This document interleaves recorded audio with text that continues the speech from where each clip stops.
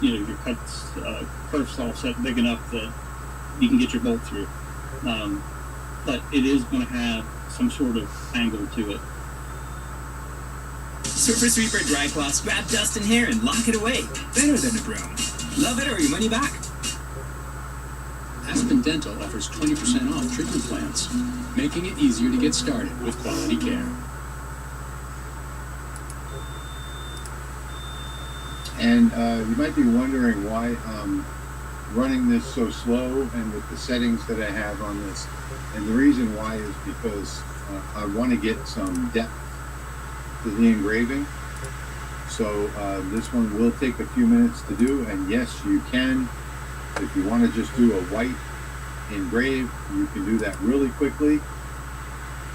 But I've done, like I said, I showed Patrick the other day about a dozen different slate tiles. Remember that, Patrick? Yep. With different settings, and this one I thought came out the best, even though it takes the longest. So time is not a concern for me, but getting the result that I want is. Here's an example of a thick piece cut with the Galvo laser. Okay, this was cut with my CO2 Galvo. That's half-inch acrylic. So you can see the angle that circle was cut out for that thick piece of acrylic. So it's not straight. Yeah. For this purpose, it did just fine. I did a 3D engraving with the CO2 Galvo and it looks great. But if you were needing something cut precise this thick, it's not going to work unless. Well, it would take a lot of cleaning with the laser. Yeah, you have to go back and grind the edges to make them straight.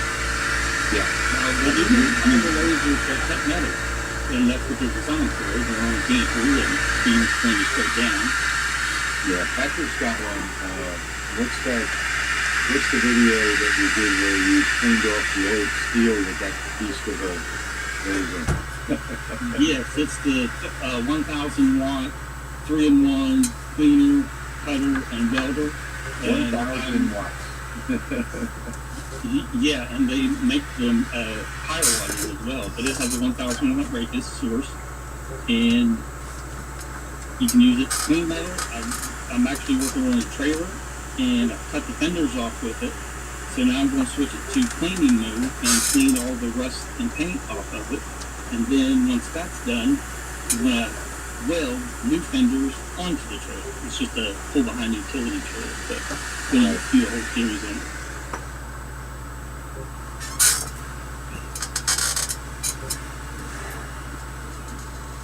Now, as you can see, like I said earlier, this particular project is taking some time, but I've done it on a couple of different types of slate, and I want to get the deep engraving on this, and that's why this is taking so long.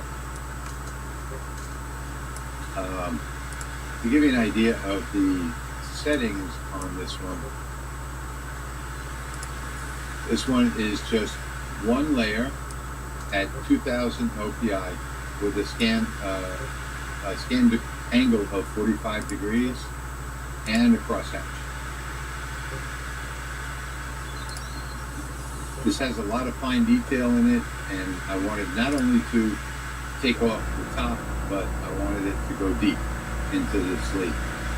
And this will eventually get a triple coat glaze over the top of it, so it will be perfectly smooth on top, the finished product, and it will also bring out the color, and that engraving will be deep, and it'll have like a 3D look to it when you look at it. So there is method behind my madness, you might say.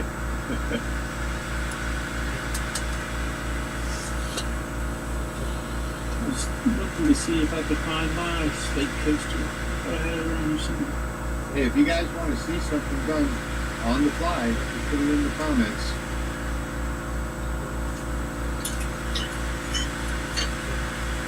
Oh, yeah, here's one of my slate coasters.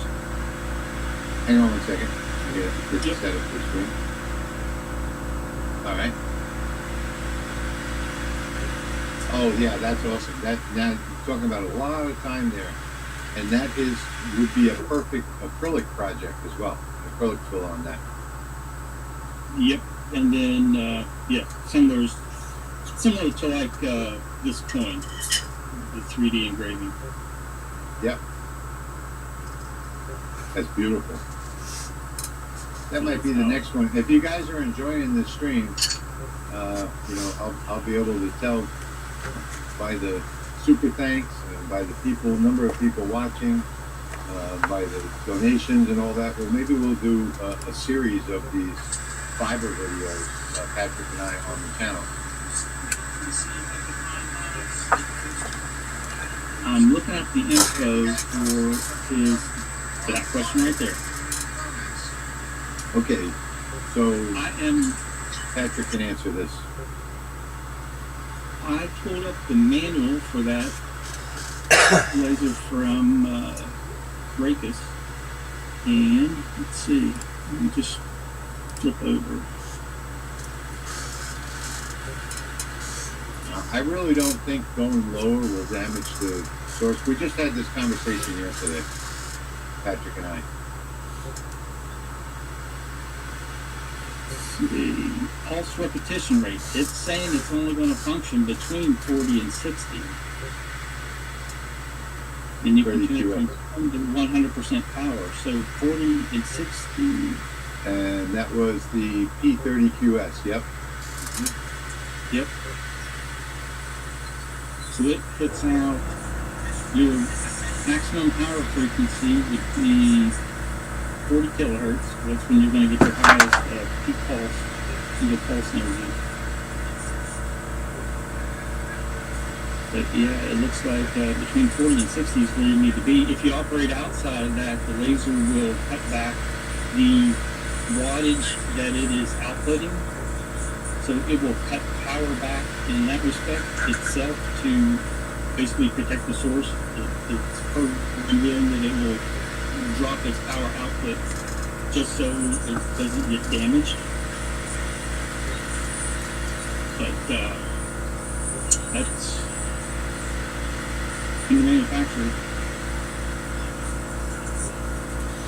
saying that will operate between 40 and 60.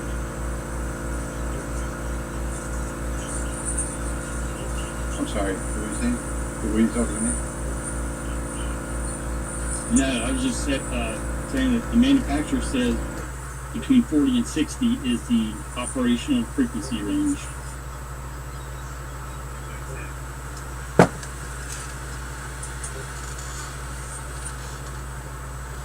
Febreze. Hola, yo uso Febreze 85 Plus.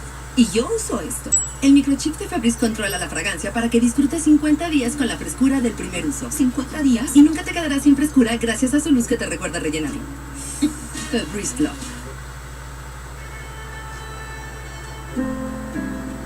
The women of London stand with women of Israel. The women of France stand with the women of Israel.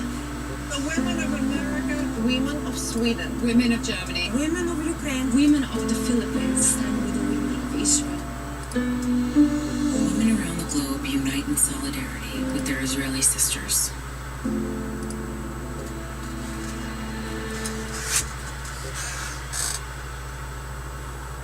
Let's see, how long did the 3D coaster take? That's a good question. Put that up on screen so people that, so that everybody can see it. Oh, here it is.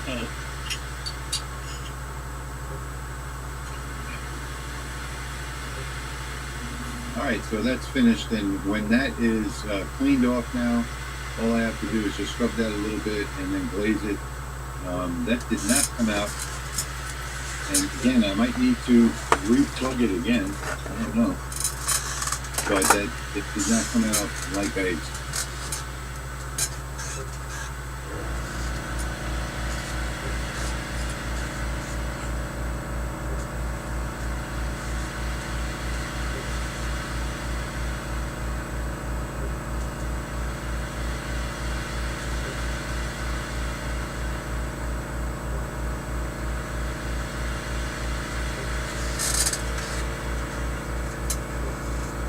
program.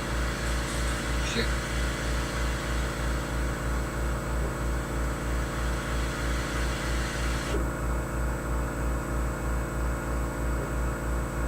It's okay. I'm gonna ask Are you?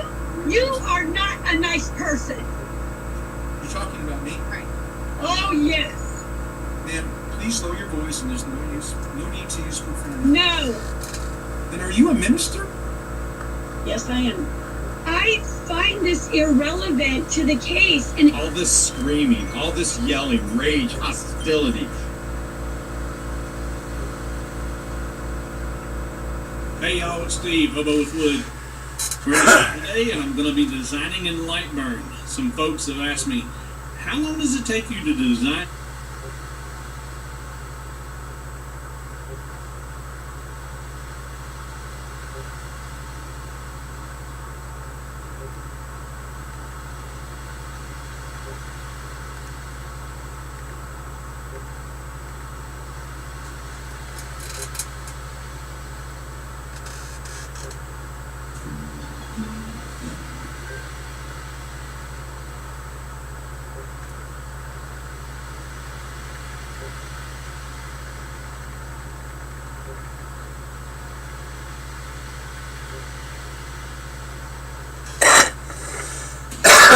Harbor Freight knows skill is important because on any given day, we're all mechanics, carpenters, fixers, DIYers, and training wheel taker-offers.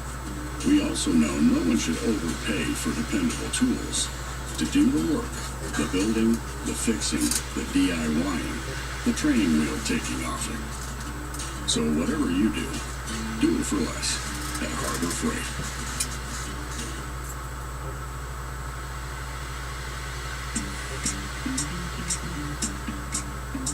Old Spice Men's Styling Pomade offers a medium hold with a low shine finish.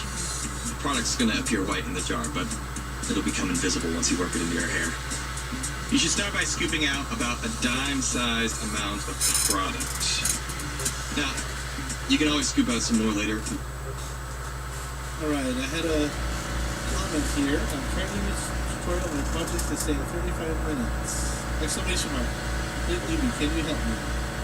So I asked her to send me an actual file, and yeah, so we're going to look at Lightburn and look at how to speed up settings here. Okay, so let's see, if I just have like a circle, right, there's not much I can do, right? It's just the links are going to come here or start right here according to mine because it starts in current position, and just do the circle. Let's see, that looks about right, maybe 10 speed, 100 power, and pass, right? Cut that circle out of 8/10 code, right?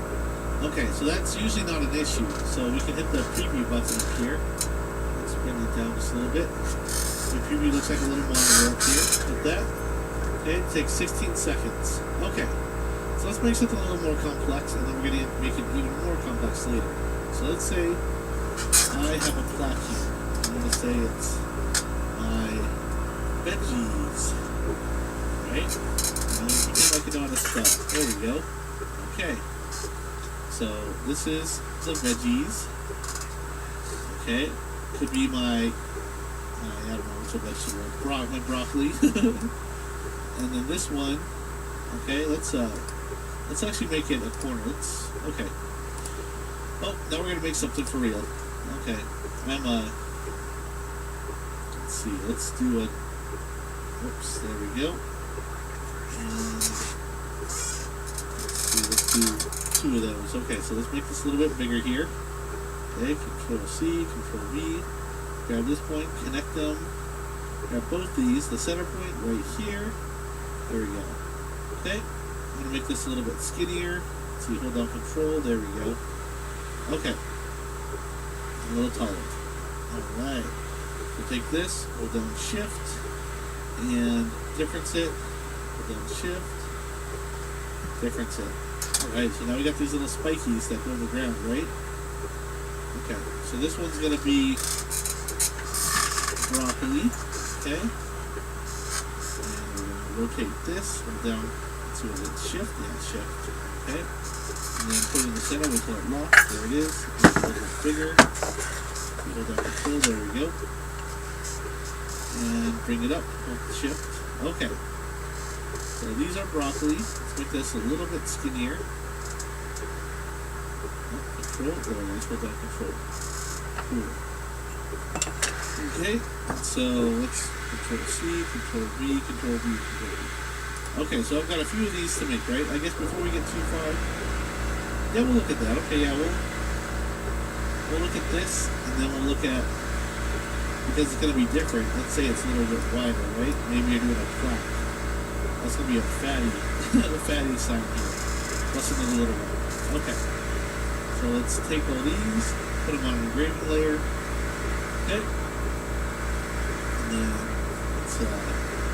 let's nest them together. There we go. Okay. Grab the corner. Okay, well, let's actually, before I do that, before I get clever, right? Let's just look at this. Okay. So, these are about 8 inches tall, right? They'll stick in the ground, and it looks like about 5 inches will stick out. So, it'll show on this thing. Let's look at how long it'll take to do this. I guess we should set this first. So, speed, maybe, yeah, 120 was actually fine. Like maybe 50 power for the engraving. Every 0.1 millimeter, that's decent. Okay. So, let's look at the preview. This is going to take me 58 minutes to do. Okay? Takes quite a while. Okay? So you'll see these red lines. This is where it's traveling and not actually cutting, right? So I've also got my cut and my engrave in the wrong order. But the red line starts down here. I can zoom in. It's going to move over here. Looks like it's going to cut all this. Actually, I guess I can move the line here. So, yep. As I move this line, it shows me exactly what it's going to do. So it cuts that, it cuts this, and you'll see it cuts along this, even though it's already cut, it's still cutting along that line, right? So there's no point for us to cut this line twice, okay? Because it's already cut when it cut this little later out, right? So I go over here, and then it cuts out the big one, it cuts out this one, then it starts engraving, right? So it actually engraves this one, skips there, you can see by the red, skips here, like skips all the way over here, starts engraving again, right? And so one clue that this is taking up a ton of time is you have your cut distance and your rapid moves. Cut distance is when it's actually like engraving. So when it's over a black line, it's actually cutting, right? It's actually doing something it's supposed to.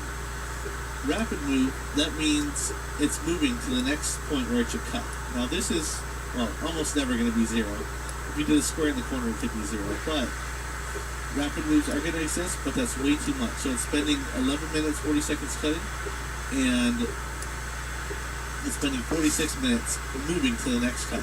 Ridiculous, right? Okay. So let's do something a little bit to fix it. First of all, I'm going to organize this. So I'm going to wait till it shows a crosshair. There we go. Grab the corner and lock it into that. Cool. Same thing here. Lock it into that. Okay.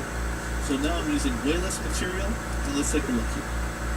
So we've saved about 20 seconds. Okay. Not a huge save so far. So we're still at 46. Oh no, I guess it was at 54 or something. It was 46 rapid. So I guess we saved quite a bit. So what are we at? We're at 34? Okay. So we saved a little bit of time instead of 54. And that's all the other way at 46. Okay. So, one thing we can do is go to optimization settings and remove overlapping lines. Okay? So before we do that, let's take another close look at the preview. Okay? So as I'm moving this over, right, it cuts this one and cuts this, oh, and now it's starting to follow that line that I already cut, right? And it goes around, cuts this big guy, and again starts to follow that line I already cut. Okay, let's fix that by going to optimization settings, remove overlapping lines. So first of all, what are we at? 4609, okay. Optimization, remove overlapping lines, and okay. And 4523, so we just saved, what is that, 40 seconds?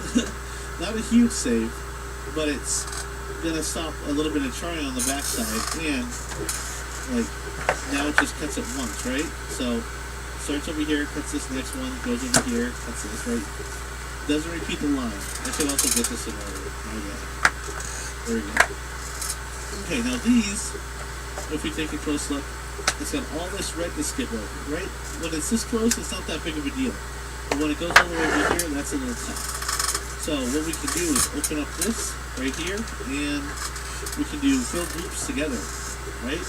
So instead of like starting here and going all the way across the engraving and coming back, it's just going to work on one group at a time. So before I change that, what are we at?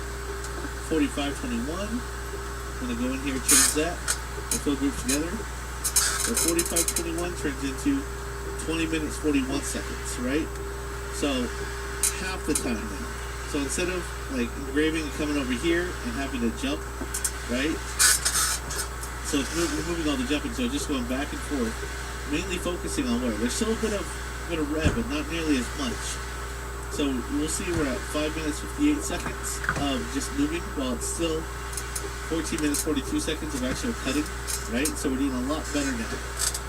20 minutes is a lot better than, what was it, 40, 46, whatever, 45 minutes? Okay, so we're looking better. Now, this is where we sort of get, let's see, how do we say this? We're sacrificing maybe some quality for speed. So we can go to advanced and hit flood fill.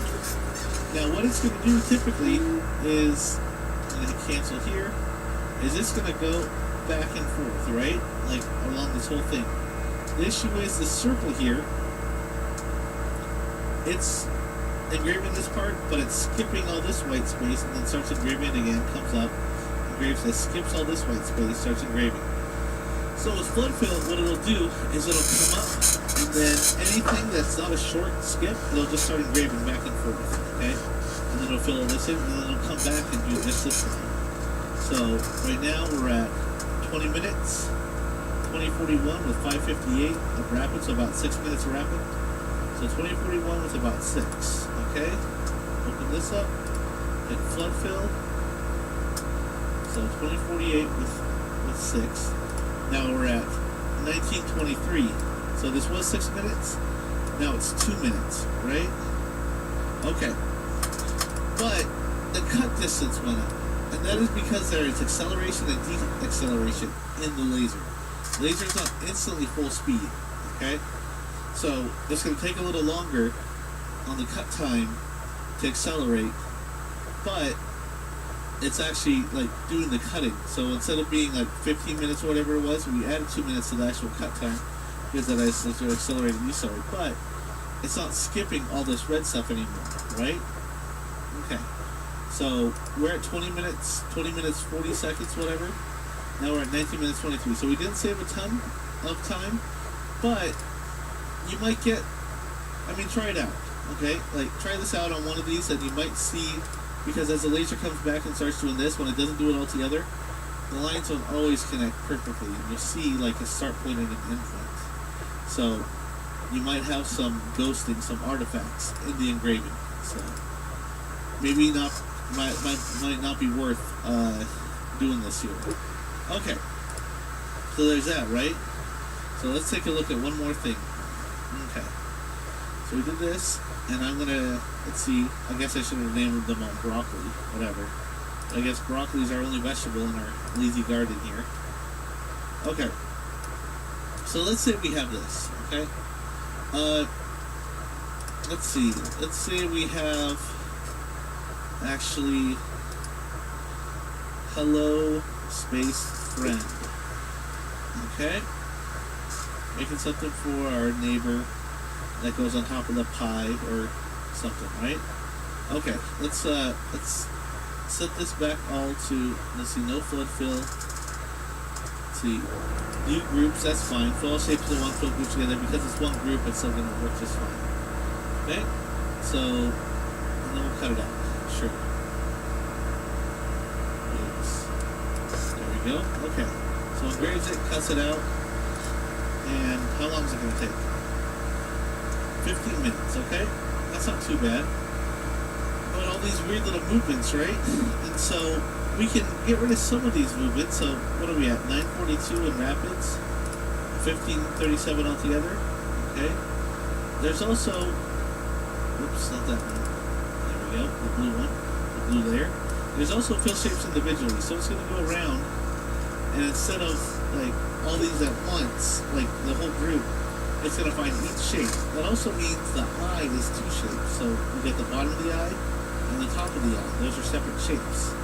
So now we're at 1537, we're at 1303, so we saved a tiny bit of time.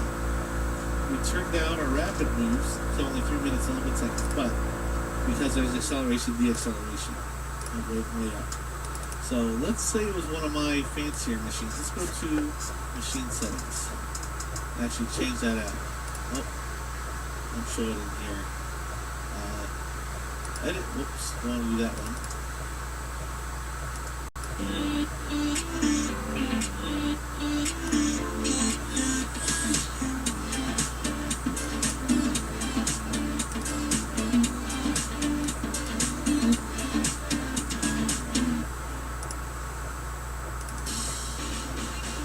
Need to win the gifting game? Don't panic.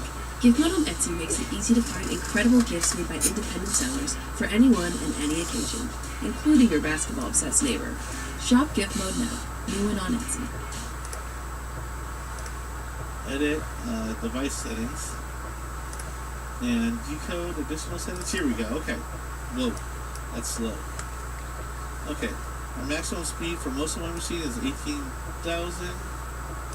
Acceleration over here is, oh, for X, I see. Okay, acceleration is usually 30, what would that be, 3,500. Engrave, yeah, I'm still going to keep it at 3,500. That's weird. It has that option. Y, max speed is usually 12,000 on my machines. Acceleration is closer to 2,400 on the Y-axis. And same thing for the Y-grade. Okay, rapid speed. That's weird. Okay, let's do 18,000. I guess, I don't know. Let's go 10,000. It's asking me. I'll go slower. Corner accuracy, sure. Corner speed. Okay. Alright, hit okay. Now let's look at it. There we go. Okay. So now that my machine settings are actually there, I can calculate it better. And it's got way less cut distance time, right? Because it can actually accelerate and move. And yeah, the rapid moves are also a little shorter because it can move fast. So we're at 8 minutes and 3 seconds. But again, we can try flood fill on this. It might not look as good. Okay, so let's look at this. We're at 803. I'm going to change this to just fill all shapes at once. So from 803 to 946. Not a huge difference, right? Because this thing is fast now. Right? We got our speeds in there. So yours might not be this fast. So you might have to fiddle around with it. You can also go edit, device settings, additional settings, and read from controller. And it can pull your speed settings from your controller itself. Okay. Let's look at one more thing. So right now, we're at 946. We were down to like 803, right? Hit okay. Let's fill shapes individually. Yeah, 803. So let's do one more setting. Let's try that flood fill. Hit okay. And alright, 729. Not a huge change, but definitely a difference in quality. You'll see. Hit okay. So what I would do here then is turn off flood fill, and I'd still just fill all shapes at once. Okay, so that's typical engraving, right? Let's look at one more thing. Okay, so let's say I have something huge to do, right? Like okay, so here's my cut area. I have, you know, welcome, and then let's say home. Okay, we have that, but because we're artsy fartsy, let's do this. Let's do this. See, what are we doing here? We're doing this and this. Okay, so now that we're artsy fartsy, let's get that tilted right. There we go. Grab that corner, put it here. Okay, we're going to union these two. There we go. And then make it a little skinnier. And union those two. Cool, we got a little house. Almost. Let's put a door on it. Let's see, there's a door with, let's see, one. Oh, we're going to have to use it so we get this accurate. Okay, let's array that here. So let's do this and this. And bring them up closer. There we go. 15. And sure, 15. Collected. Take these, group them, set them to the center. There we go. And hold shift, bring them up. Okay. Got a door. Let's union that. Alright, door goes somewhere. I don't know. Okay. And we'll make this all in engraved. So there's tons of space on it needs to be engraved, right? Make this engraved. Make that a little smaller. Okay, we're gonna get corner. We're gonna get 2% corner here. Okay. Do this, do an outline. Let's do that. Okay. Let's do this. Head over. See, then we need 1 and 2. Okay. Grab these two. Hey, there we go. Okay, take all that and union it. Oh, just confuse it. Okay, there's my ugly key. Okay, welcome home. So lots of skipping, but tons of engraving area, right? So this one will be simple, right? They'll say welcome. Let's lock it to the center. There you go, and then let's pull it down. Like this. Also lock it to the center. There you go, and then pull it up. Up. Okay, this is going to be a weird, ugly welcome card here. Okay, very off center. Okay, so here's my. Oh, we also got to corner it because we believe in fancy things. Okay, we're not monsters. Radius that. Radius that. Okay. So made the Dorky Little home with all the stuff, right? Welcome home, hooray! So let's take a look at this right now. If we were to engrave this. Okay. 22 minutes, 48 seconds, that's not too bad. Okay? But it's also going to be really dark, all this stuff. It's going to look like a divot. It'll show the shape, but it's not going to look so hot. So, what we can do here is open up this, and let's do a fill plus line. Okay? And instead of a line interval of 0.1, we're going to go every millimeter line through a crosshatch. So it's going to go up and down. Okay? With the line afterwards, let's see, so we're engraving at 120 speed, 50 power. Line after is, let's say, 150 speed, 100 power. Oh, it's a little darker on the outside. Okay. Went from 22 minutes to 6 minutes. There we go. And yeah, it's just, so right here, it looks like this crosshatch. It actually turns out really cool looking. So instead of being like this big divot, it's this deep dark pattern that shows up. You know, except for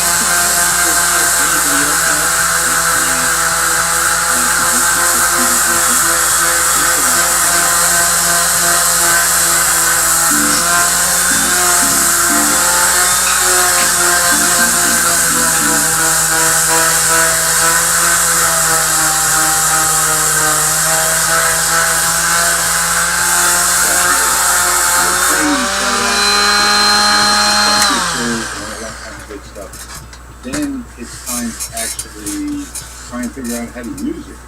And the fiber laser is, as some of you already know, or many of you already know, I know there are probably new users here, and there are probably experienced users here that are far more experienced than I am. But it's a combination of getting the right speed, the right power, and the right frequency. And you can use the same speed and power and just change the frequency and get completely different results. And that's what we're here to talk about today. And we're going to talk about some examples. And just to get started, without actually running the laser yet, I want to show you my little business card adventure here, and just a whole bunch of different business cards that I did. So each one of these business cards is a different speed, frequency, and power, as you can see there. And what I was looking for was more radiance. And I went through a whole bunch of these trying to find my whites. And I know they don't show up really great on camera, but this is pretty much what you have to do. I was trying to find my white, trying to find my, and I don't have the white card that I finally did find, but I was looking for the golds, the yellows, and this is how I did it. So it's just a lot of testing that goes on, and you have to build a library, and that is the key to getting this done properly. You have to have and I use Lightburn, so I had to build a Lightburn library. And that's what we're going to be talking about today. And I'm going to be showing you examples from my library. We also have a guest host here today who's waiting in the green room, and that is Patrick from Light Source Engraving. And I want to say that, and I have this little magnet right here on my computer right next to me. I want to say that Patrick is the source a year ago. I met Patrick a while back, and he invited me to be on another channel, and we worked a little bit together, and I started watching his videos, and that is how I got to the point that I'm at now, where I figured out that you've got to have a library, you've got to do a whole bunch of testing, and I really didn't have many things that I needed to do. I had the 100 watt over at the other shop that I do my AANA coins on. That's 100 watt JPT, and I have this 20 watt Raycus behind me. So the Raycus is the one we're going to be using today. And I only had a couple things that I was doing. I was doing business cards, which you saw how I got those settings. I was doing some keychains, some pens, you know. I had like 6 or 7 things that I was making for people. And plus those coins that I make, and that's it. So now I've started developing the library a little bit more, and that's what today's stream is going to be about.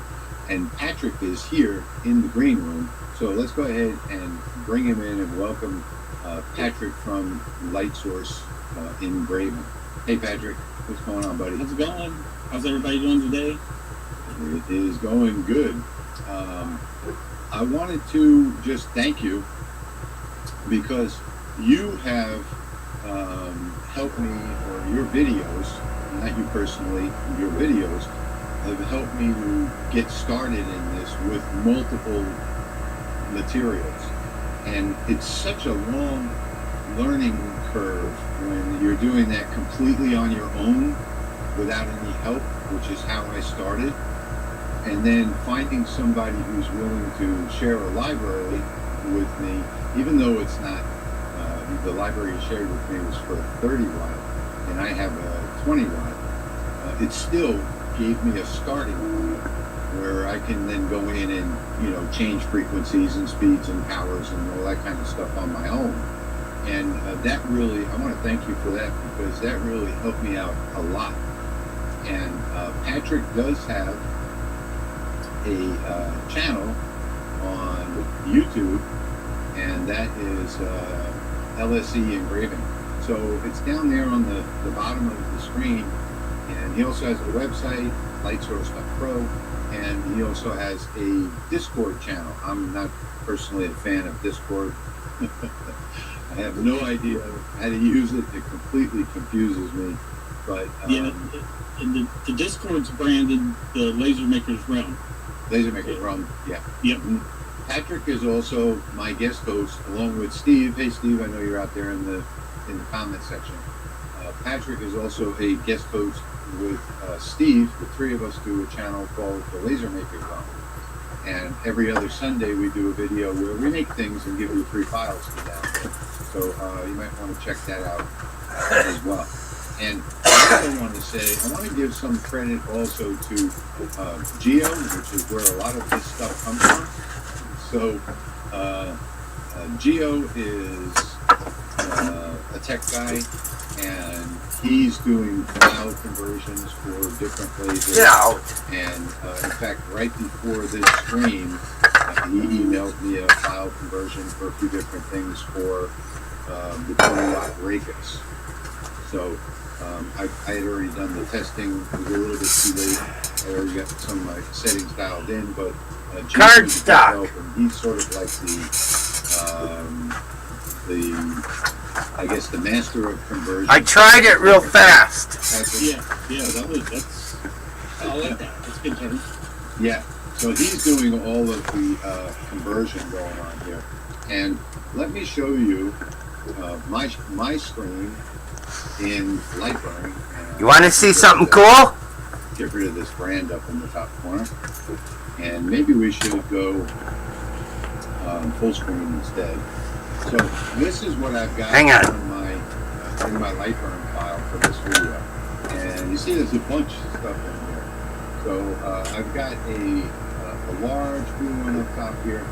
That is for a slate. We're going to do all these projects today.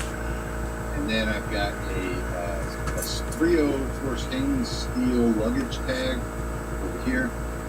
These two in the gold color are both anodized aluminum.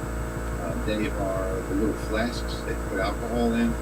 Down on the bottom, I've got somebody that I do business for. I've changed all of the names and phone numbers to protect the innocent. Down here, but it is the City of Gonzales Parks Department in Texas, and I do his metal business cards. And so I'm going to do one of those with different names. Then I've got over here, this one over here is a friend of mine that's got a convenience store. It's going to be running a contest, and it's a $50 coupon. This down here, we originally started with the steel blanks. And didn't like those, so we went up here to the brass blanks. We'll do both of those so you can see it. Then I've got another steel blank in a different color that I'll be doing with that Louisiana logo.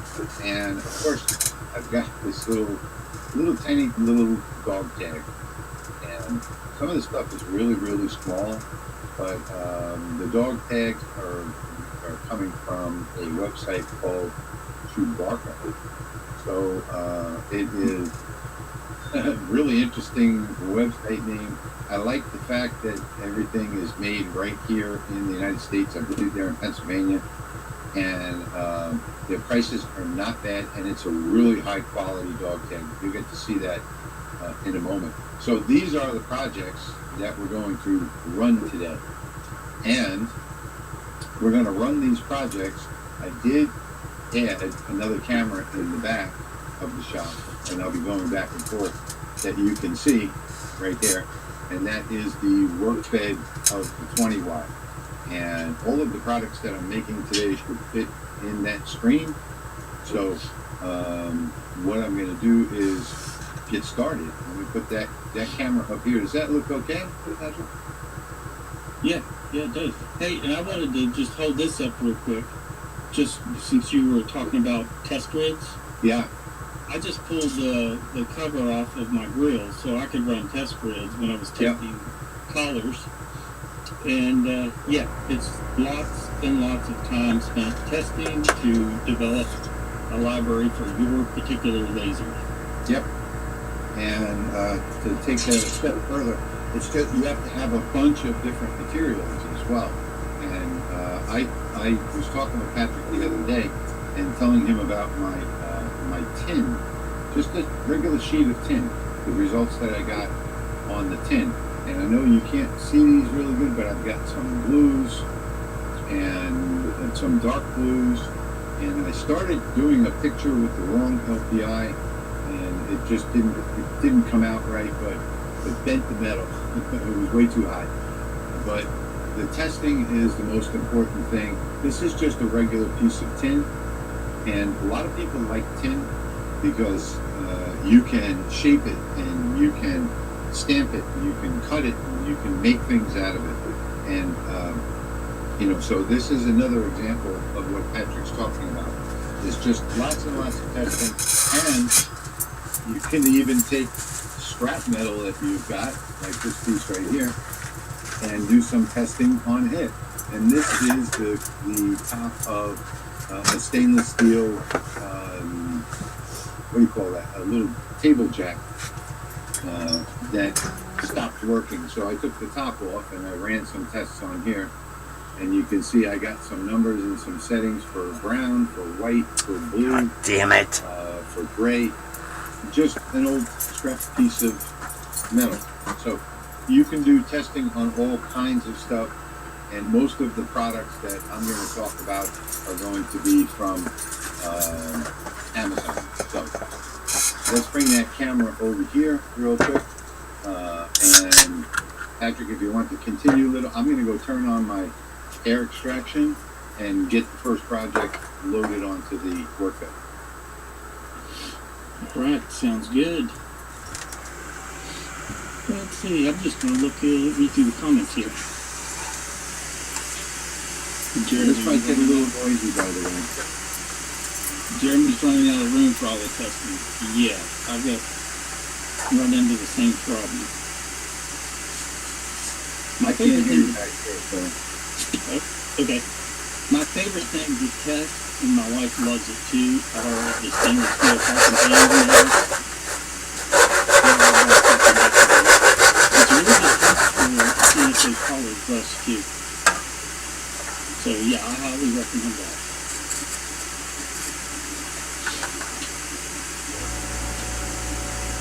Let's see, there's folks from all over. So cool.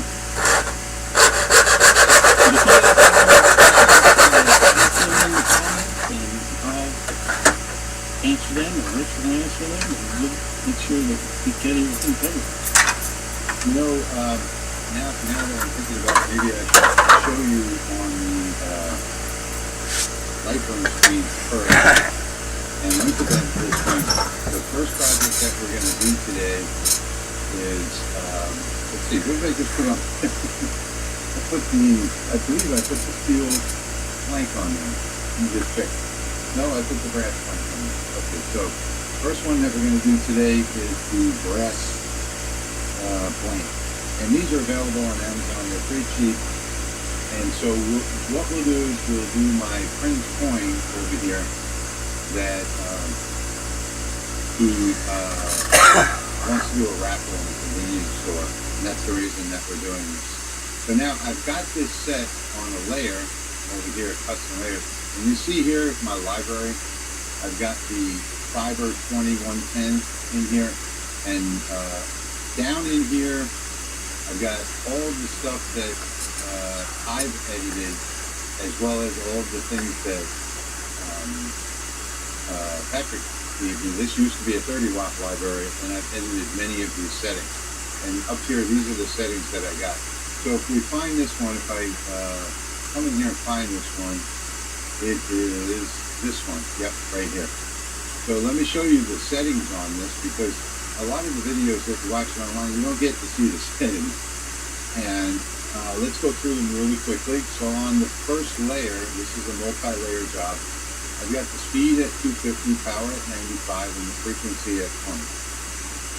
On the second layer, got the same thing. The only difference is the scan angle is -45 versus the first layer, which is 45. So it's just a reverse scan angle, and they're both in 500 LPI. And then I want a nice line after, so I've got this line at 285 power, 4 passes, and 60 kilohertz. So those are the settings for this particular project right here. So let me take that off the screen real quick and put this one on. There we go. And I'm going to go to the laser tab and hit frame. And now you can see that we've got the boundary there And let me make sure real quickly that I've got the right one. I don't have the right one, so I'm going to take this one off and put the other one on, because this is the final version. Sorry about that. Excuse me. So I'm going to frame that one. There we go. That's the final version. So now you can see it's not in the right spot. I'm going to hold the control key, and I have set my nudge moving with the control in the settings to 0.5 millimeters. So I'm going to hold control and nudge it over a little bit to get it in the right spot. And I think that right about there looks good. Come down a little bit. And that is looking pretty close to good. Pretty close to good. How's that? That's a good one to look at. So now that I've got it framed, go ahead, Patrick. I was going to say, with the adoption of Lightburn Galvo for folks coming from EasyCAD, the live framing and being able to nudge was the greatest features ever. I agree. And with the most recent release, you can actually resize while it's framing. The page up and page down key. Yep. What I like about this is with Lightburn, I have this camera that you're looking at right now on a 21-inch screen, so I can get the framing absolute. And now for this video, I'm not worried about anything being framed properly. But on that 21-inch screen, when I at the 0.5 millimeter movements with the control button, the control key, I mean, I can really dial this in. Yep, I think I have my arrow set to 0.1, control 0.5, and shift as 1. Yeah. Yep. That way I can really fine tune it. So I'm not quite sure why nothing is coming out on there yet. And it looks like I've got something wrong here. Oh, you know what? Focus. I don't think it was the brass point. Nope. Pretty sure that was the steel coin. So I'm going to rerun this real quick. I should have practiced this. Let me see. Let me take the brass coin off. And I need to find the steel coins.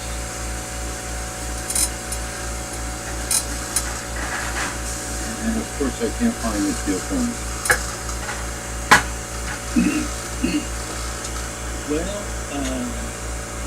just hang on a second, because I will. You know what? I'll put one of the steel coins on there instead. It's Murphy's Law. Anything that can go wrong will go wrong. And I know all about that when it comes to live stream. Get out of focus and back into focus. And it wasn't a focus problem. It was just picking the wrong point, I guess. Material settings match up. Let me put one on here that says in the description steel blank, so I know which one I'm doing. Put that in the middle and frame it. And now I'll put that into position. We'll give this another run.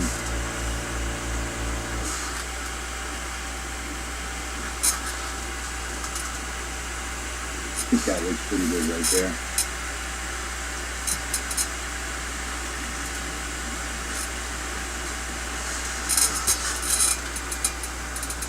So now on this one, this is plain steel. I'm doing a white engraving on this. Now we're seeing something.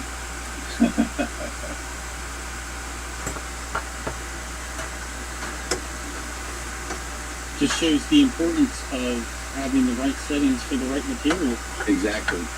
Yeah, that did nothing on the brass, but it would probably do wonders on the steel. I'm going to figure these out. Don't worry about it as we go. So this is just a regular steel blank, just cost a few cents. You get a whole package of like 70 of them on Amazon. I did wish I bought the ones without the hole in them though.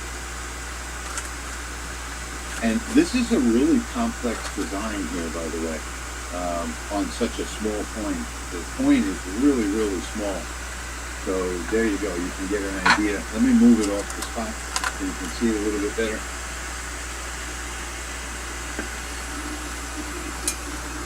How's that? Yep. Louisiana Purchase. Louisiana Purchase, 1812. And yeah, so I think that came out really nice. And I do have a couple of other settings for this one, but let's switch to a different material real quick. And the reason why I've got this here, I learned that, you know, if you don't do this right, you will etch your base. So I have something behind it. Let's put this back on here. And reset the focus.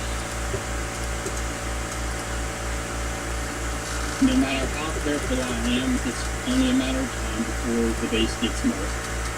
I couldn't hear you, sorry. I said no matter how careful I am, it's only a matter of time before the base gets marked. Yeah. It'll stay nice and new, and then next thing you know, oh man. Yep. Yeah, well, I use that extra piece now so I don't screw everything up. So we are going to do an admit one token. I'm going to put that in the middle of the screen. And actually I need to move this down a little bit. And one thing that I've also noticed is that it's important to use that P key and get your project centered directly in the middle, especially on larger products, because the laser is strongest at the middle. So here is my admit one token. So let me get that moved into position, which is right about there. That looks about right.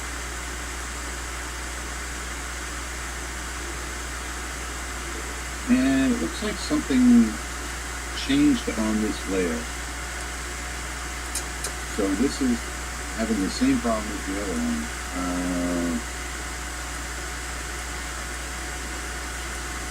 I don't know, I may have set something else on that layer by mistake.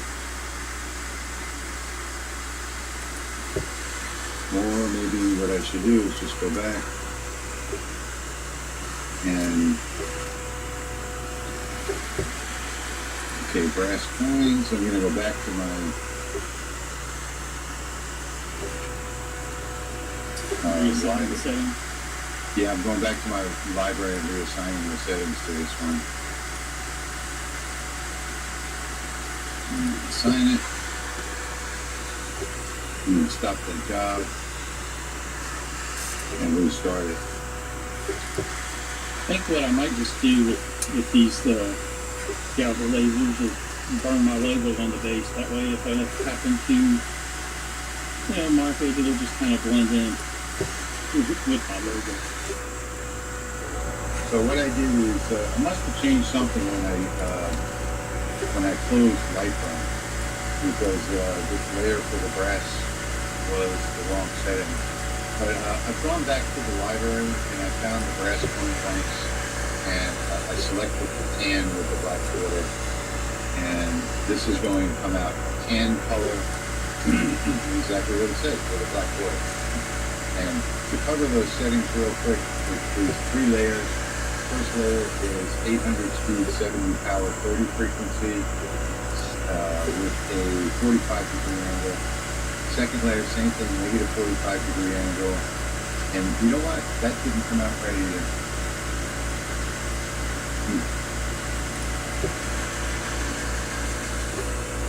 Something happening with the brass.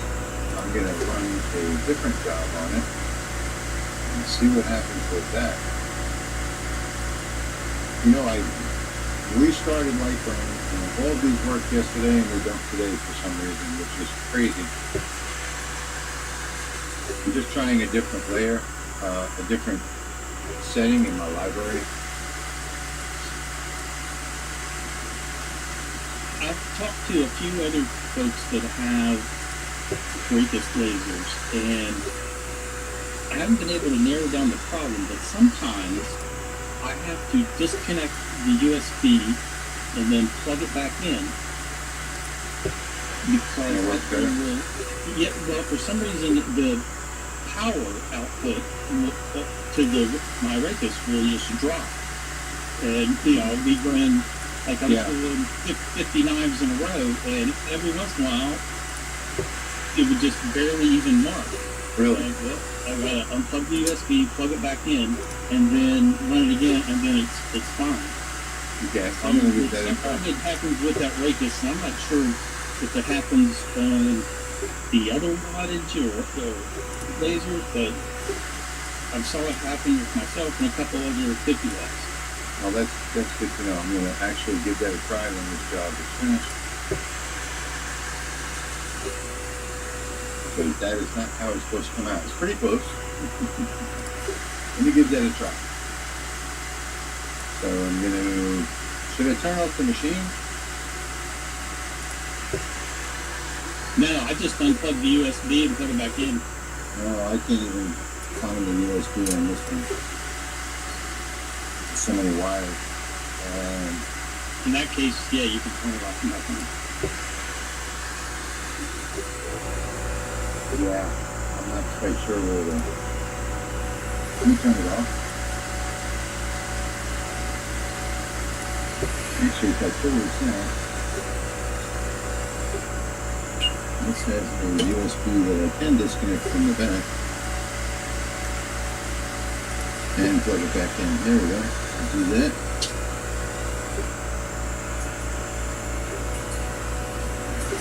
Turn it back on. See if that works. So just to check that, what I'm going to do is just flip this over. Just check my focus again. And the focus is right. It may have been off just a hair. So let's check it and see. You might be right. I hope you're right, Patrick. And by the way, my focus is only those 2 dots. It's not that third dot.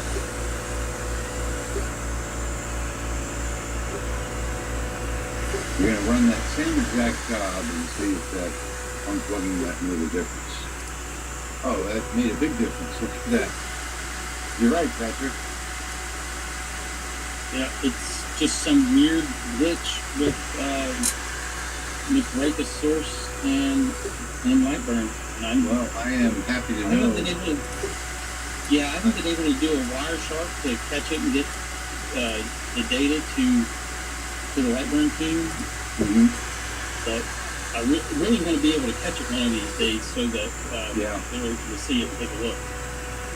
All right, so this is not really the job I wanted to run. So let me close that and let me put the job I wanted to run on that layer, which is the tan with the black border. There we go. And we'll just run this again. In fact, what I'm going to do, this is just a black. I'm going to stop it. And I'm going to go put another coin on, another blank. You can see the dramatic difference in the power output. Yeah, I'm glad to see. Well, you know what? Learn something every day. And this is the reason why, one of the reasons I collaborate with Patrick. You know, because he knows this stuff. And I don't. So, that was a good find. This was how I was hoping it would come out. Like that one right there. That's the one I did yesterday. And I have a couple of different settings, as you can see, on those two. Yeah, yep. You can see the nice black line around the edges. Yeah. So let's give this one a shot and see how this one works. Now that we've replugged both. Man, you're a genius, Patrick. Immediate difference. Immediate. Now that is the same layer it was on originally that didn't work it at all, if you remember. Yep. Okay, so that is so good to know. That's a problem.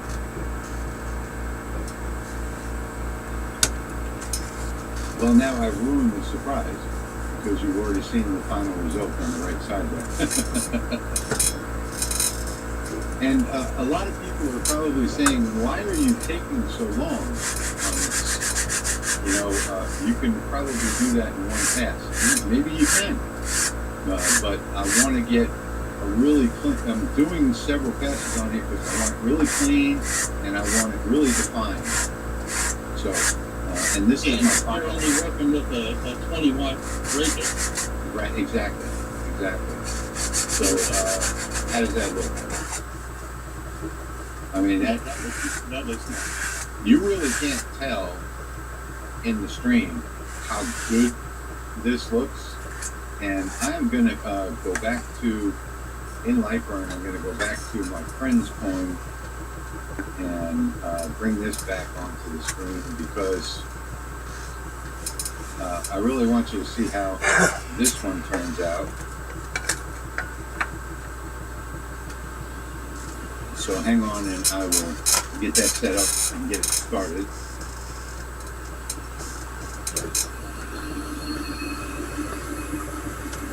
See, Steve had a question about your two layers, one at 45 and the next at negative 45, and the two different layers. You said since you're using a crosshatch, you simply increase the number of passes in the first could you layer. unlock the big freezer when you're done with Well, anything? we can answer that, but I get different results if I increase the number of passes.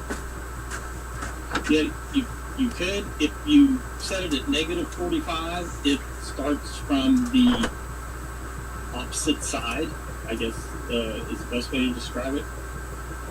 So running it in reverse, so Yep. you can get different results. I like to use multiple passes, and sometimes not crosshatch and just use the auto rotate so that it's just going at some random angle every time it runs. Right. When I'm doing a real multi-layer deep engraving, but for something that's more on the surface like this, you really don't have to do like multiple layers and rotate angles. But by running it in reverse, like he has it set up, you can get a little different sheen and result on the surface. So, what do you think about that? That is a lucky coin. This is going to be a giveaway to people in a store that spend more than $50. I don't know what all the details are, but they'll get this coin and they can come in on one day a month on the first of the month to redeem them.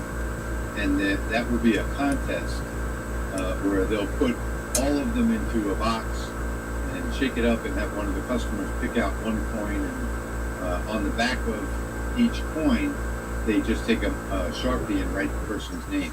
So they're going to be giving these away at the store for a contest that they run every month. I think that looks really cool.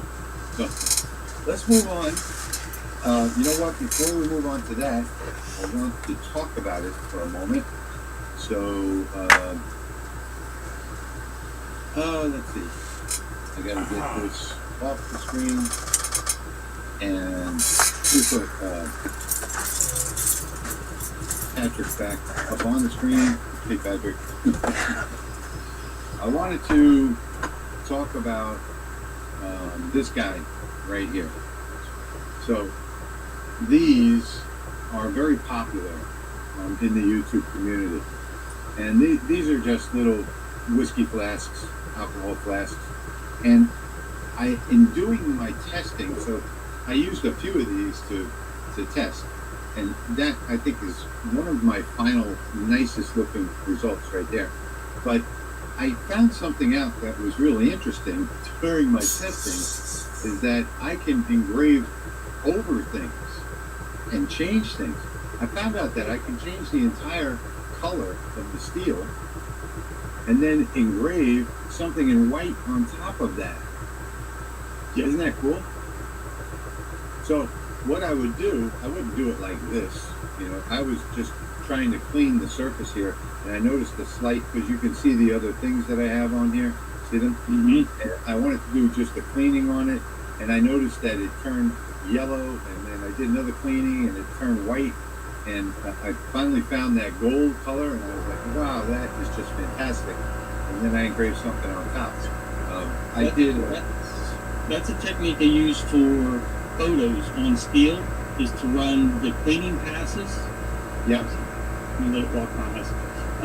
Run the cleaning passes. Wow, that so that you get the nice bright background, and then run your steel black setting for your photo right on the steel. So, and then you can do colors. Let's see. You get it right. You can see I see the blue. The reflection. Yeah, but my logo on the back is blue and gold. Yeah, I see the blue. Yeah. So let me show you some of the testing that I did. Was I just took, you saw the little circles in Lightburn earlier. I just put those little circles on here and went to my library and started changing the frequencies. And you can see top and bottom, I got all different colors, right? And I have another one where I got even more. I especially like the green, and I especially like the brown. And what you see on YouTube, though, is only this. You know, you always see people doing just this, just removing the black color. And I wanted to get more colors on here and do something, you know, extravagant. Well, we're not going to do anything extravagant today, but what we are going to do is we are going to do a flask. You want to add on to your circle technique? If you make those circles overlap, you can actually combine the colors and see what two different settings will give you. Yeah, exactly. It's just a little technique that I like to use just to test it. That's what I was doing with this one. I was overlap. I have a whole bunch of things behind it, and just doing different passes to see how they'd come out. And yeah, that's a better idea, is to do it with the circles. I'm gonna use that tip, Patrick. So coming back to Lightburn, over here in Lightburn, the next thing that we're gonna do, and you'll see that these are on all different layers. So you can see I've got a whole bunch of different layers in here, preset from these settings over here. And the next thing that we're going to do, let me move this description back up and get this out of the way. The next thing we're going to do is what I just showed you. We'll do this flask. So we'll put that in the middle, press the P key on the keyboard, and let's take a look real quick at the settings for that. Let me find that one. That's the one right there. If we take a look at the settings on this one, I wound up with 5,000 millimeters a second, 98% power, 80 frequency, with a 2,000 LPI. And on the second pass, and I did this one in a 0 scan angle. This one I did in a crosshatch, the second layer, 8,000, 98, 80, same, everything the same, but in a 45-degree angle flush door. So these were the best settings that I found to get the results that I wanted. So what we're going to do now is we're going to go back to, we're going to go back, let's see, we're going to go back to this one here. So let's go solo here. Let's come to the laser and light that up. And let me make sure that I've got this right before I do this. Okay.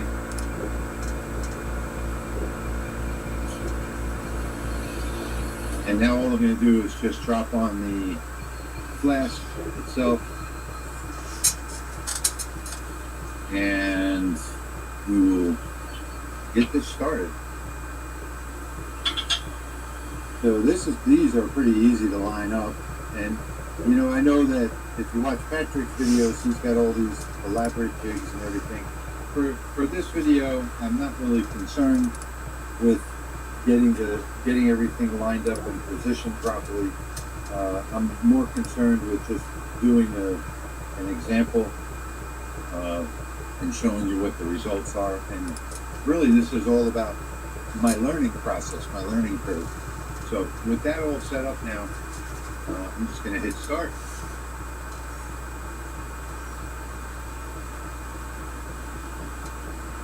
And these were the best settings that I found, and I know they sound kind of odd, but there are like little anomalies in this particular type of stainless, and this is not a 304 stainless. So I wanted to make sure that I got rid of all of those anomalies, and this took quite a few tests to get it right.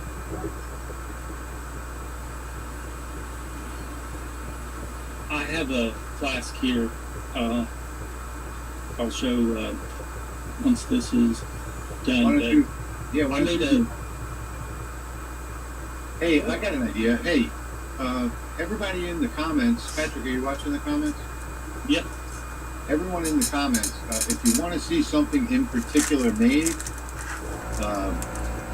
post a comment, and we'll do that for you live. Does that sound okay, Patrick? Are you up for that? Sure, I'm down for a challenge. While I'm doing my testing, you can do a viewer request. I've made a logo for another YouTube channel, and now I did some class for them because their channel is Bourbon Country Reacts. They react to bourbon and country music because they're metal fans and they like bourbon. Right. I did their logo, and now I'm going to sell some class for them. But I think that all turned out pretty good. I was just going to show that. But yeah, if anybody wants me to engrave something on any particular substrate material, I'll see what I can do. We'll do a viewer's choice, whichever gets the most votes or something. Yes, Dave, you can. Well, I can anyway. Dave is asking if we can make these on a 10-watt diode laser. It will take a long time. I would say probably, 30, 35 minutes, something like that. But yeah, that is definitely the process. So what you're doing with your setting is basically erasing the look of the grain in the steel, so you have a nice moving surface. Yeah, I'm creating a new look of the grain in the steel. So, yeah. I watched the videos on YouTube, and yeah, I can do this in 25 seconds, no question about it. I can just do one pass really quickly and do it in 25 seconds, and you have the look of the steel that's underneath it. But what I'm doing is more, I guess you might call it brushed aluminum look to the steel. So giving it a completely different look than just removing the coating. And there you go. How does that look? It looks clean. Yeah, just a slight resurfacing. Hey, yeah, I want to mention Rich's fume extraction. If you notice, all the smoke from that powder coat burning off was sucked right down into his laser bed. He has a hole cut for his ductwork in the bottom of his table, and then the laser bed is setting on the table that's sealed around the edges with foam. So all that suction is coming through those threaded holes. So that's where his fumes and most of the dust is being built. Which is a really cool idea. I like it. I hope you weren't talking to me, because I was in the back. Setting that when I'm back there, I can't hear anything. I was telling them about your fume extraction. Oh. Well, this fume extraction is from the bottom, and I absolutely love it. And I do have, Patrick did send me an air assist kit, but I haven't hooked that up yet. I've just been too busy. But what I'm going to do now is, but I will eventually hook that up. What I'm going to do now... It's better. Okay, cool. So what I'm going to do now is my dog tag, and let me show you real quick the dog tag. So this is it right here. All I did was take that dog tag you just saw on the screen, and I measured the square part of it, and then I measured the outer circles, and I just drew a couple of tool paths on here, and now I know where to position my my graphics. And I just used a couple of SpongeBob graphics and some fake stuff here, but this is the actual dog tag that we're going to do now. That dog tag is on. Let me click on it so I can find the layer. Which one is lit up here? I can't see because the StreamYard overlay is right over those layers. I'll find it over here.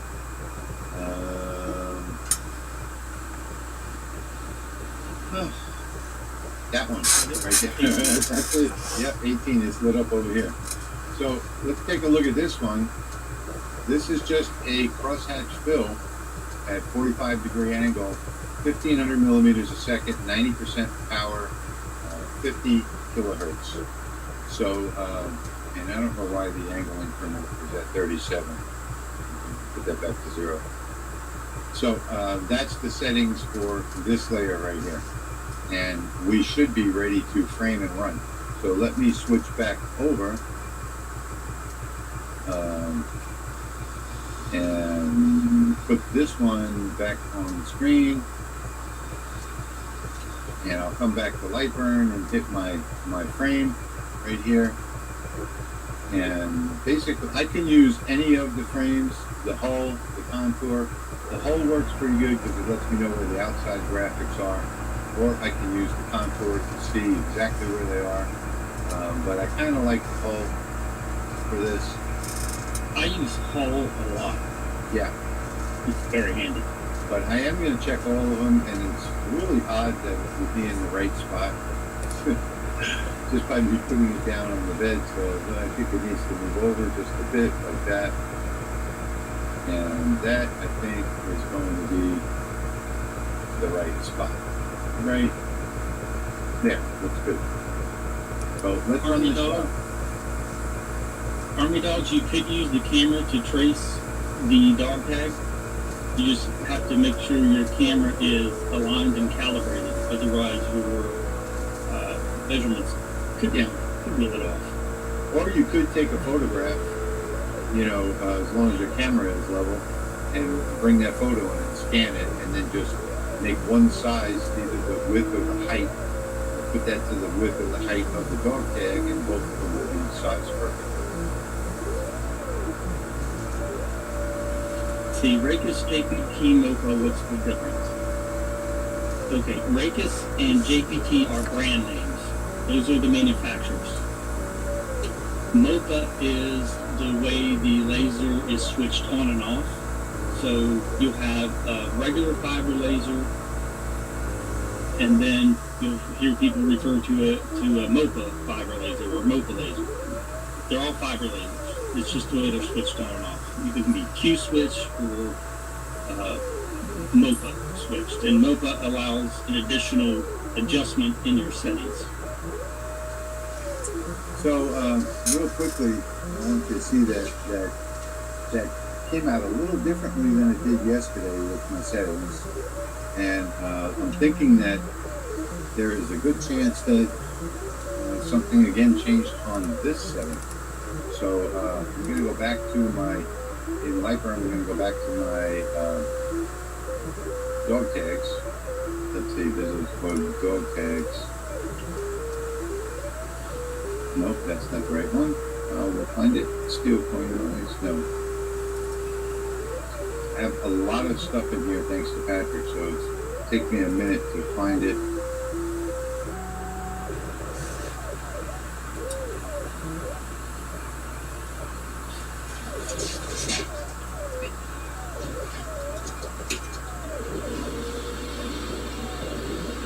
Has anybody given a suggestion? I haven't saw any suggestions yet. Okay. They do have a couple camera questions. I thought I'd just show them a real quick demo. Okay. Just of the camera. Let me take this out of the screen here. We get it Hang on on. one second.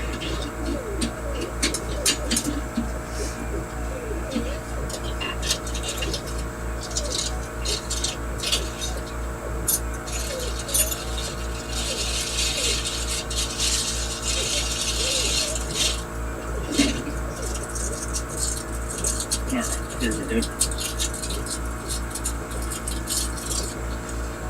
And let's see, let's go to Lightburn. Sorry about that. Switch it right here. Alright, there we go. Should be the right screen now.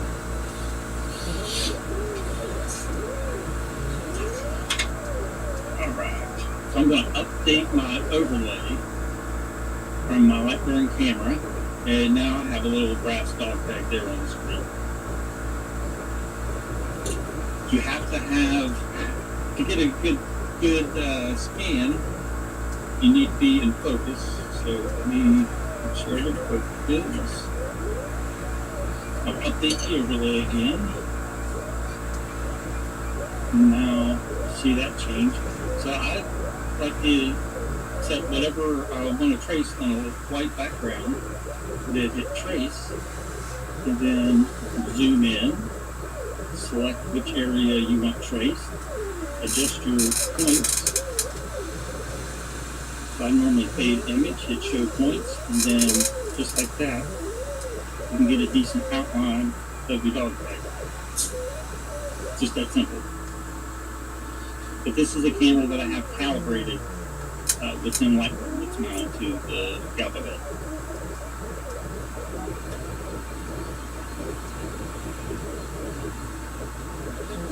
And that's it. That's simple. But the main thing is to have your camera aligned and calibrated. And you can use any USB camera. It doesn't have to be a Lightburn camera. I prefer a manual focus camera. I will say that, because if it's not quite in focus on your material, it's not going, your overlay is not going to be perfectly lined up. But I do have a video on my channel that is the complete Lightburn Galvo camera install and alignment guide. And it works for any laser, really. Yeah, I've got one on my channel too. So both of us have those videos. It might be best to watch both of them. You know, I am not finding my dog tag. Patrick sent me so many different materials here. I'm not finding it. So I'm just going to try the other side. And this could have something to do with what happened earlier. I don't know. Maybe I need to plug in or plug again. Because I did have that layer set, and you know, you could see from the camera the difference in the results. This one did not come out the way I was expecting. So maybe I need to check the layers and make sure they're all turned on, although I know it is. Once you calibrate your camera, and that is calibrating the lens, that calibration you'll keep. Then for each lens, you have to do an alignment. So once the camera is aligned for each lens, then Lightburn will calculate, you know, what it needs to do to make everything flat, and that's what you'll save. So calibrate it for each lens, align it, export those settings and save them in case it doesn't swap every time you switch devices. It should. Sometimes it might not. So make sure you export those settings immediately after calibrating and aligning for that particular lens. Let's see, link to my channel. Yes, I can drop a link there.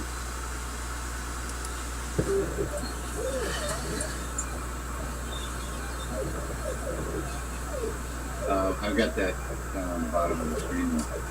I'm just running something different. And guess what? It did lose the settings. So that is the way it's supposed to come out, right there. That's much better, don't you think? I don't know what happened. I guess when I closed Lightburn or something, I lost some of the settings or whatever. But that is exactly the way it came out yesterday. And all I did was reapply the settings. Come on, man. All I did was reapply the settings to the layer. So that's kind of weird.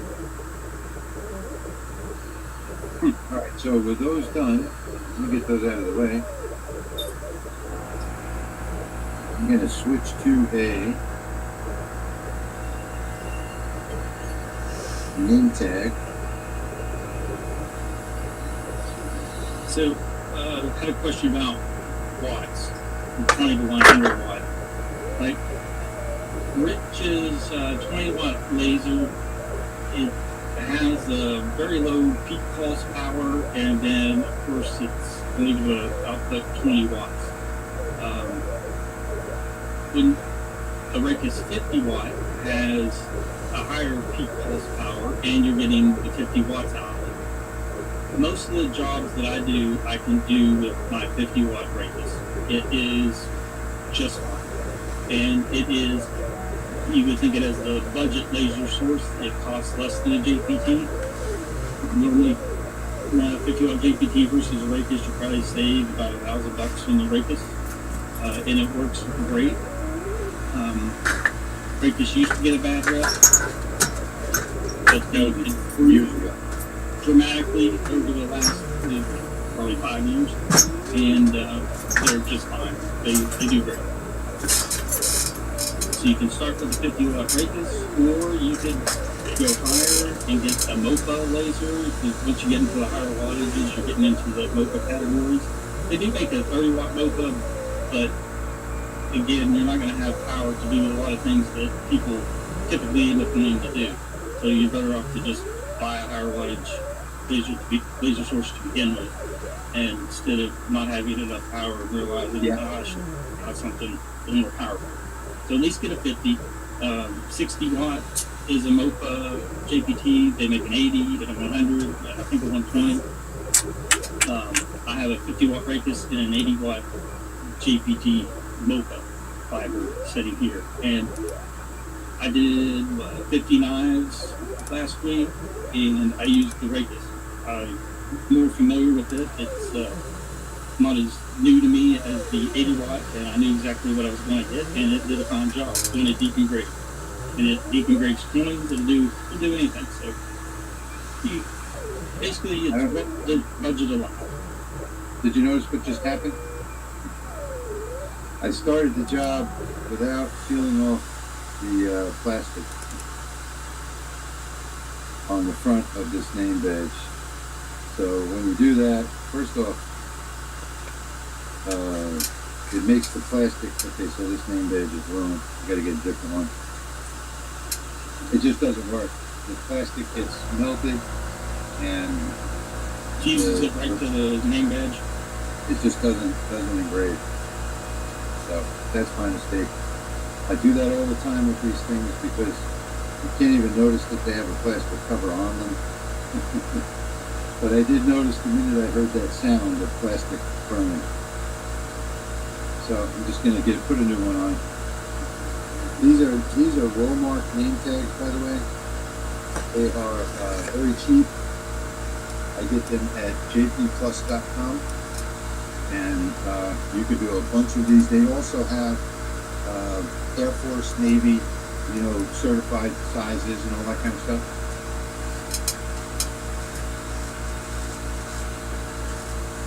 And this is just doing a name tag. So what you're doing is you're lasering off the top layer of plastic and revealing the plastic that's below it, which is white. And you can change that color to gold, gray, yellow, brown, any color, pretty much any color that you want with a little testing. So that's the beauty of this. And this is also something that you can't do on the CO2 or on the diode, is change the color at all. So you see, you can get multiple colors with these. I chose gold for this demonstration, and you can clearly see that's a white second layer. Another thing that the fibers can do really fast is the like JDS leatherette patches and everything JDS makes in leatherette. Fibers are awesome for doing that leatherette really quick and just high detail.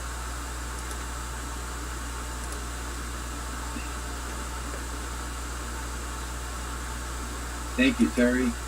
We appreciate you being here, for sure. That's why we do this. I think, Patrick, you already answered this question, right? Yes. Okay.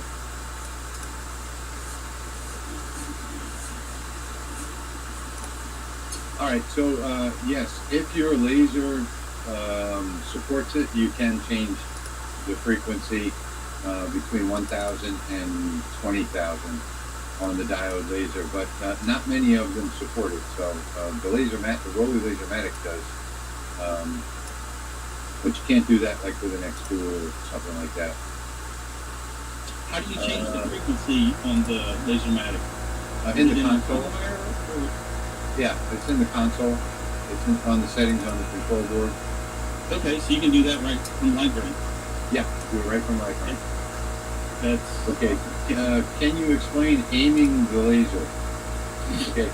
Let me cover this one more time in case you weren't here. So this job that I just did here, if I hit frame like that, now I can on my keyboard, if I move in Lightburn now, if I move the left arrow, tap the left arrow, I can move it off to the left, or I can move it to the right, and it's moving the graphic on the workspace is what it's doing. Okay, so that also moves the framing. You can move it up and you can move it down. Okay, so now you can also go into your settings in Lightburn, your general settings, and change the amount that this moves. So now I have it set 1 millimeter with my up and down, left and right arrows. If I hold control, 0.5 millimeter, as you can see. So that's how you adjust the framing. And I want to say that this is the best and safest way to frame if you have an auxiliary camera that plugs into your computer and you put that camera up on a second screen, if you can, because it's really safe and it's really precise. So I cannot see that red line very well over at the laser, but I can see it really clearly on the second camera. And that's the way I'll do any jobs that are key. You want to make sure that they're perfect. Okay, so let's get this guy off of Lightburn. And what he's talking about is just using a camera attached to your laser and turning it on a big screen, not being calibrated through Lightburn. And you can do that with any camera. Right, exactly. You know, so you're using like a narrow focus camera that gives you a nice close-up. Yeah, I have a close-up camera. Let me get this one off. And I wish you could see this in person. It's a beautiful gold, and you can see that it's white underneath. And let's see, I thought I got this from JP Plus. This came from ScottMachineCorp.com, which may have supplied them with JP Plus. So, and it does have to be clean, white band. So let's get these off of here. Let's put this one somewhere in the middle. Set the focus.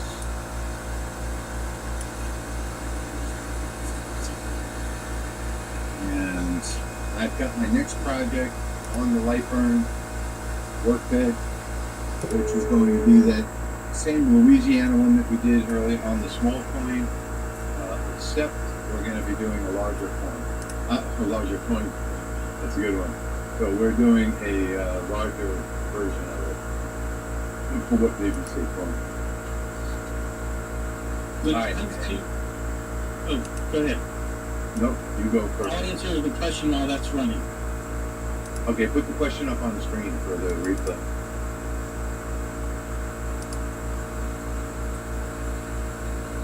Do fiber lasers do any cutting or strictly engraving? A galvo fiber laser can cut, But remember, the beam is originating at the center and is going to go to the outer edges of what you're cutting. So what you're cutting is going to be at an angle. So not what you're cutting, but the cut line will be at an angle just because of the angle of the fiber laser beam itself. Plus, you'll have the shape of the beam at the focus spot that also adds an additional curve. So you're not going to get a straight cut edge like you would with a plasma CNC or water jet or a laser cutter CNC. So that's just one thing you have to keep in mind. So normally, if you're doing jewelry, like Army Dogs mentioned, that's not an issue. And I've cut 1/4-inch steel and cut out holes to run some bolts through, and that's typically not an issue as long as your cut's first offset big enough that you can get your bolt through. But it is going to have some sort of angle to it. And you might be wondering why I'm running this so slow and with the settings that I have on this. And the reason why is because I want to get some depth to the engraving. So this one will take a few minutes to do. And yes, you can, if you want to just do a white engrave, you can do that really quickly. But, I've done, like I said, I showed Patrick the other day about a dozen different slate tiles. Remember that, Patrick? Yep. With different settings. And this one I thought came out the best, even though it takes the longest. So time is not a concern for me, but getting the result that I want is. And here's an example of a thick piece cut with a Galvo laser. Okay? This was cut with my CO2 Galvo. That's 1/2-inch acrylic. So you can see the angle that circle was cut out for that thick piece of acrylic. So it's not straight. Yeah. What's going? It did just fine. I did a 3D engraving with the CO2 Galvo on acrylic, and it looks great. But if you were needing something this thick, it's not going to work unless. Well, you take a lot of cleaning of the laser. Yeah, you'd have to go back and grind the edges to make them straight. Yeah. Now, they do have fiber lasers that cut metal, and that's what they're designed for. They're on a gantry. What have you been up to? Straight down. Yeah, Patrick's got one. What's the video that you did where you cleaned off the old steel with that beast of a laser? Yes, it's the 1,000 watt 3-in-1 cleaner, cutter, and welder. 1,000 watts. Yeah, and they make I hear you. Power lighters as well, but it has a 1,000 One more day, and I'm off. And you can use it to clean metal. I'm actually working on a trailer, and I've cut the fenders off with it. So now I'm going to switch it to cleaning mode and clean all the rust and paint off. I think we're getting a hang of this. Done, I'm going to weld new fenders onto the trailer. It's just a pull behind utility trailer. But Learn to cut down the time and everything.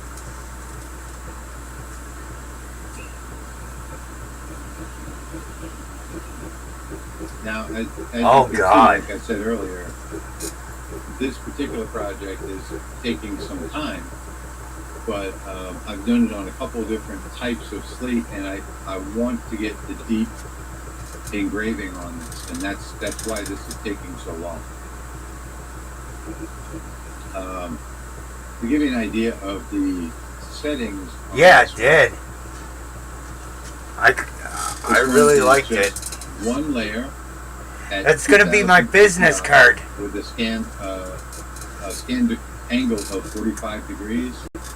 Not that big though. Smaller versions. Maybe like this has a lot of fine detail in it. This size. I wanted not only to take off the top, but I wanted it to go deep into the slate. And this will eventually get a triple coat glaze over the top of it, so it will be perfectly smooth on top of the finished product. And came out real detailed too, man. Color And I was that impressed. engraving will be deep, and it'll have like a 3D look to it when you look at it. So there is method behind. Learned a lot about fine tuning and speeding up. Just looking to see if I could find my slate coaster. I had it around here somewhere. Hey, if you guys want to see something done on the fly, just put it in the comments.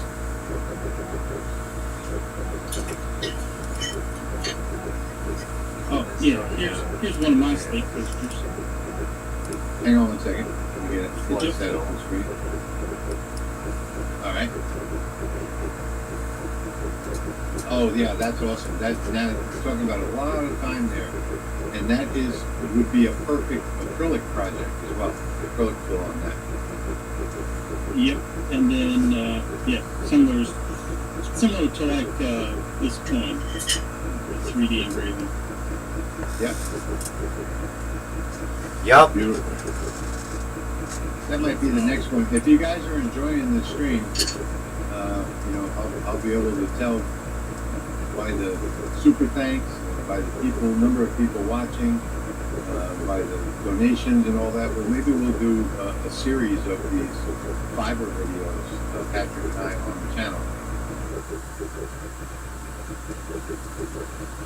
I'm looking at the info for that question right there. Okay, so Patrick can answer this. I pulled up the manual for that laser from Raycus, and every once in a while I'll go, fuck, I forgot. God damn it. I really don't think going lower will damage the source. We just had this conversation yesterday, Patrick and I. This is going to be my pulse repetition rate. It's signature on artwork. And you can choose until I change it again. So 40 and 60. And that was the P30QS, yep. Yep. So it puts out, maximum power frequency would be 40 kilohertz. That's when you're going to get your highest peak pulse, single pulse energy. But yeah, it looks like between 40 and 60 is where you need to be. If you operate outside of that, the laser will cut back the wattage that it is outputting. So it will cut power back in that respect itself to basically protect the source. It's programmed in that it will drop its power output just so it doesn't get damaged. But that's from the manufacturer saying that it will operate between 40 and 60.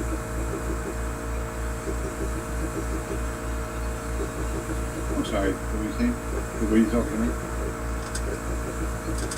No, I was just saying that the manufacturer says between 40 and 60 is the operational frequency range.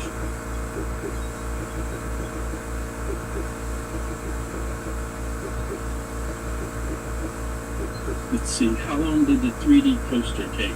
This is the first time I'm engraving hardwood. That's a good question. Put that up on screen. So pretty sure it's oak.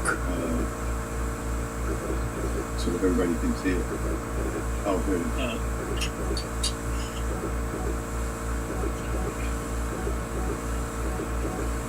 All right, so that's finished, and when that is got the settings right though. All I have to do is just scrub that a little bit and then glaze it. That did not come out, and again, I might need to re-plug it again. I don't know. But it did not come out like I expected. And I'm not quite sure what that is. Dave, that triple coat is Rust-Oleum triple coat. Rust-Oleum triple coat glaze. It is the best coating on the market, in my opinion. Create. I found some of that at Lowe's last week. Yeah, I get mine on Amazon, but Lowe's has it too. The cleaning laser I have is made by Noah Laser, Noualaser, and it's a 1,000 watt Raycus source that has in the cabinet has the built-in SNA chiller, industrial chiller. It seems to be working very well thus far. Okay. That one is done, and we're going to move on to the stainless steel luggage tag. Is the next one. I hope everybody's enjoying this. This took quite a while to set up. Setting up all these graphics and everything. Alright, so let me frame this one. And this one I have to go, because I can't really see it in the camera. I have to go take a look.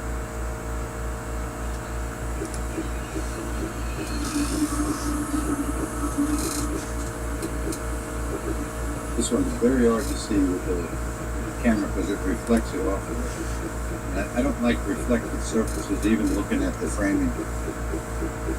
And if I put my glasses on, I can't see it. And hopefully these layers are going to be right.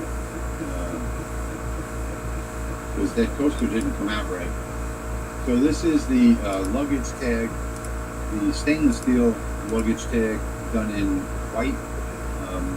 I did it in black. It was kind of hard to read, so I decided to go with white instead. So this is what we're doing right now, is this luggage tag. Now the settings on this one, let me find them real quick.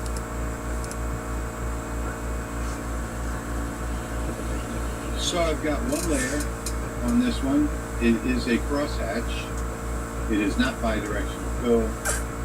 I've got the lines per inch at 2,000, scan angle at 45 degrees, and the speed is 2,000 speed, the power is 95%, and the frequency is 80 kilohertz.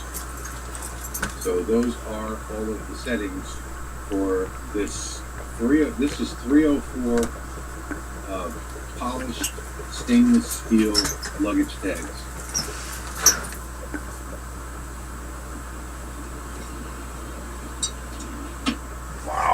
I can't believe how dark it came out.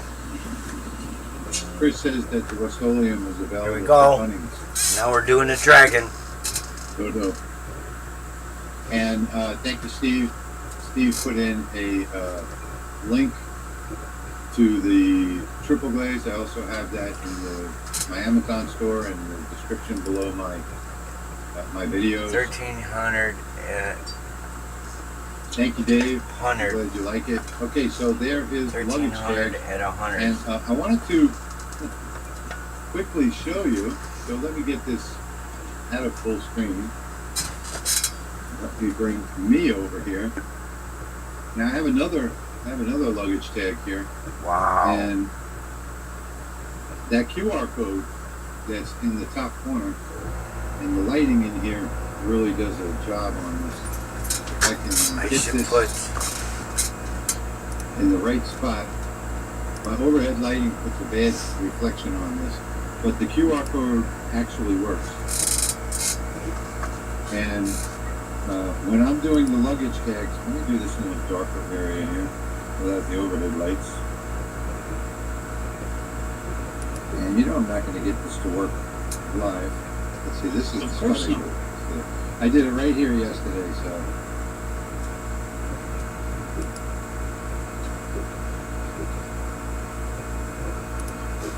I know it works. I did it 3 times in a row.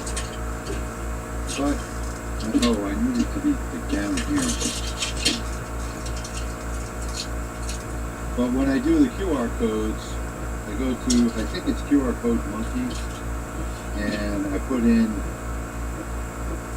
the, I have it set up where, and of course it's not going to do this live.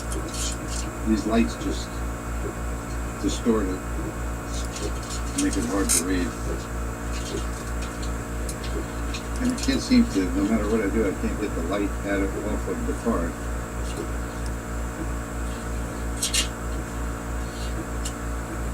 And my phone doesn't want to focus on it, so keeps focusing on my door.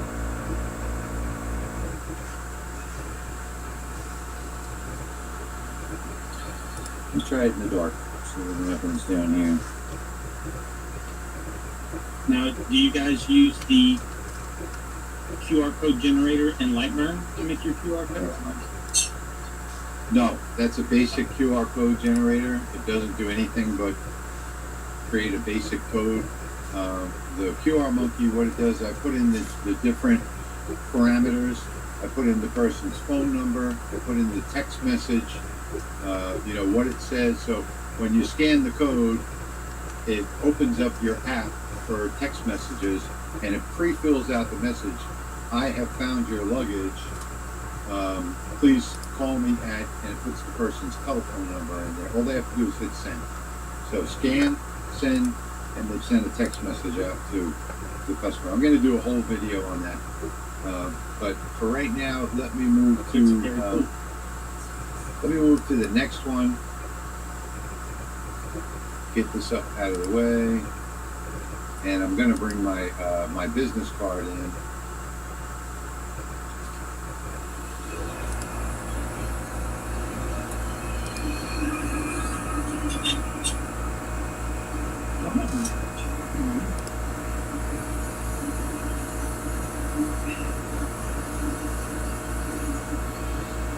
What sort of maintenance is there with the fiber laser? Cleaning. Oops, I didn't mean to do that. There it is. Cleaning your lenses. That's the biggest maintenance you'll have with the fiber laser. Every day. Every day. So let me come back over here so I can see this better. And this one I also removed the frame in person because of the black. So this is the fiber laser lens right here.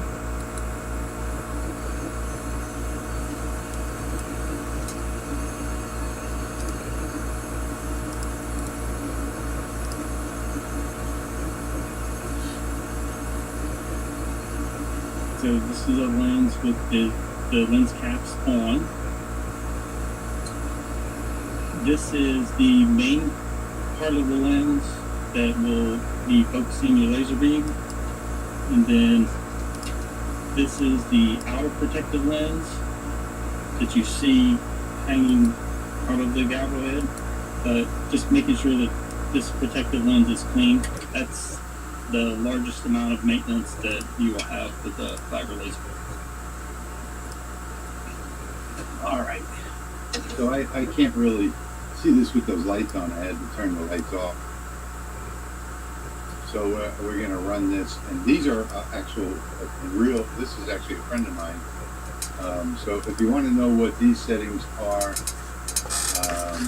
let's see, these settings are going to be the same on the top left corner for the logo for the state of Texas as the stainless steel. And then I have another layer on here for the rest of the card. Let's see, that is the pink layer. And all of the text on here is at a speed of 1,000, one layer, 90% power, 50 frequency, 798, actually it's supposed to be 800 LPI, and a scan angle of 45 degrees in a crosshatch. And then the image on the bottom right that you see there, the State of Texas Parks and Recreation image, it has a separate pass on it to bring out the gold.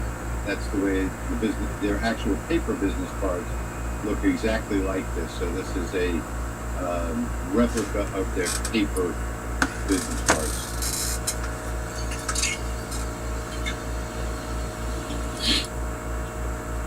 I'm surprised nobody wants to see something just off the cuff live. I'm not. So how to clean the lens? I mean, it's like cleaning any other laser. I use a non-abrasive. If you use isopropyl alcohol, don't use the stuff that's in your cabinet in your house. That's usually going to be 90 to 94%. get 99% IPA. I use a different product to clean my lenses. It is called Purity Lens Cleaner on Amazon, and that is that is my favorite. This is Donnie asking this question. That's my favorite product is the Purity, because there are absolutely no abrasives in it. 49 minutes. Now this logo here for Gonzales, Texas, is really intricate, really intricate.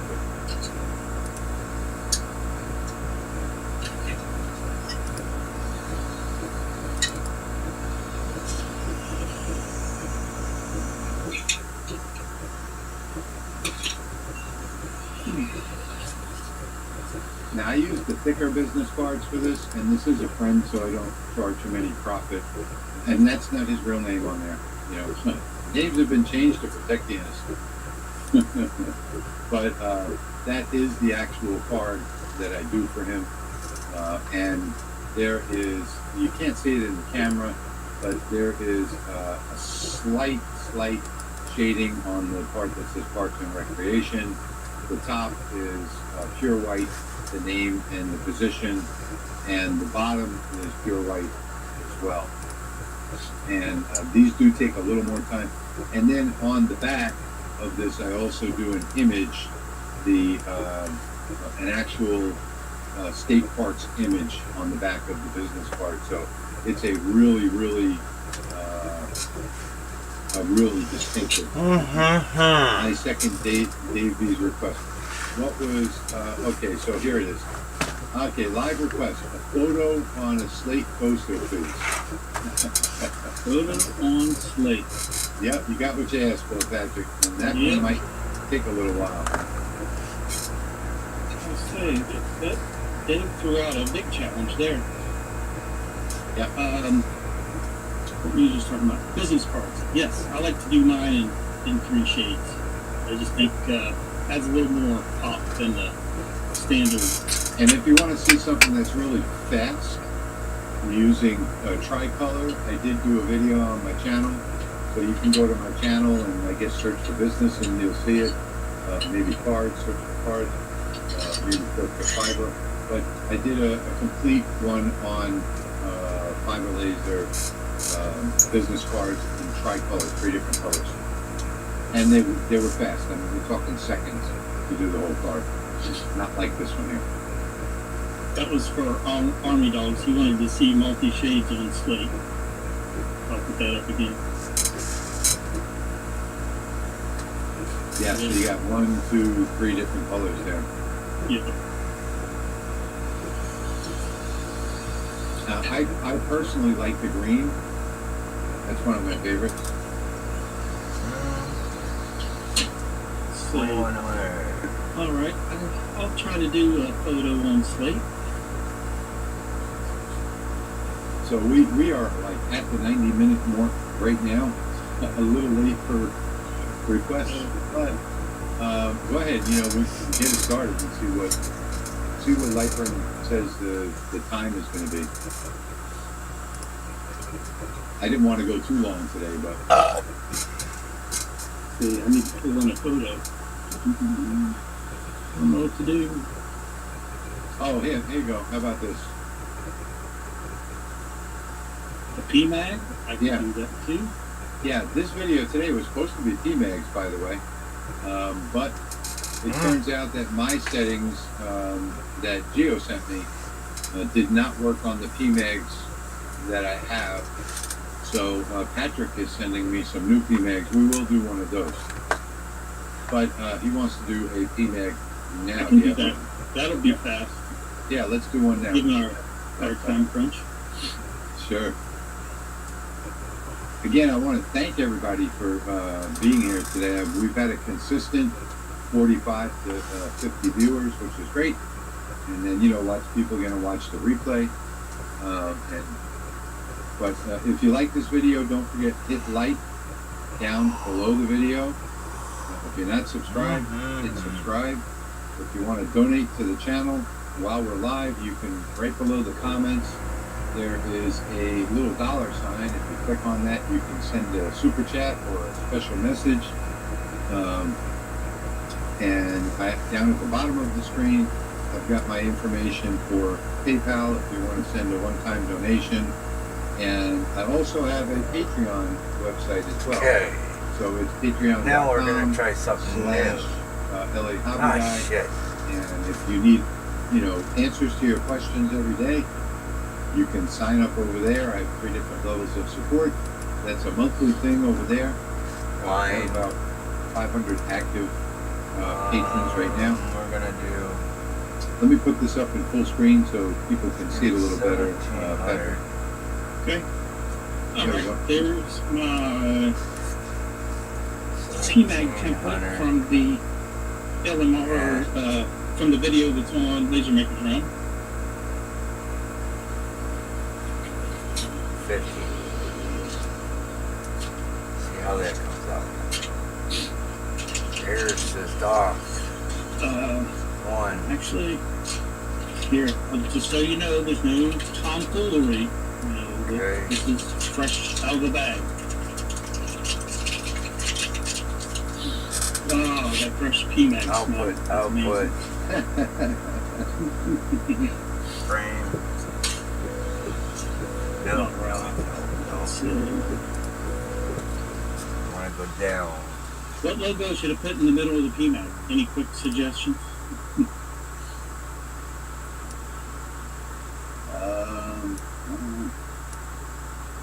How about something, how about a tattered U.S. flag or something like that? Down. I can do that. Frame. Nope, down. Yeah, Dave, I'll actually be doing one of those with the diode laser, but with this whole battle of the 20 watts has just gotten me swamped with work, and it's turning. I don't think I'm going to do too many more laser reviews after this because I really don't enjoy that.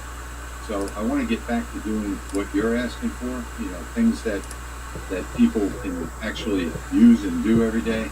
And I got to get through this battle of the 20 watts though, and that's just killing me as far as time is concerned. I've got the assembly, I've got the testing, and I've had them all for a month or two now, and I've got to swap between lasers, and I can only run right now 2 at a time in the other shop. So I'm running all of the tests and putting hours on them. And, I don't do these fluff reviews of lasers like most people do. So I get really in depth and put a lot of hours on them. So anyway, I will be getting back to regular videos soon, and I'll try and pop some in the meanwhile, maybe using, like I've been doing, using the lasers that I'm testing. I do have the new LaserMatic 20 on the way. That's going to be fun too, so that might be added to the last step.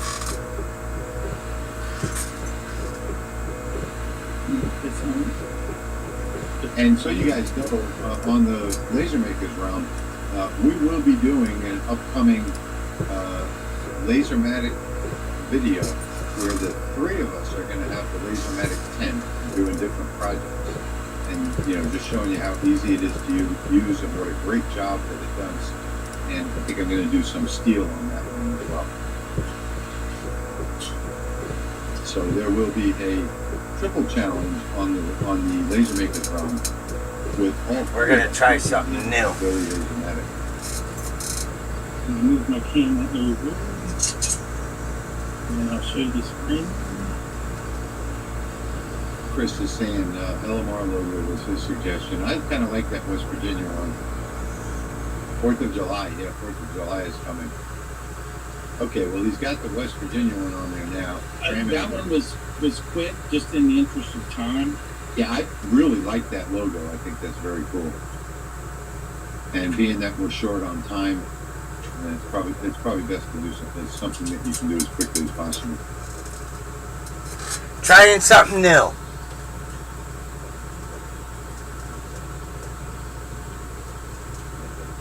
And here comes the magic, folks.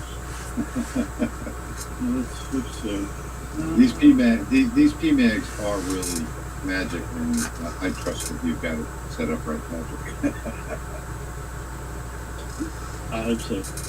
Let's see. But we did find out that different manufacturers use different polymers. So, the PMags that I was using, that we were going to do an exclusive video on today, turned out to not engrave at all. So, Patrick is sending me out some of his, and we'll see if we can't get that going. Well, I'm glad to shut everything down in here. It's so noisy.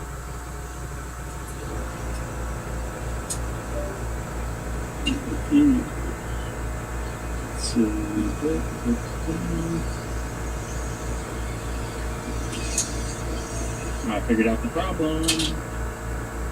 Way too high. Oh, I'm just way too high. I need to get down. Focus, focus, focus. Look, if you don't focus, it doesn't work. That's just a fact with any laser. It doesn't matter what it is. And you have to focus accurately. Just using my little 3D printed cookie sticks. I like those. Yeah, I like the two little red dots. That works really well for me. With my astigmatism, I see 4. Yeah. And I've got that dialed in now. So, like I said, when I first started with this, it's the 20 watt. Yeah. So, yeah, I can't wait to get the 20 watt. But all three of us will have the 10 watt before long. Not that we're going to be promoting it on the channel, but we are going to do one video where all three of us are using the Lasermatic 10. Yeah, I can't wait. Might have to go darker. And they do have the Lasermatic 40 in the works, and who knows what's going to come after that. I see that one manufacturer has already released a 50 and a Vismatic over. They've already released a 50 and they're planning on releasing an 80, so we'll see what happens. Of course, the higher wattage you get on these lasers, the less fine engraving you're going to get. One thing I like about the Lasermatic, the 20 watt that's coming out, not the one I'm getting unfortunately, but the final version, I'm getting the beta version. The final version is going to have a switch on it to switch over to 10 watts, between 10 and 20. So you can use your 20 for cutting and you can use your 10 for your fine engraving. And the 10 has a much smaller spot size. Fiber lasers are just magic, to me. The type of detail that they do and the speed. I mean, this is an incredible amount of detail in that logo there. Yeah, another version that I did. What happens if I had a photo of West Virginia Capitol that I had converted to a vector, and then engraved that on a whole PMag, and it just the detail was just amazing. You know what? I was talking to Patrick about this, and I really couldn't find the brand on here. These were a wholesale deal that I got from. Weren't they UTC? I believe they were. Yes, they are UTC. I got these. They might engrave. We just need more settings testing. Yeah. Well, and not being able to get the settings right, just weren't able to do that today. Yep. But look how beautiful this PMag, and I'll show you one that Patrick did for me when we're done.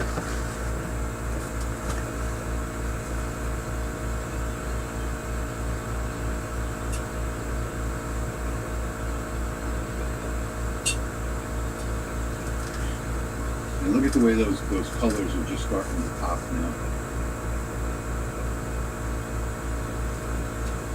I don't remember what exactly they were set to. So I might have duplicates. But with PMags, typically, the more passes you make with the lower power and fast speeds, the lighter the polymer will get in general. Yeah.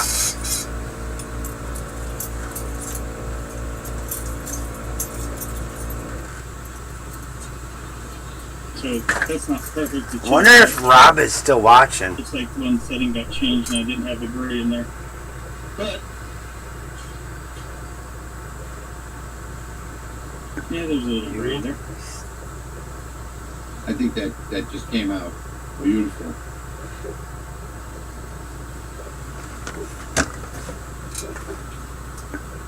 Yeah, that's not bad at all, actually. Yeah, on camera. All right, so let me show you real quick what Patrick did for me. So these are the PMags that he sent me, and he put my logo in 3 colors on the back. And these are the ones that I got. So these are slightly different, from the one that Patrick got. So different brand, different results in the material makeup. So I just wasn't able to get I don't know. it to engrave at all. And I was able to get something out of Patrick. Got the laser maker around one. I tried adding a QR code. There you go. I've never done it before, so who knows? It don't work. But All right, so let's see. let me clean it up. Got the 50 watt fiber on the way. Can't wait to start using it. Congratulations.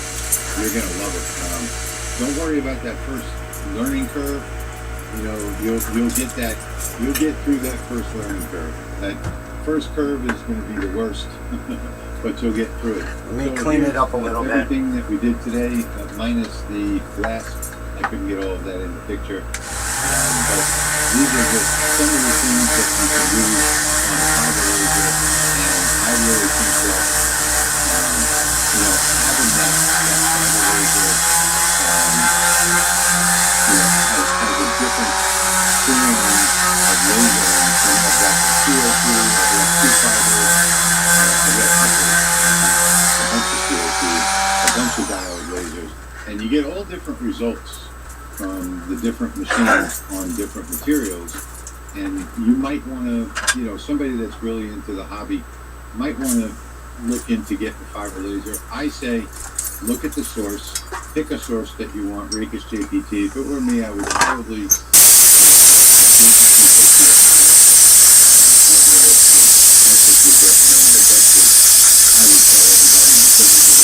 frequency. So that's what you're looking for. With this Raycus, I am limited to somebody that really shows service. And with the JPT source, I think it's like 20 to 4,000. The milkers are 1 to 4,000. The non-milkers are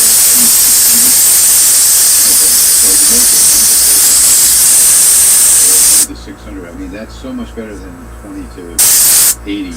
And I really would like to get below that 20, and I'm not able to do that with the Raycus. So I would.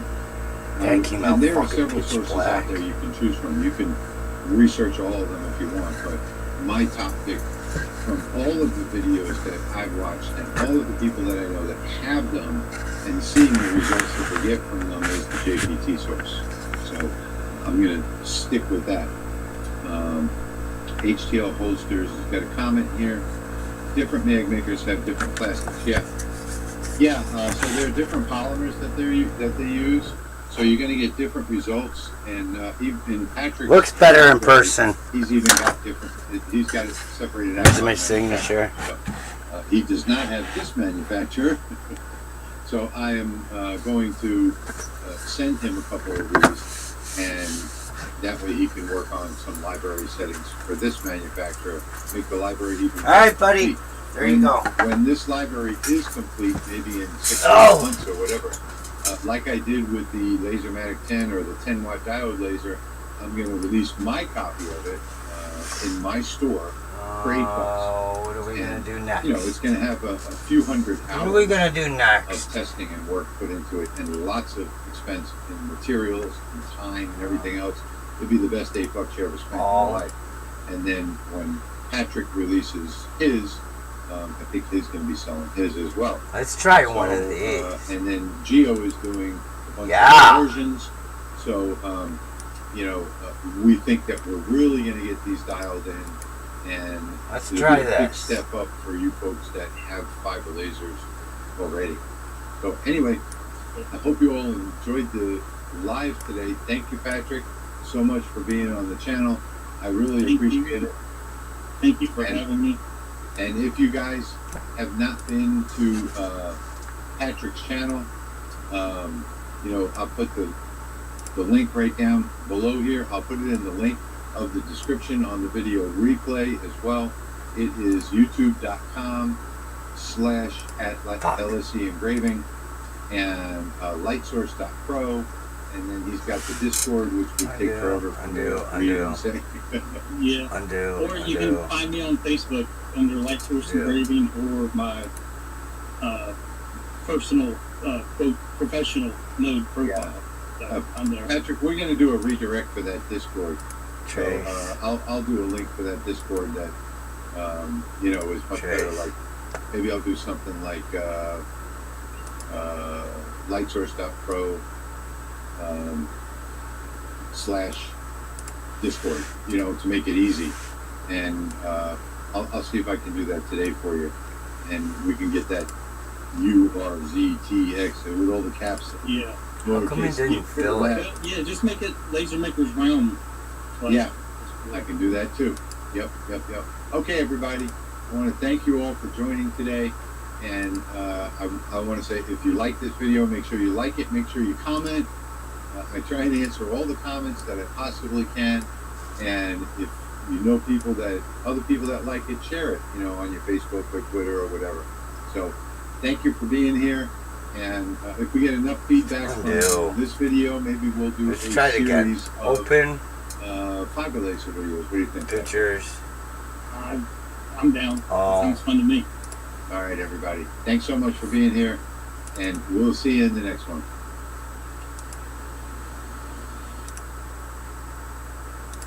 Smooth fill. Trace. Okay. You know we could finish the basement into an exercise. Still didn't. Yeah? Fill it Care in. to help? I'd say, based on our last conversation, a little renovation might be good to go, Tina. For every financial need, we'll meet you in the moment. KeyBank. Aspen Dental offers 20% off treatment plans, making it easier to get started with quality care. Delete.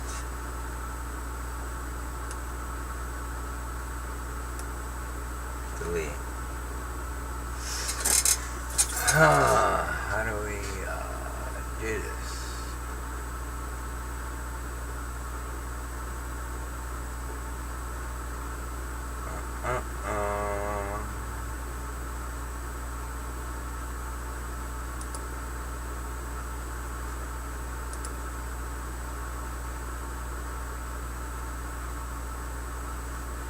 Let me see the picture. Save features. No, go up. Pictures.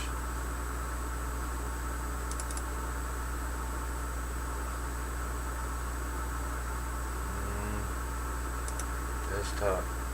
Library. Pictures. What's it look like? Close.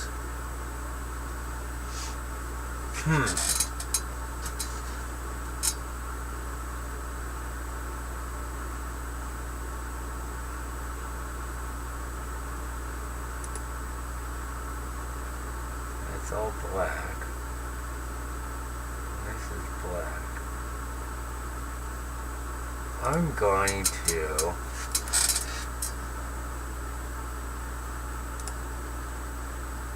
select all this. New. No, don't save. Open. All. Pictures. Here. Ungroup.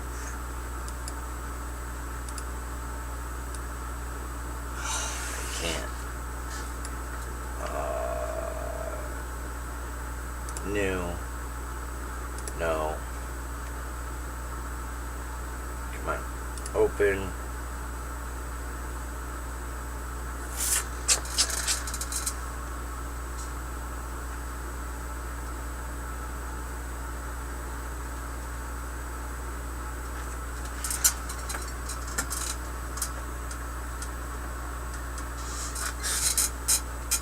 Come on, open it.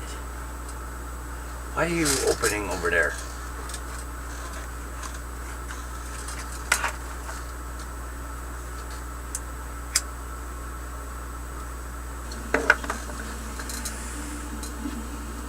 What's going on?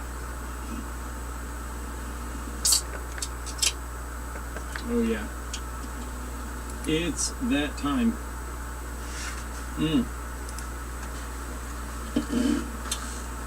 Good stuff.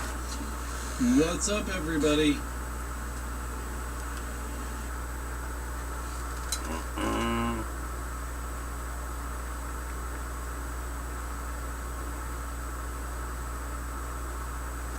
Hey.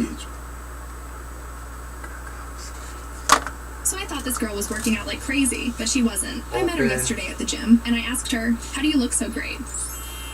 Dang, girl, you have such a nice body. I feel like I'm here all the time and I'm not seeing any results. Do you have any tips? Let me tell you what took my results to the next level. This is what 5 pounds of fat looks like. If we want to lose this or more, check this out. Oh my god. Thinking about starting to run on the treadmill again. I need to drop my belly fat. Yeah, no, that's total BS. I think I'm gonna start cutting carbs. Also, total BS. What am I supposed to do then? Rubbing citric acid on the stomach for a six-pack?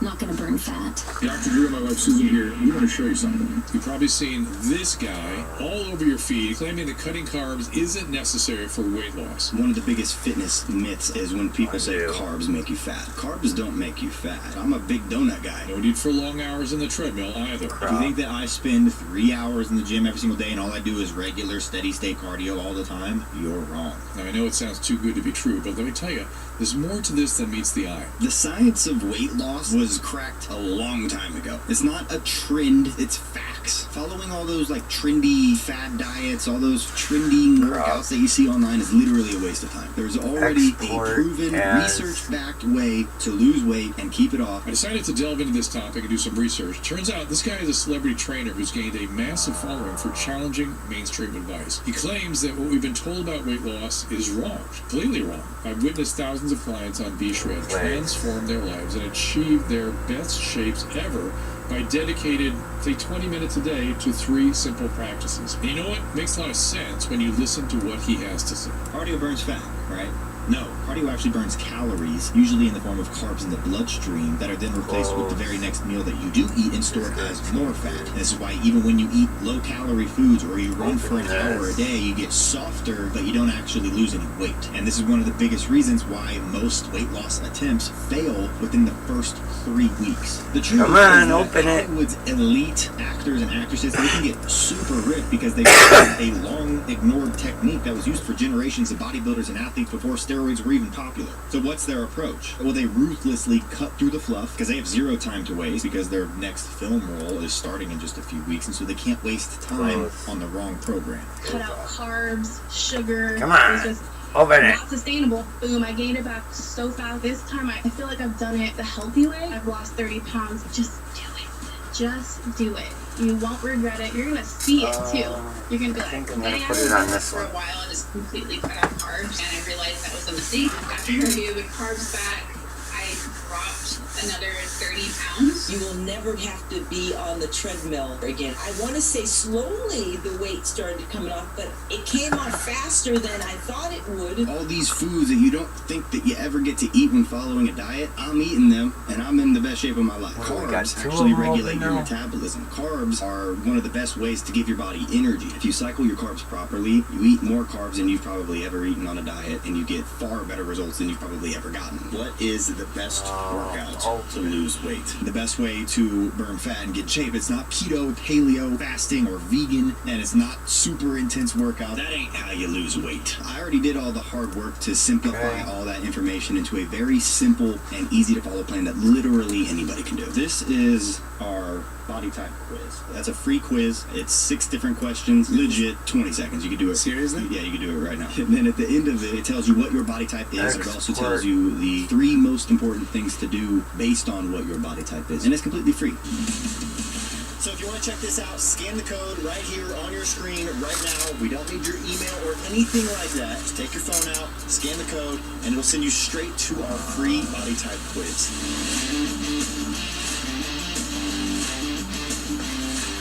SVG export.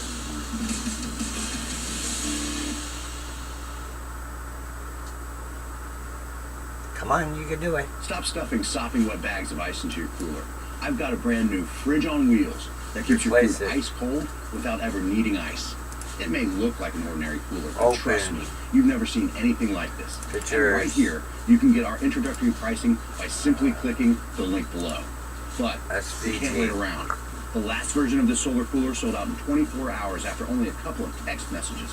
And that version, it couldn't do half the things this new model can. So when people find out about this futuristic ice chest, there could be a mad rush. So don't wait around for me. Claim your own Solar Go fridge by using the link below. Now this thing is cool because you'll never have to refill it with ice. It uses advanced technology to keep all your important food and drinks cold. It has a high-efficiency compressor built in right here. It pumps liquid refrigerant to suck up the heat on the inside, and then it dumps the heat away from your frozen food, drinks, and ice. Here we go. So you're not stopping for ice every couple of hours or dipping your hand into puddles at the bottom of the cooler. And it's super flexible. It can work as a fridge for hot dogs and drinks, or as a freezer for ice cream, popsicles, and frozen meats. It can even go down to sub-zero temperatures without breaking a sweat. But the craziest part about this is that you can recharge it for free using only the sun. So you can take it to campsites, baseball games, RV trips, or wherever.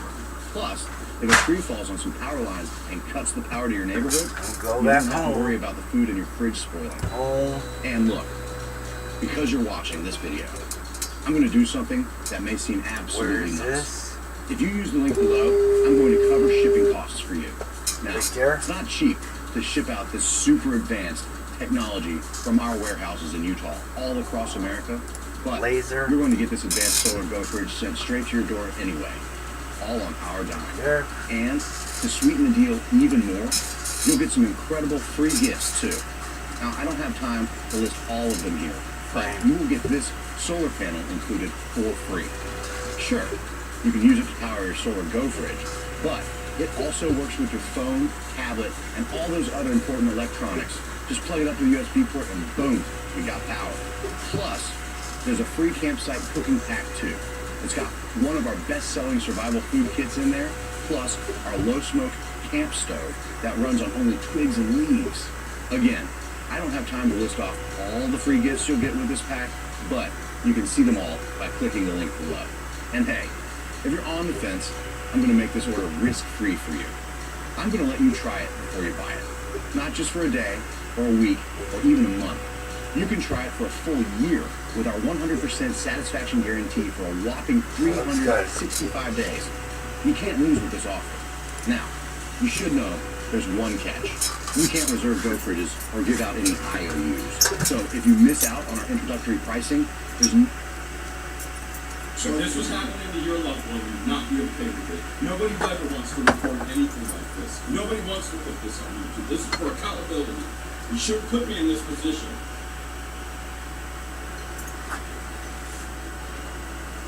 George and I were informed by a deputy yesterday from Levy County Sheriff that our lives are in danger.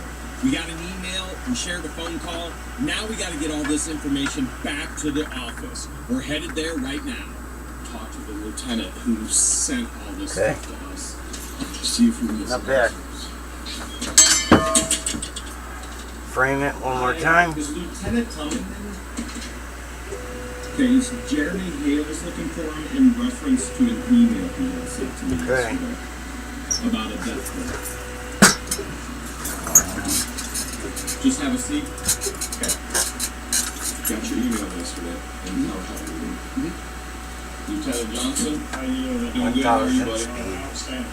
Good. So I got this, and I replied right here to his email. And this is a copy of the email that I sent him right here. Basically, it's like what information 1,500. to this. That's Lieutenant Thomas, and he gets all this information in emails coming in, one of a few. He's also the deputy that was first on scene when George and I first got back into Florida, and we were stalked to the Levy County Sheriff's Station. He's the one, as I went to go to protect my vehicle and my trailer after they mentioned that they were going to put trackers on us and put nails under all of our tires, who told me to stay back because Lynette drove and parked right next to everything. And what happened to Lynette and Crook in regards to that? Absolutely nothing. 17. This is the very lengthy email that he sent me. Okay. How long is it gonna take? He sends his number. Okay. So 2 hours and 8 minutes. Let's cut that down. That 55. So, a couple different things. Number one, are you guys taking this as a credible? Is this a credible threat towards me? Are you 2 hours 10 minutes? You knew what I know when I delivered the email to you through Lieutenant Pollard. Okay. 45. So he says it was from your ears only in the email that came to us, which is very odd.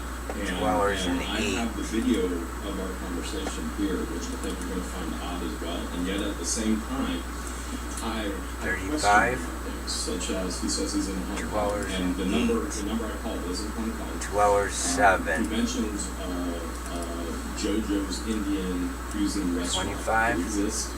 And that's legitimate. I asked him what time is it in Hong Kong right now. He says 6:15 a.m. He's right. There's different things that line up and go, okay, this is credible, and there's other. So, 38. 208. 206. The women of France stand with the women of Israel. The women of America, 40. women of Sweden, women of Germany, women of Ukraine, women of the Philippines stand with the women of Israel. 208. Women around the globe unite in solidarity with their Israeli sisters.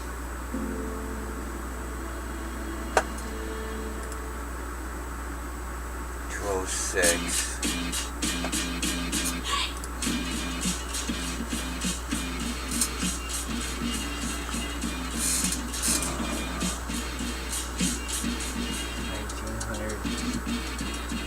90. There's other things where I'm going, man, this guy's as crazy as Lynette or John Crook. So, what I'm doing, I came last night, but the office was closed, and I figured I would just talk to you since you sent it to me, is give you So just for clarity, of your record and for ours, that email was sent through a contact us through our webpage. And there's only a couple of recipients, as you can see in the recipient line, they get that. 154. I'm one of them, and I am the primary manager of this particular email address because they come to me with most, hey, I'm looking to get a job, or hey, and this is whatever. 35. Well, I mean, the way it was written, I thought it was very unique. 54. The way that it was written, the style of the writing, and well, the let's do it. actionable information, that's usually a military term, all that kind of stuff, but it was for your ears only. So. And he claims he's a non-vet in Hong Kong. So basically, I guess where I'm at now is, so you got the information to me, you haven't, okay. I don't know what your process is, whether it's here we go. But what I want to give you guys is the information from the email. Turn on the air. You guys to say, well, yes, it is, or it's not. First question, did you notice you were recording that call? He knows. But first answer doesn't matter. He's in Hong Kong. So we're not in a two-party consent. He's in a communist country. Doesn't matter. Okay. So it does not matter. But he does know that I did record it. He does know. Here we go. It's on YouTube. He does know that I'm bringing it to you. I'm glad you're not going to see it on that. Okay. Let's Okay. other questions you might have in regards to it. Well, what I'm going to do is I'm going to Move this over a little.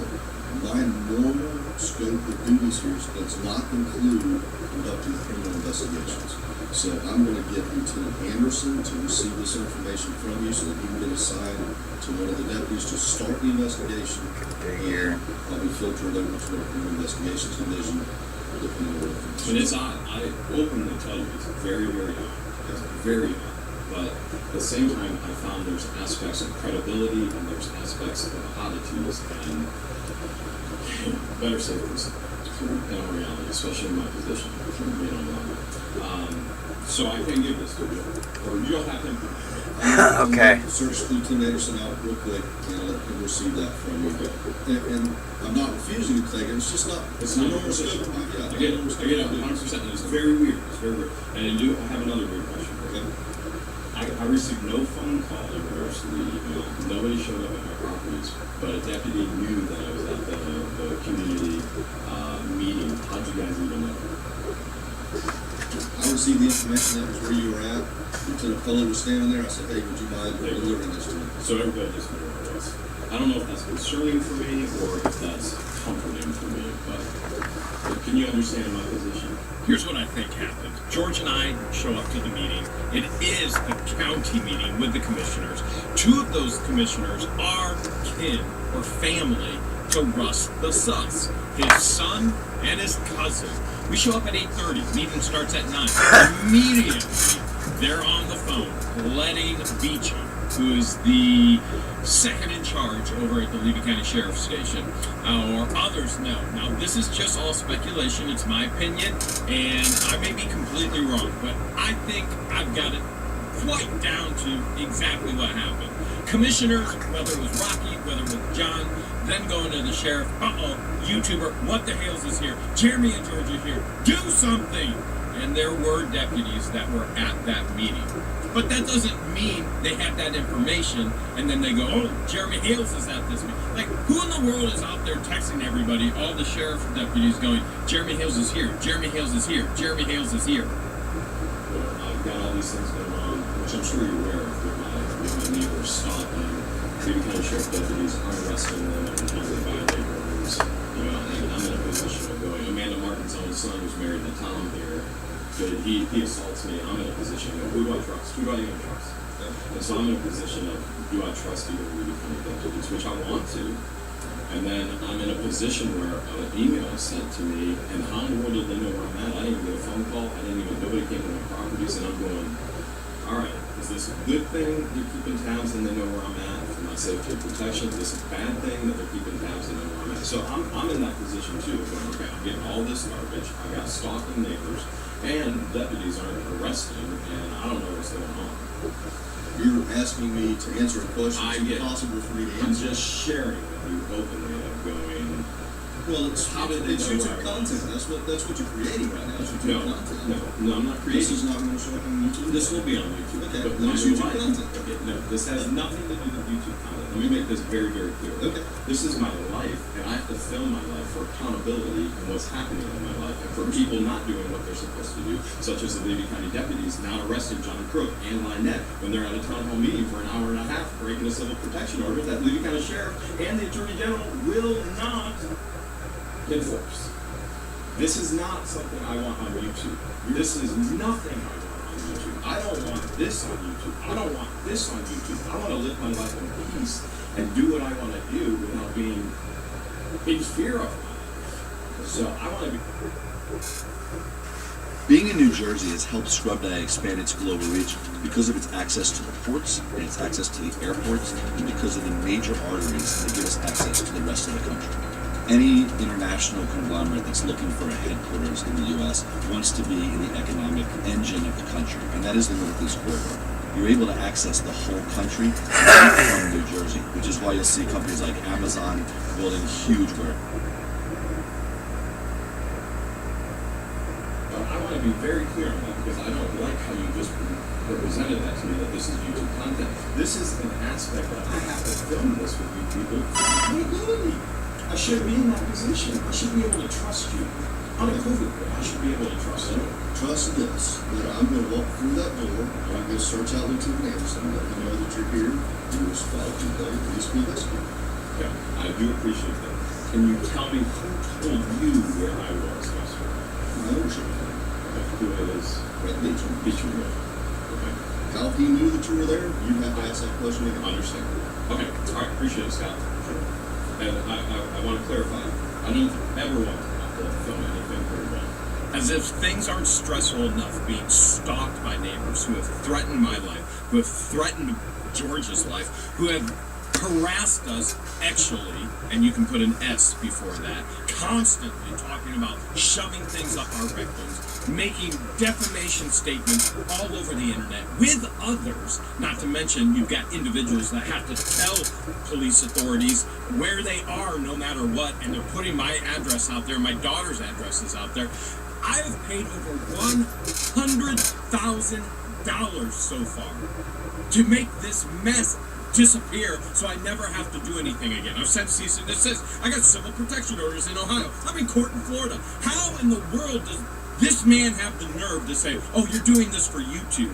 Who in their right mind spends $100,000 to put it up on YouTube because they think it's for content, they think it's for money? By the way, guess what? These videos don't make any money because the nature of what the videos are about. This is all about accountability, and now it's about accountability with him. What deputy affirms that they are there to serve and protect makes snide remarks saying, oh, you know what, you're just doing this for content? Not okay. Even if he's thinking it, not okay that it comes out of his mouth. And it just proves that I have to film every single interaction with these people. Now, I want you to understand, I'm already stressed out beyond belief, all right? And there's already a tremendous amount of things on my shoulders, and he just, the sheriff deputy goes and jabs at me like that. It's about to get heated, but I do want to clarify as well, it is resolved. Now, whether it's resolved just for the camera, or whether it's real resolution. Hey, I gotta show you something! The detective that we're going to be talking to is the detective that actually came out to the ranch after Brian, our neighbor, drunkenly came over, trespassed on our property, then destroyed our property, and created the family. And guess what? Nothing. There we go. Had better days, that's for sure. What's going on? Let me break it down for you.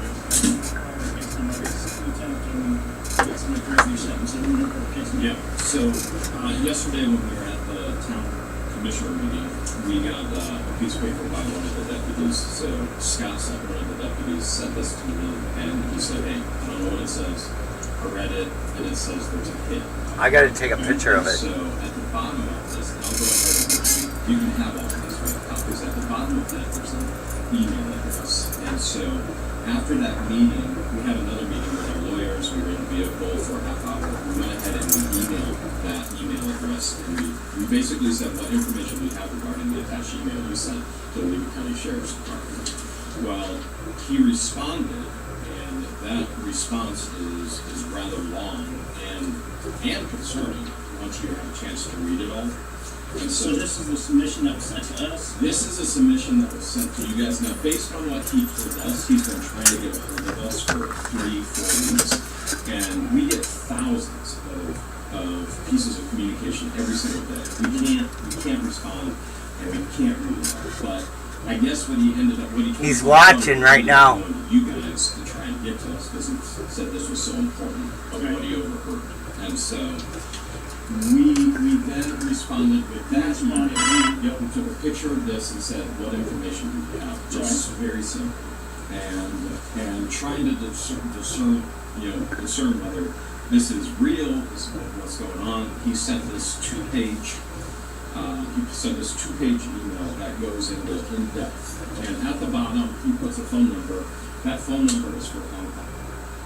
And so at the bottom, last night I go, okay, I'm gonna figure out what in the world is going on. It's getting more and more concerning. And so I do call him yesterday in Hong Kong. That is a Hong Kong number, okay? And he mentions in that email a place called JoJo's Indian Cuisine. I Googled that. It is real. It's in Hong Kong. I have the address. It is 100%. a real deal, which led me to the point of going, okay, maybe this isn't just another crazy person. Maybe this is a person that's really onto something. Because we get stalked, obviously, by crazies. We have two crazies that stalk us to Otter Creek. And so my antennas are always up on what's going on. So I do call him, and it's an international call, and I have that whole call right here on this USB. That's the only thing that's on it. Right. That call will stop at one point. We have this running the company. It's yours. We have it already. So that will stop at one point because he starts talking about these individuals in inappropriate relationship with children. And you'll see me cover. And that's the only.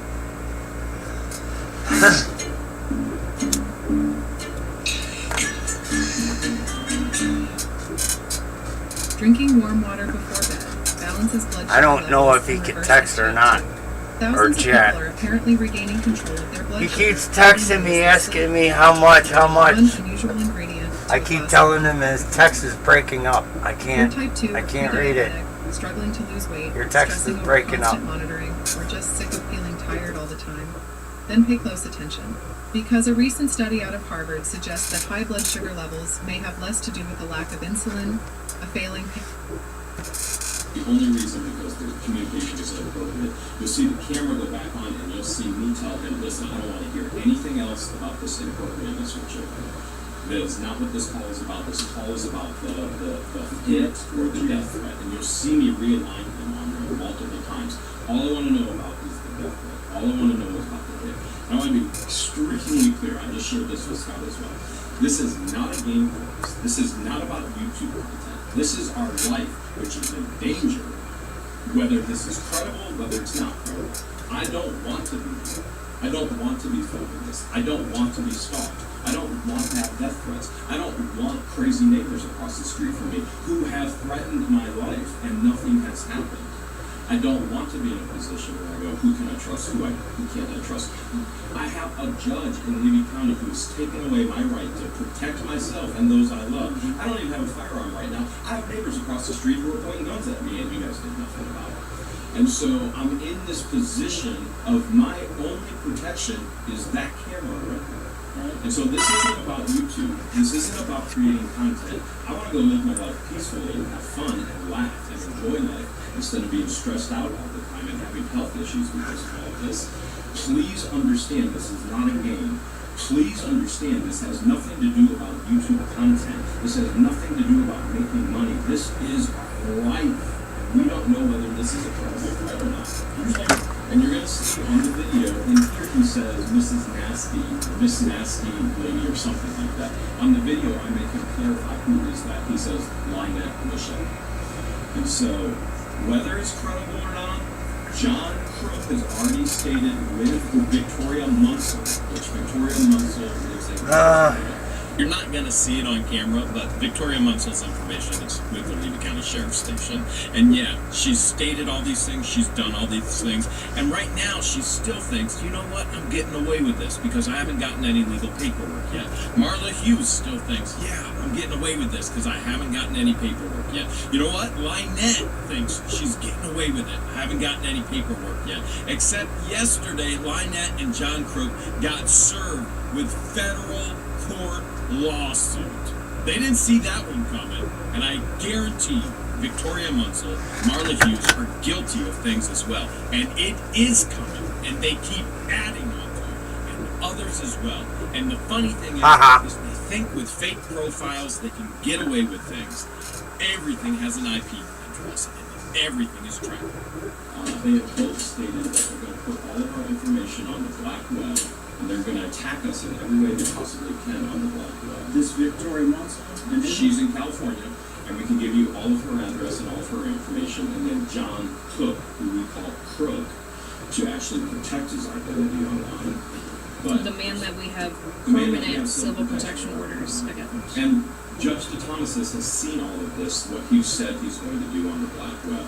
So whether this is, I don't know. I don't know what to think. So when you listen to the phone calls, which are recorded, part of me is going, is this real? And the other half of me is going, I'm testing him with questions to make sure it's real. Like, what time is it right now? And knowing it's 6:15 in Hong Kong, and he's 6:15. Okay, all right, and I forget the other questions I asked him, but I'm trying to, verify whether this guy is just crazy or whether this guy is just real. Half of me is going, he's crazy. Half of me is Oh my going, God, he's real. Robert. And so, at what point do I go? Okay. Who do I go to? He's got to go pick up his daughter. He said, if I'm still on when he gets back, he'll jump on and watch again.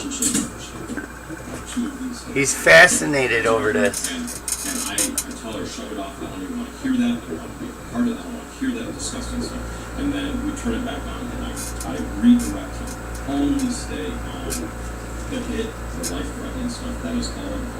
Does he say where the alleged men are from? Yes, 6 of them, he says, are Pakistani. There's 6 or 2? 6 are Pakistani, and 2 are Canadian. And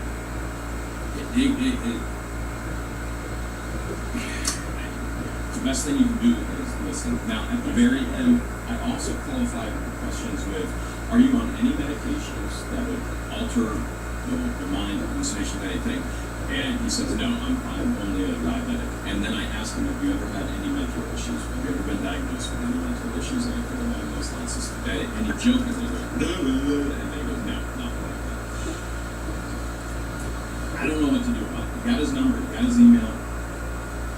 I'll document the report. I'll get with Lieutenant Ryan of investigation. We're going to detective on it and then phone calls ourselves. And we'll go from there and see which route we take it from here. It's probably him, probably my investigator, I'm guessing. But until we read this and go through phone calls and make a plan how we're going to proceed from here. Okay. And can you give me a call back? I mean, can I get follow-up on that? Not changing it. I'm in court here in Florida. I gotta see if Thomas has put a temporary injunction on me, taking away my firearms to protect myself. And I get death threats every day by my neighbors who I say protection orders on. And so, I don't even have a temporary injunction based on anything I've done. It's based on what Lynette Preston has said, that my lawyer said he tried to bribe her and he took my firearms away. And so, there's one simple sugar hack anyone can do to balance glucose levels almost overnight. Did you know that type 2 diabetes is a complete... And so, what position does that leave me in right now when I get death threats every day? I get stalkers, I get people so crazy they live across the street from me begging for money. And now, come on, this on top of it as well. This is not a game. This is not for YouTube. This is accountability. I'm sick and tired of it. Give us a day or so and let's go through it and listen to phone calls and see where we go from here. We got my card, case number, and we'll get back to you. Today's Wednesday. Probably hear from us maybe tomorrow or Friday at latest. Kind of let you know where we're going. Okay. All right. Anything else? Just sorry to go through it, but we'll just keep me in the loop. Keep me in the loop. Okay? I got love going for protecting. And then I've got him coming out here saying you're doing it for YouTube content, and I don't appreciate that. If this was happening in your life, you would not be okay with it.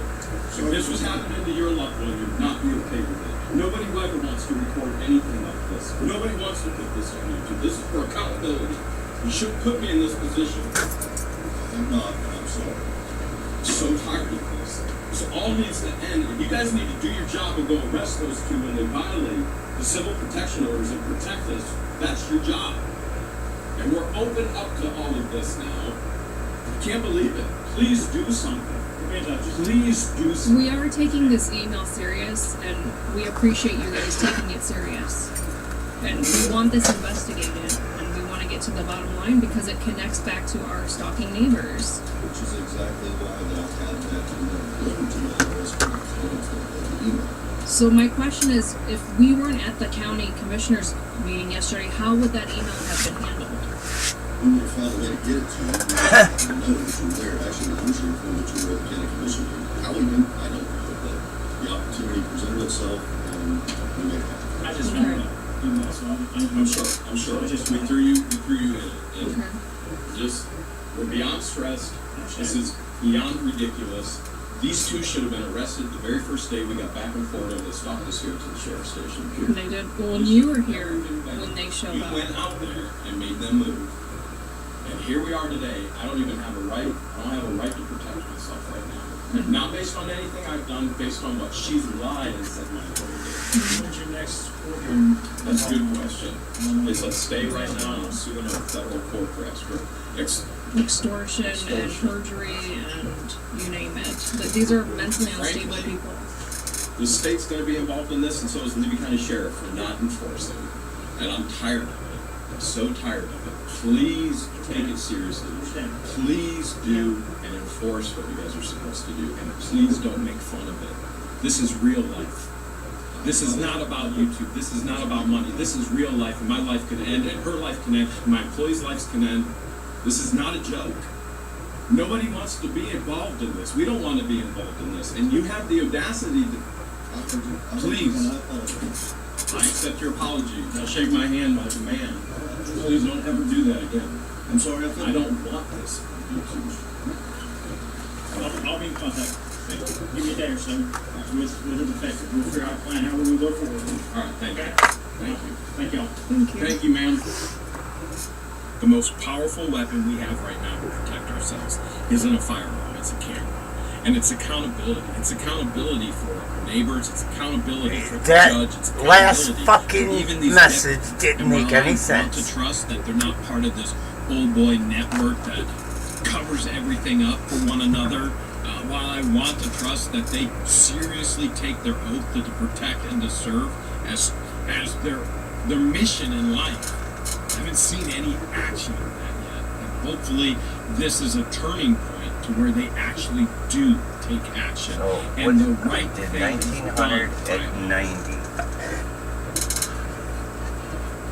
1990.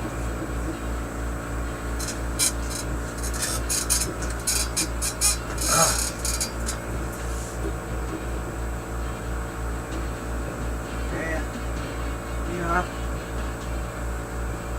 It's about the same.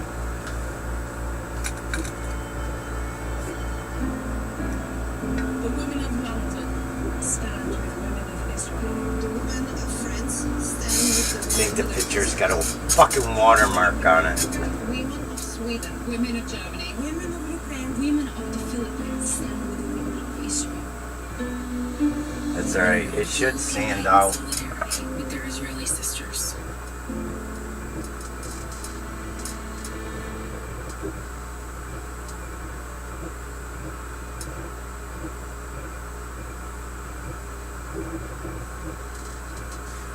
Aaron. So now what we need to do is set our power and our speed over here to be able to cut that 1mm wood and cut these out, and we now have 3 different layers of this earring that you can design any way you want.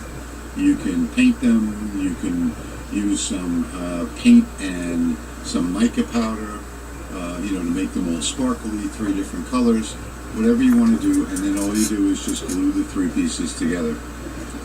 Now, you see how simple that was to design this earring? And a lot of people ask me, well, how do you design this stuff? And this is really just how simple it is. I think one of my favorite earrings that I kind of like how it looks, and women love it, is the love earring. Speaking of love, so let me show you that one real quick before we move on. So I'm going to click right over here. I'm going to leave this in the Arial font, but I'm just going to go with the black instead. Okay? So I'm going to click here, and I'm going to do L, enter, O, enter, V, enter, E, and that's it. And this is going to be our love earring. So let's make this about almost 3 inches tall, because we're going to make some changes to it now. Alright? So what we're going to do here is we're going to turn off, right up here where it says welded, going to turn that off. And then what we're gonna do is vertical spacing right next to it, right here. We're going to start lowering this vertical spacing until these lines overlap. And this is a very big selling earring, and I know that some of you have seen this already on the market. So there we go. Now we have our Love earring. I know it doesn't look like an earring, but we've gone ahead and unwelded it up here. And what we're going to do instead is we're going to weld it over here on the left side. So we'll click on weld. And now do you see what we have there? There's our earring. And again, we can just take an ellipse, make ourselves another circle, look at it over here, 2 millimeters is good. Bring this up, hold down control to get real good control over it, put it right there, and we now have our Love earring. Now we have our earring finished for one side, or almost finished, because what we want to do is take a close look at this. And I think maybe this is too big at 2 millimeters. So let's make this 1 millimeter instead, because I think that would be too big. And another thing too is we have to get it centered. So let's grab our graphic right here, and let's move it like to the corner. Let me hold down control so I get good control over it, and try and get it centered here. I'm centering it on these squares right here. See that? Alright, now I'm going to click off of it. I'm going to select the actual hole, and I'm going to move it to the middle. And I'm guessing that that's probably a good distance away right there. So now it's centered on this line. You see we have about 1 1/4 squares on each side. That looks pretty good like that. Now all we'll do is select both and come up here and group it. And now we have one earring. So at this point all we have to do is press Control and D and move it off to the side, and you're all set.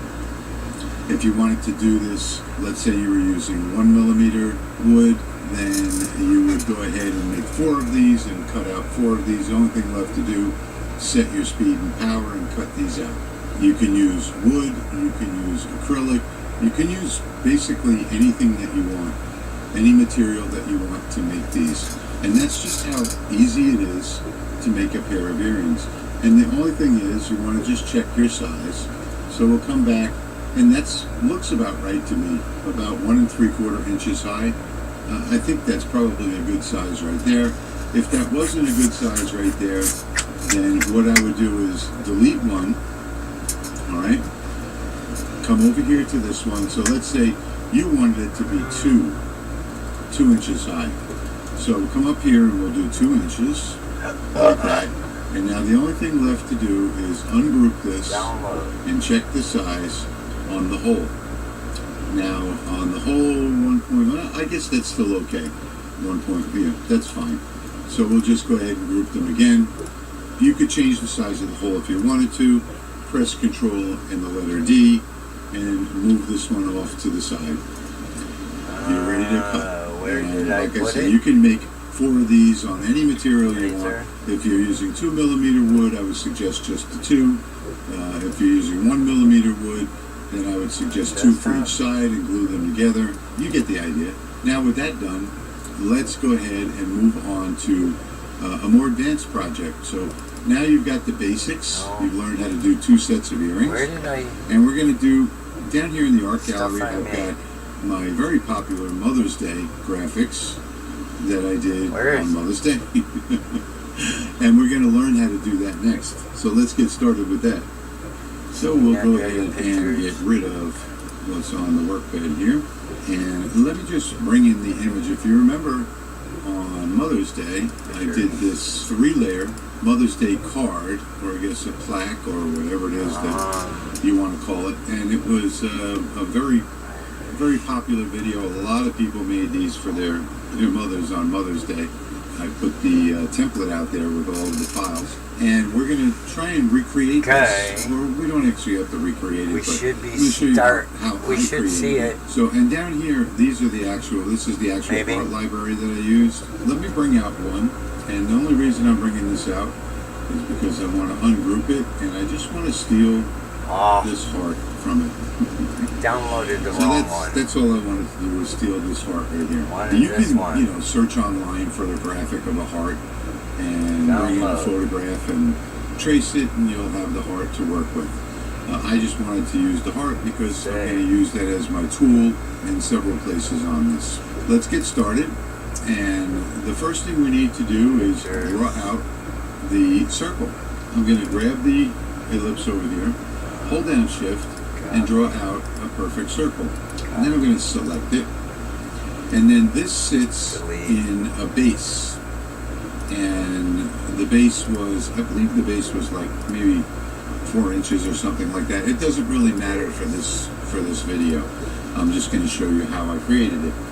So I'm going to now take a rectangle, and I'm going to come down here and draw out a rectangle, because this is going to have to be the slot that fits into the base.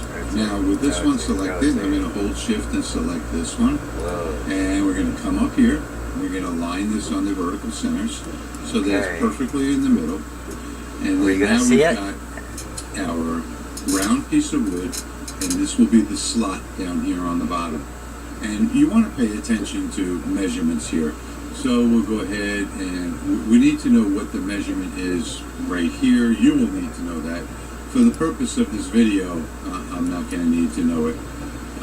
But we're going to look at the measurement from here to here, and approximately. And it's like 15 millimeters, so that's too much.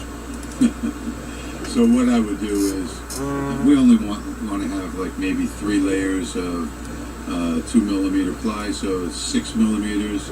So what I'll do is just select it, hold Control, move it up with my up arrow like that, until I think it's about in the right position. Maybe take another measurement. This is what you would do, okay? So take another measurement from here, that's 9 millimeters. Still not right, but we're not going to worry about it. We just want to make sure that the distance is on screen. The right size for the piece that we're making. We're not actually making a piece today. We're just talking about design. Okay? So let's go ahead and select both of these and weld those together. And now we have tired and I'm hungry. The base, the tab that fits into the slot. I don't know, I'm having trouble with words today. Alright, so the next thing that we're going to do on the piece that we made, we had 2 hearts over here protruding from the side. So we're going to take this heart and we're going to bring it, let's say like somewhere right around there.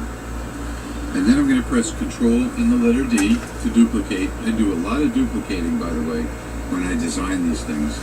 And I'm going to hold Control and make this one a little bit smaller and position it maybe somewhere right around there or so.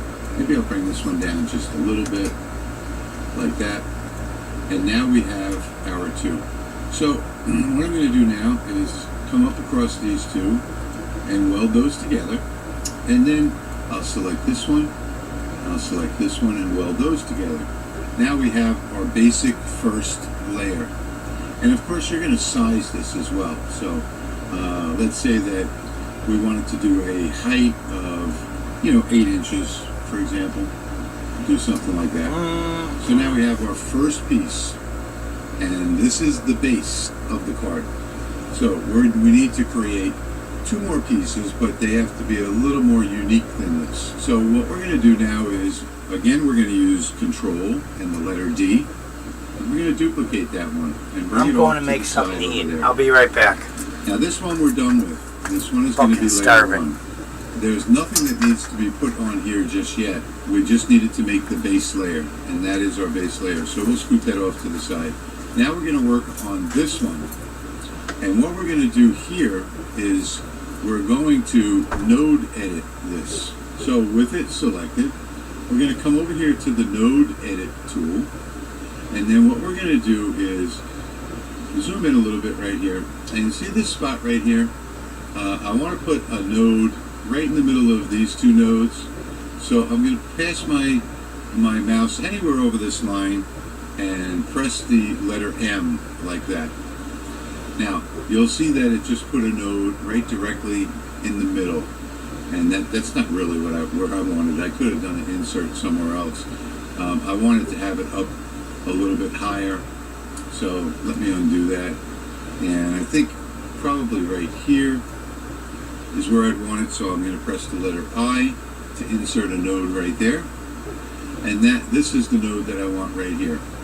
So with that node selected, I'm going to press the B key to break it. And if you take a look, you'll see that I just broke this apart. So you'll see that that is no longer part of this. So why did I do that? Well, because we're going to make a custom design out of this. And we're going to go ahead and pass our mouse over here, press the D key, and we're going to delete some of these nodes that we don't need just by passing our mouse over it and pressing the D key. What I'm going to do here is I'm going to insert a, well actually what I can do here, yeah, let me insert one in the middle like that, and I'm going to bring this one around like this. And I'm just going to take this smoothing handle and bring it up something like that, I think. Something like that may have been what I did in the initial design. And actually, I think I did put, I'm going to press the M key right here. I'm going to put one here. I think I did something like this. And maybe like something like that. That looks about right there. So now what I'm going to do is I'm going to come up here and I'm going to press the I key again. And we've just inserted another node. Do you see it right there? So let me undo that so we can grab that node. And sometimes it's a little hard to get these nodes, so you just have to pull them out like that.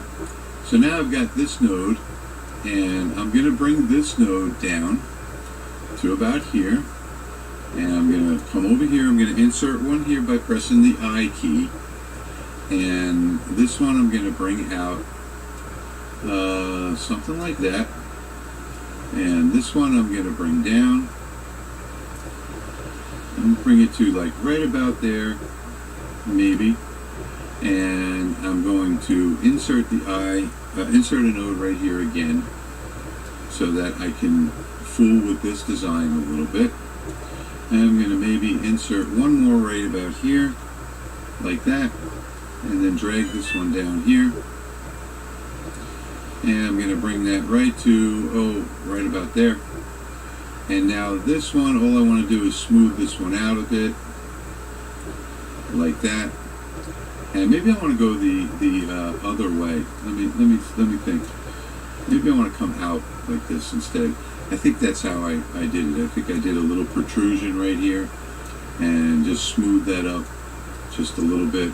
And when you play with these handles, you can do a lot of smoothing with it. And I can move this node up like that. And that's something very similar to what I had. Okay? So now, if we zoom way in, I think this was the one that we broke here. So we're going to just bring our zoom feature all the way in as far as we can zoom so that we can see where these two are, and there we go, they're both connected. So that's it. So we've got that connected, and this is our second piece now. So let's come to the selector tool. This is our second layer.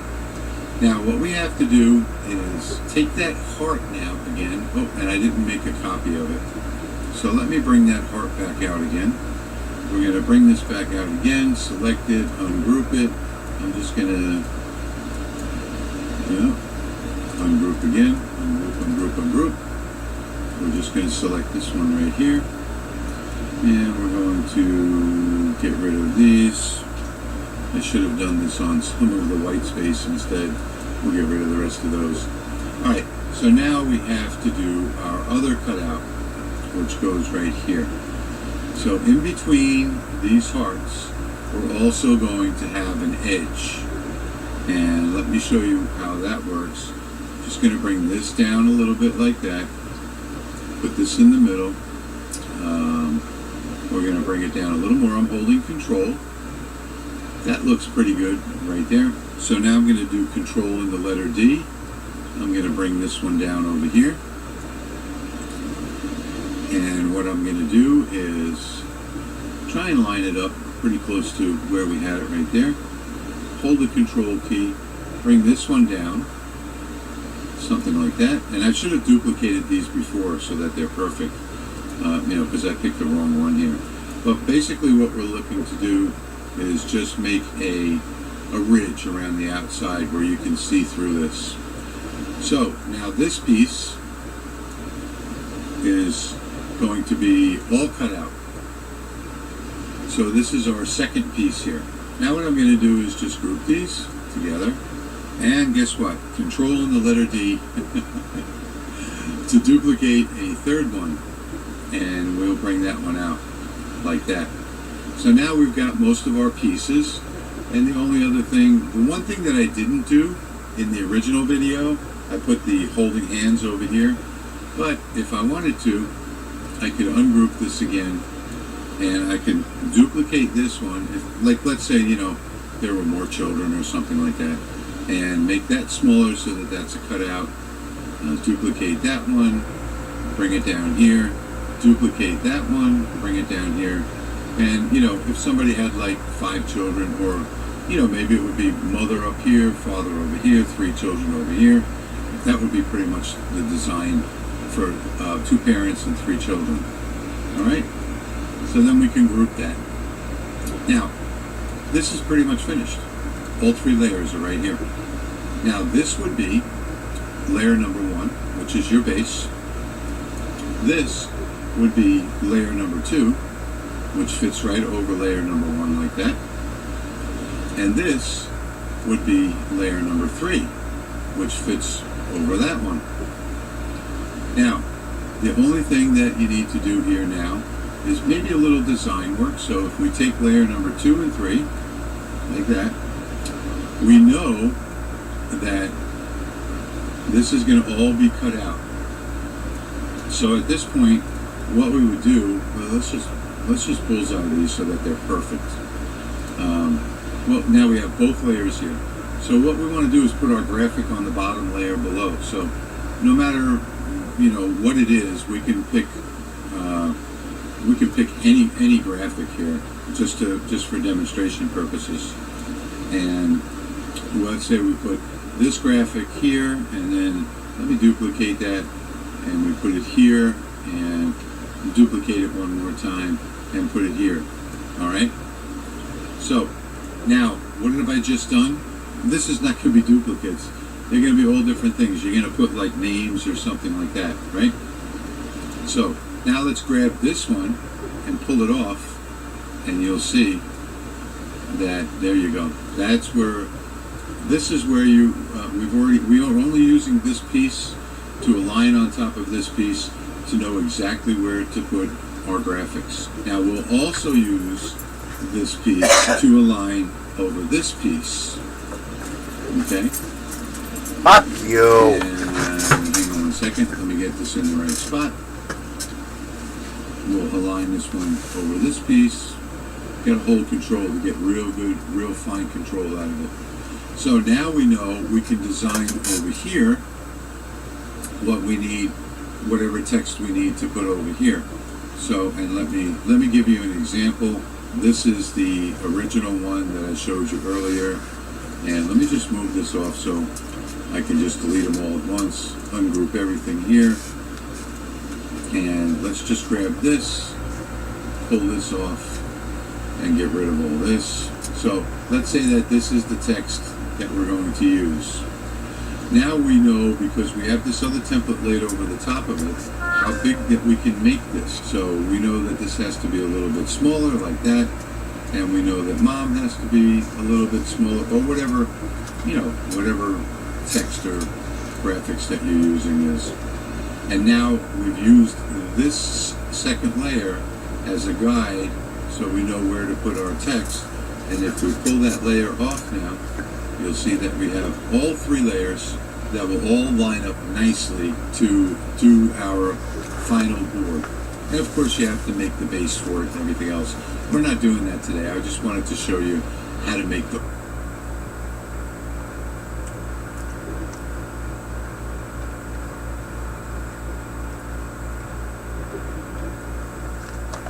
In silence, inside airport, no food and no water for several days until she died of dehydration, which is one of the most agonizing and slow ways to die.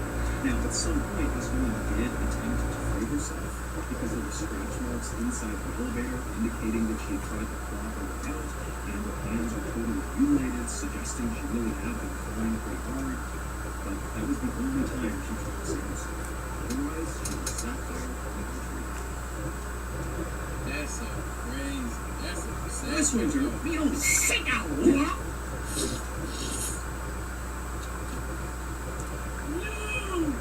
Hey, Mr. Ballin really knows how to get you to go from feeling the sad emotion instantly into laughing. Our failed surfing trip did have a silver lining. At the top of that Colorado mountain was a cave. And in that cave, deep within the mountain, was a walrus. And if you know anything about real Sam, as we love giving those gut walrus a good tongue lashing, and chest with them. So we took the opportunity and we laid into that stupid walrus for about 36 hours. And at the 36-hour mark, the walrus had enough. We got up on its flippers, and it began chasing us through the cave. And so me and Long turned, we began running for our lives. And as we ran, we did the only thing we knew how to do. We signed up for DraftKings. Now, did that save us from the walrus? No! But did it get us jacked up for football season? Yeah! Yes, it did. So jacked up, in fact, that this year we're partnering up with DraftKings to make sure all you strange, dark, and mysterious aficionados out there are kept up to date about the very best deals on the DraftKings platform. Like DraftKings' very awesome no sweat same game parlay, where if your bet loses, you get a bonus bet back in the amount of your original bet. There's also loads of other amazing opportunities on DraftKings, so go check it out. Download the DraftKings Sportsbook app now. New customers use promo code Mr. Ballin, bet $5 and get $200 in bonus bets immediately. That's promo code Mr. Ballin only at DraftKings Sportsbook.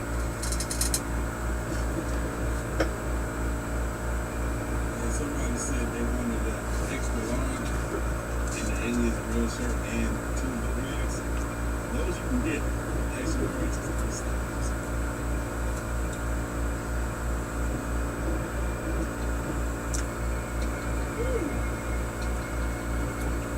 Around 5:20 p.m. on August 31st, 2007, a young couple stepped onto a beautiful sand at Palco Beach, which is located at the very southern tip of the South Korea. The couple grabbed each other's hands and smiled at excitement as they looked out of the water and saw all these fishing boats that dotted the horizon, and then behind them were all these beautiful mountains. I mean, this was a spectacular place. They couldn't believe that a place so gorgeous and so remote was located only a 1-hour train ride away from the busy city where they were. The couple's names were Kim and Chu. Kim was 21 years old, and he was an athlete and a very dedicated student. Chu, she was 20 years old and also very studious, but maybe unlike Kim, she was a bit more reserved and shy. In fact, Kim was Chu's very first serious boyfriend, and she absolutely adored him. And in fact, this was going to be the couple's kind of big first trip that they would take together. It was a Friday, and Kim and Chu planned to spend the entire weekend exploring this place called Yelko Beach. Yelko Beach is located right against this quaint little fishing village, and it's famous for its beautiful silver-colored sand. In fact, the beach is so famous, lots of people come out here and just camp out on the beach because it's just so beautiful. There's also a very busy open-air seafood market right nearby, which is really cool because the fishermen come in and literally offload their catch right onto the table and sell it to people coming by. And also, up in the mountains, you can see these beautiful bright green crops, which were tea plantations that made the air on Yelko Beach kind of floral and sweet-smelling. But before Kim and Chu began exploring all the kind of main tourist attractions, they wanted to go check out the fishing pier, which was not really a touristy attraction. It was just a regular fishing pier. But, Kim and Chu was on this hour-long train ride, and they wanted to switch their legs, and the sun was starting to go down, and so they figured they could go out on the pier, beautiful view of the water, watch the sunset, and then after that, they could go down to school reading about the parents. And so Kim and Chu, still holding hands, began walking from the silver sandy beach in the direction of the fishing pier in the distance. And as they were walking, Chu pulled out a camera, was taking pictures, but then at some point, Kim, who again was holding Chu's hand, he just abruptly stops and kind of squints his eyes and looks off in the distance towards the fishing pier. And Chu, she puts her camera down, and still not what's going on, but Chu, without even saying anything, just raises his hand and points. And seconds later, Kim and Chu were running on the beach. The next day, Chu was supposed to come over and check in about but she never did. And so her mother eventually tried calling Chu later in the day, but it went straight to voicemail. And also, when she was working for Kim was also not answering his phone. And so by the end of this day, when Kim and Chu's parents had not heard from their child, they did not wait for any more information. They knew this was so uncharacteristic of these two to go completely radio silent for no reason. But the parents just went straight to the police and filed a missing person report. Hey, shout out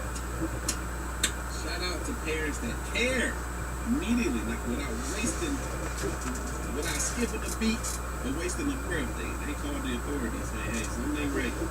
This ain't like my child. This is why it's so good to have a good relationship, a good connection with your child. Because if they don't call when they're supposed to call, you have every right to be a little concerned or worried. Man,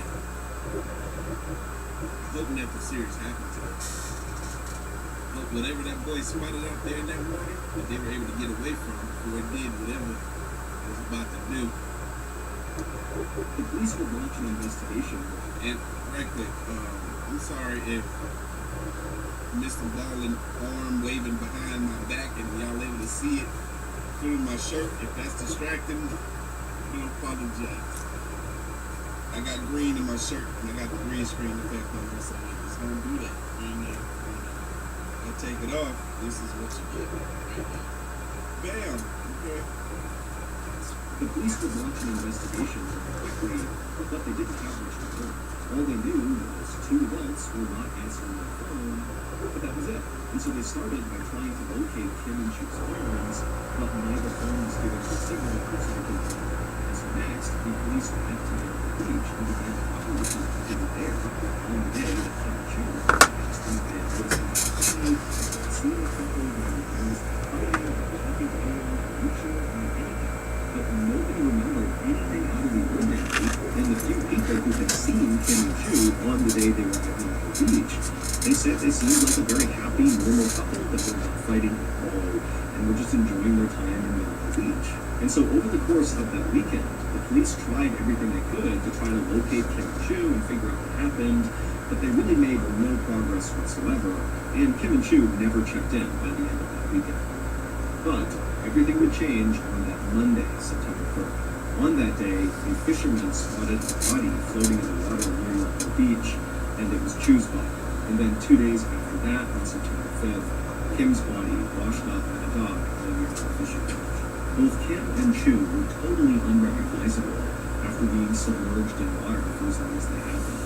Autopsies would show that Kim and Chu also had lots of bone fractures, but it wasn't clear if they were beaten by someone or something, and that's what caused the fractures, or if they were just a product of being in the water for so long and smashing into rocks and boats and that kind of thing. But I was about to say, I'm like, how would they? It didn't seem like they were in the water that long to be that unrecognizable.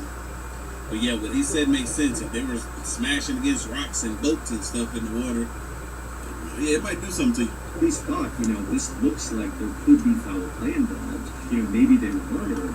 And so the police went back and began scouring all the footage from all the cameras at Yelko Beach to see if maybe they could find some clip that would show what happened to this couple. And eventually, one of the detectives who was looking through all this footage found something really interesting. He found a very short clip of the couple over at that fishing pier that they had been walking towards. However, they were not up on the fishing pier like you would expect. They were below the fishing pier on the sand. And they were kind of standing next to each other, holding each other close, and looking through all this murder going on and this may cause the fishing pier with a fisherman who never did and shoot that they had several bone fractures. And so this was enough for the police to launch a much Sorry about that. I was looking for something. Investigation into what was going on at Yellow Beach, which included reopening the Kim and Chu case. And so a detective was assigned to go back through all the evidence in the Kim and Chu case and kind of re-examine it. And so this detective did look through all these pictures, and he would find one picture that broke the case wide open. Back on the night that Kim and Chu were at Yellow Beach and they began walking towards the fishing pier, Kim had abruptly stopped, raised his finger and pointed at something, and then seconds later, he and Chu were running in that direction. Well, what Kim had spotted was a fisherman who was standing below the fishing pier, and he was very obviously making his way over to his fishing boat to go back out on the water. And Kim just felt like it would be really cool to go ask that fisherman if they could join him and go out on the water with him on his fishing boat to get a view of Yellow Beach that way. And Chu, when she heard this idea, thought it was a great idea, and the two of them ran to the pier to try to catch this fisherman before he took off. And so that was why there was footage of the couple standing underneath the fishing pier. They were actually talking to this fisherman who could not be seen in front. The fisherman was a 70-year-old man named Wu Jun Wen, and he made his living selling octopus. And at first, when Kim and Chu approached Wu and asked to go with him on his boat, he said, "No, I don't want you to come with me." But Kim and Chu seemed really desperate to go out with him, and finally he relented and said, "Okay, you can tag me." Wu was very thin and short, but he had been working on fishing boats since he was a child, and so despite his appearance of being this kind of small, frail guy, he was actually really physically strong. And despite Wu's kind of harmless-seeming exterior, inside, Wu was a very, very disturbed person. The reason Wu did not want to bring Kim and Chu with him out on his boat is he knew he would have an urge that he would not be able to control. But when they kept begging him over and over again to go with him, he finally just accepted that this was going to happen. He put them on his boat, he brought them out onto the water, and sure enough, he would act on those urges. Once Wu's boat was out on the water far away from the beach, he immediately pushed Kim overboard, and so Kim falls into the water, and then Wu grabbed this long metal grappling hook and began beating Kim in the water on his face, his arms, his hands, as Kim desperately tried to climb back on the boat. And eventually, Wu literally beat Kim to death. And at the same time, Chu was on this boat watching this happening. And so after her boyfriend has been beaten to death, Wu turns on Chu and does the same thing to her. He chucks her overboard and beats her until she dies from this grappling hook. And then afterward, Wu just got back behind the wheel, putted back to shore, and sold his octopus. Like, what the what? What kind of mess? They say this man got some issues. Mr. Baller said this dude got issues where he has this urge that he can't fight. You're like, you don't want to get on this boat. What? What's wrong with him? Who else has he done this to? How do you have an urge to just want to push somebody overboard and beat them with this freaking stick with a hook? Do you do your fish like that? I'm confused. I don't understand. I even want to. Nothing had happened. And Wu very likely would have gotten away with these first two murders, except 4 weeks later, it just so happened that two more tourists, those two young women, just happened to ask Wu the same question. Can we go out with you on your boat? And he would kill them the same way he killed Kim and Chu. Except one of those two young women, while they were out on the water in his boat before they were attacked, she sent something wrong, and she sent a text message saying she was in trouble on a boat. And when the police found these two women's bodies and found that text message, they immediately searched the registry that listed all the boats that had been out on the water near Yelpo Beach that day. And because it was a holiday, there was nobody out on the water except for one boat. That boat was Wu's boat. And this is where that photo the detective found. This is Wu's boat? You think I would get on this mess? I had a feeling that it had to be a small boat like this, because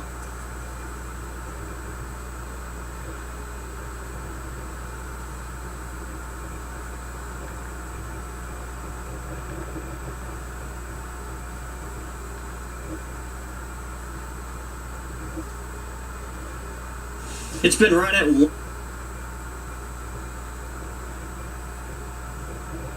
In this video, we're going to talk all about fonts and text in Lightburn.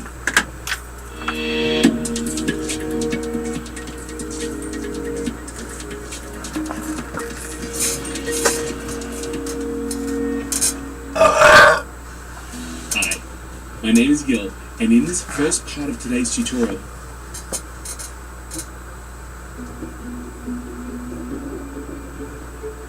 the one thing that I like most about having a Cardio Mobile card is well, we're going to look at everything you need to know to take your text layout and editing to the next level in Lightburn.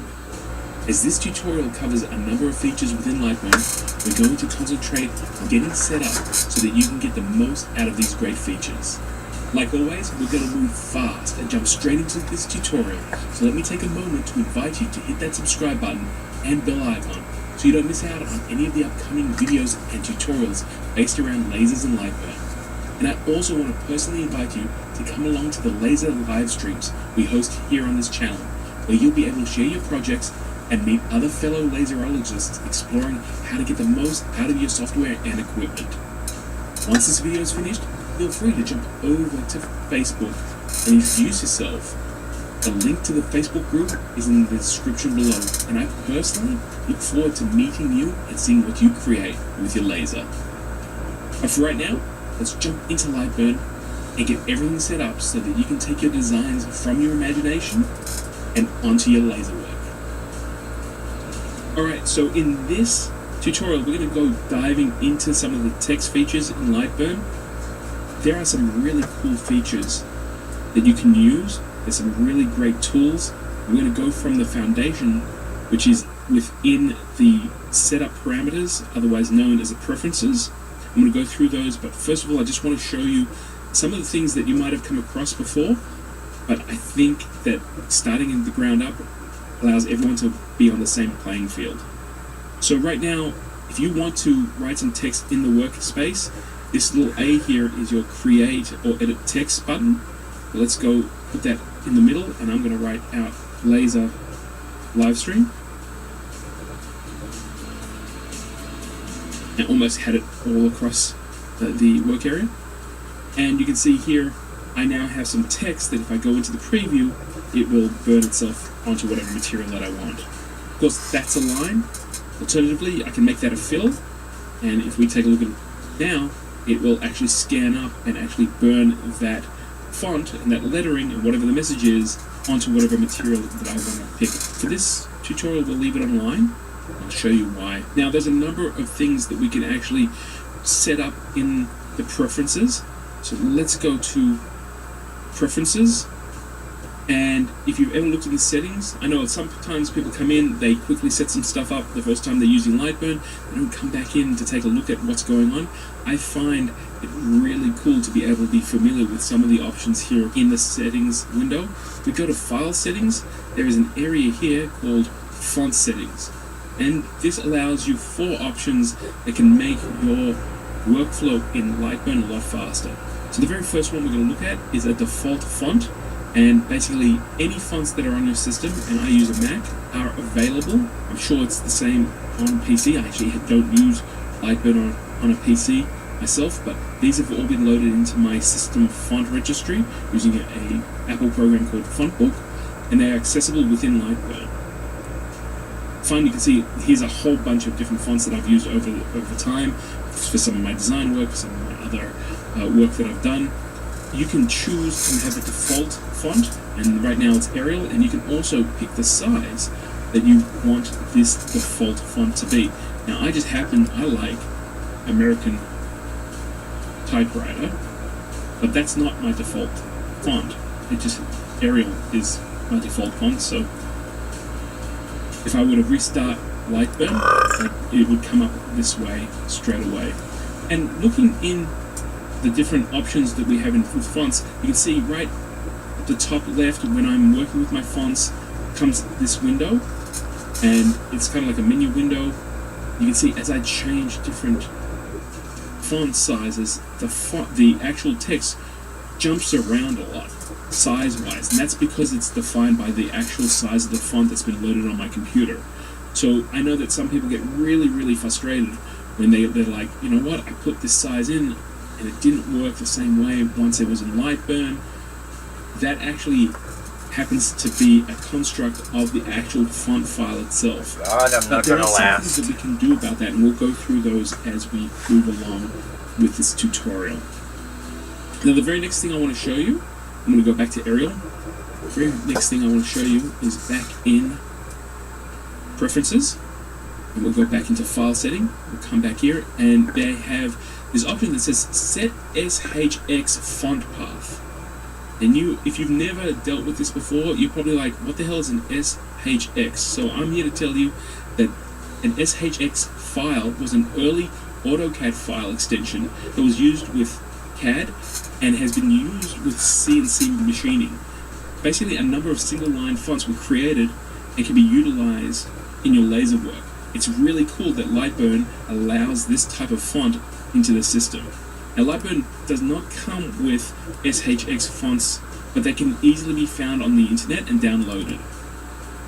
In the font settings, all you have to do is basically point the font path to wherever you're keeping the files, and in this case, I've actually put them onto my desktop here. So I'm just going to select them and open them, and you'll see that when we go back up to fonts, whoa, I've got two types of files now. Now, if you take a look at above demo, you can see that right beside it, it has a T and a T. So it's a true type font.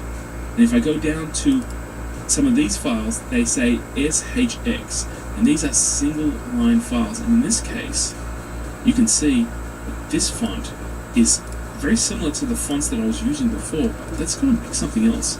Again, you can see that the size is very different. Let's go and find a single line font. Here we go.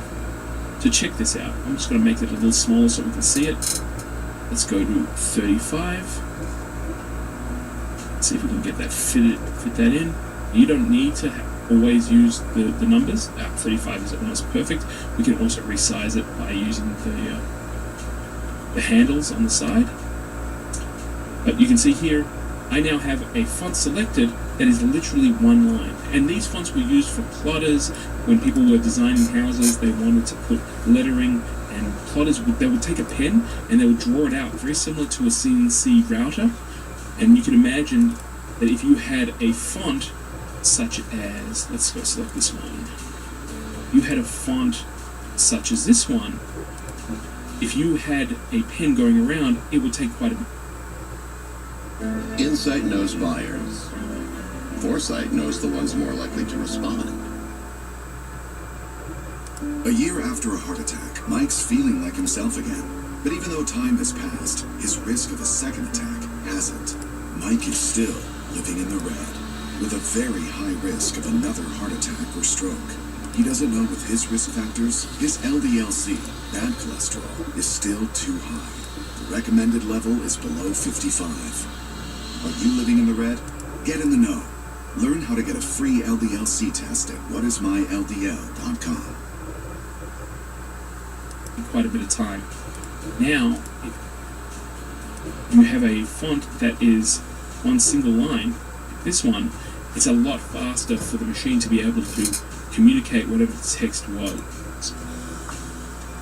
In CNC, people were using these fonts to save a lot of time, especially if you've got a router bit, you don't need any more information but the path.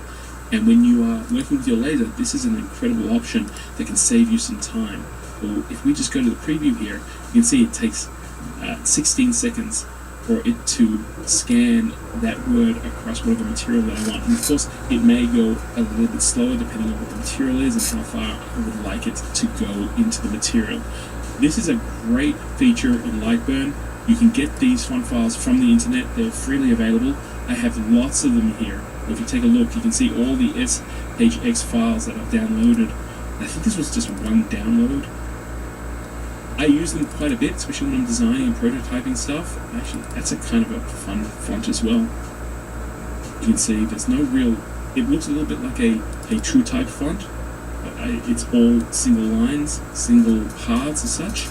Now, one of the tricks that I've learned over time is sometimes I want to be able to select the fonts that I'm familiar with, but I don't want to get bogged down with all these SHX files mixed in with them. So what I do is go back into preferences.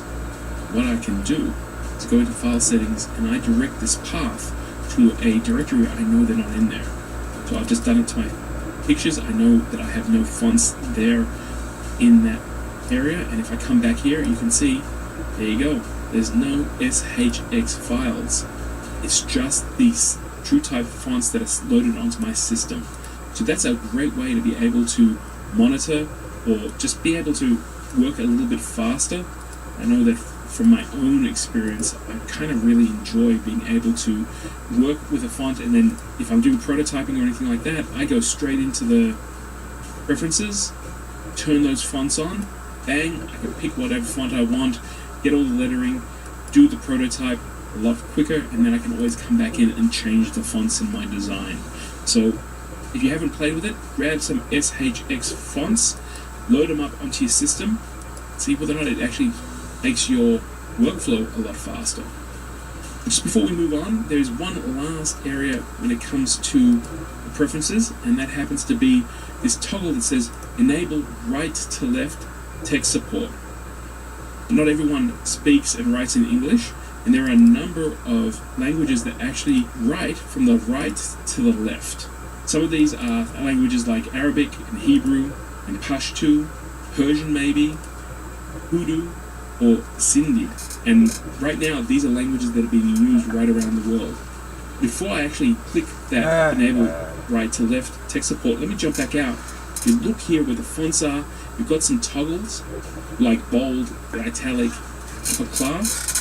uppercase. Well, you know, if you're using Lightburn, you're upper class. But if we go and toggle on uppercase, you can see the text all goes into capitals.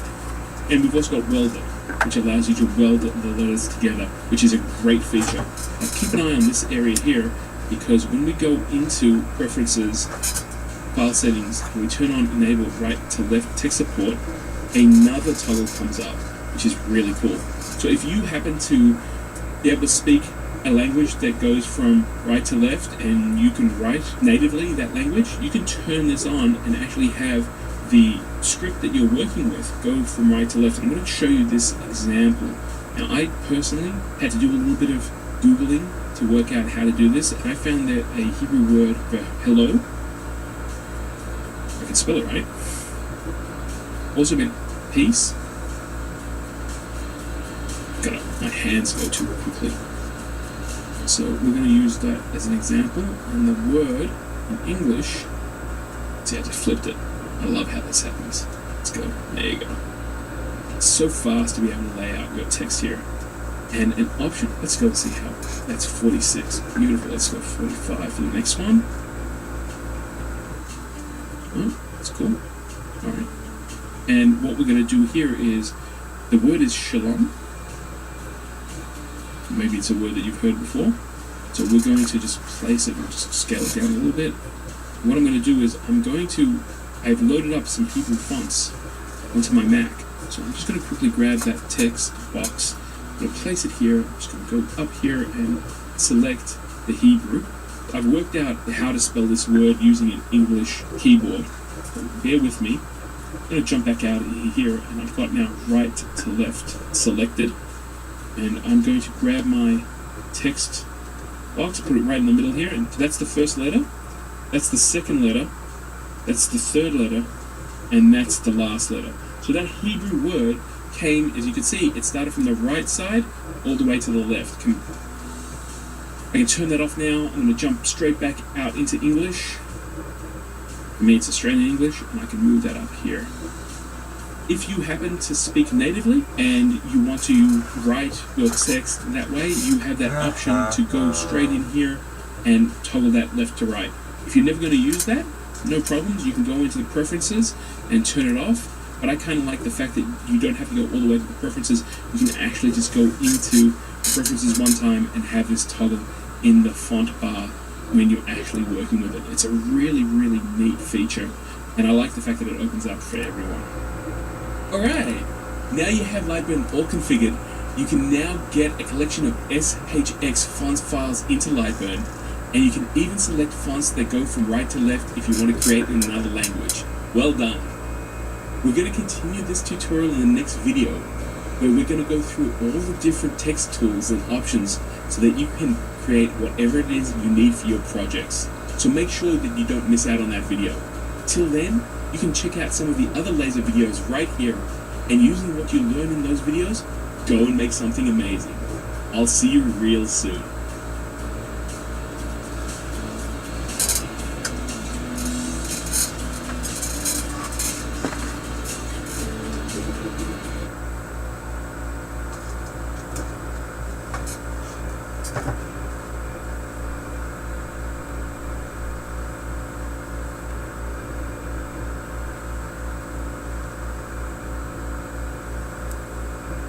Probably some dope in there, or a gun.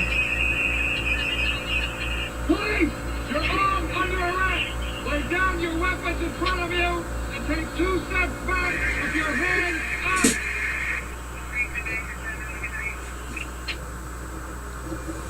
There he goes. Walk of shame, ladies and gentlemen. Walk of shame.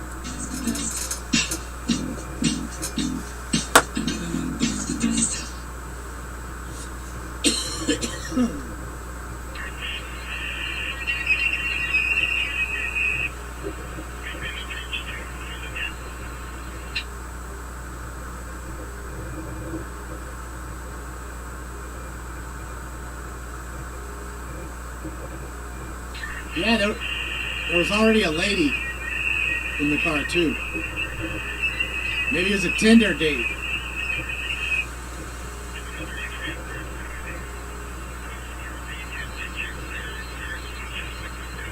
I don't know if the car's okay. I don't even see the car. I mean, I'm guessing that's it right there, the white one, but... Parked it pretty nicely if it's that white one right there, but it doesn't look like it. Let's see. Uh-oh. I knew it. There's some weed plants up in that joint. I told you. Told you. Why is it grow buckets, homie? Grow buckets, homie.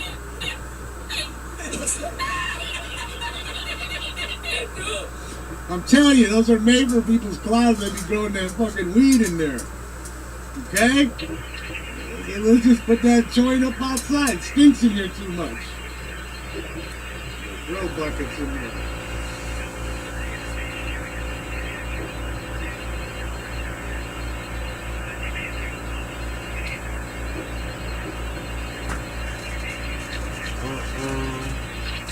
So, Nick, you didn't miss much, Nick.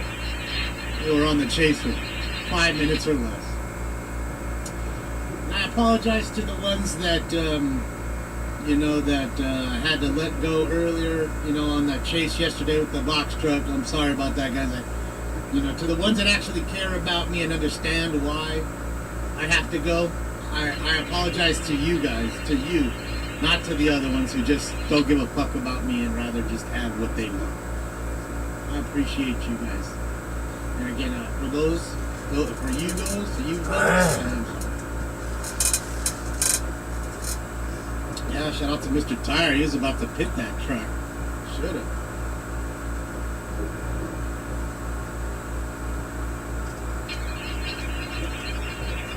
Box truck chase was a good one. At least we got most of it, right? The last end of it. I had to go. I was already like 3-4 minutes late to the therapy session. They stopped showing him anyway? Thanks, bro.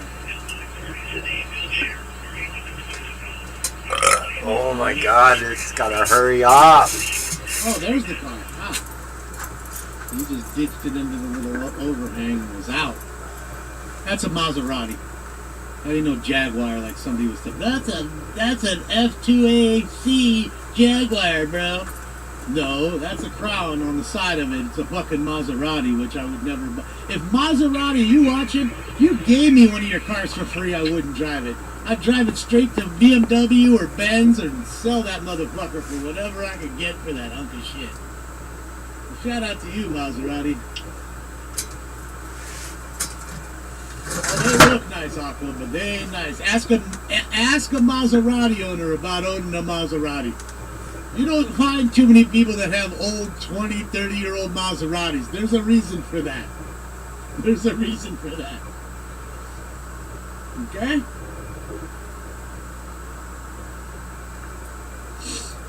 Maseratis are for West Hollywood, man. Don't matter who it's for. It's a piece of shit no matter who buys it. Male, female, whatever city. It's a shitty car.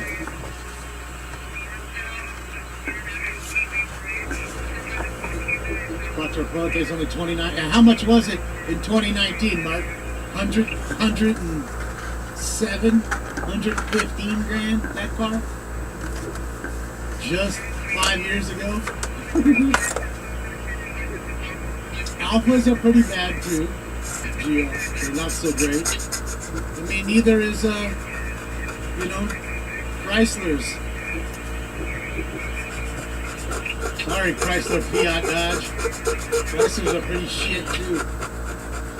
A lot of cars in that sense that are shitty. BMW has plenty of shitty cars. You know? Go look at what an X3 and X5 costs. Go look what a 7 Series is after 6 years.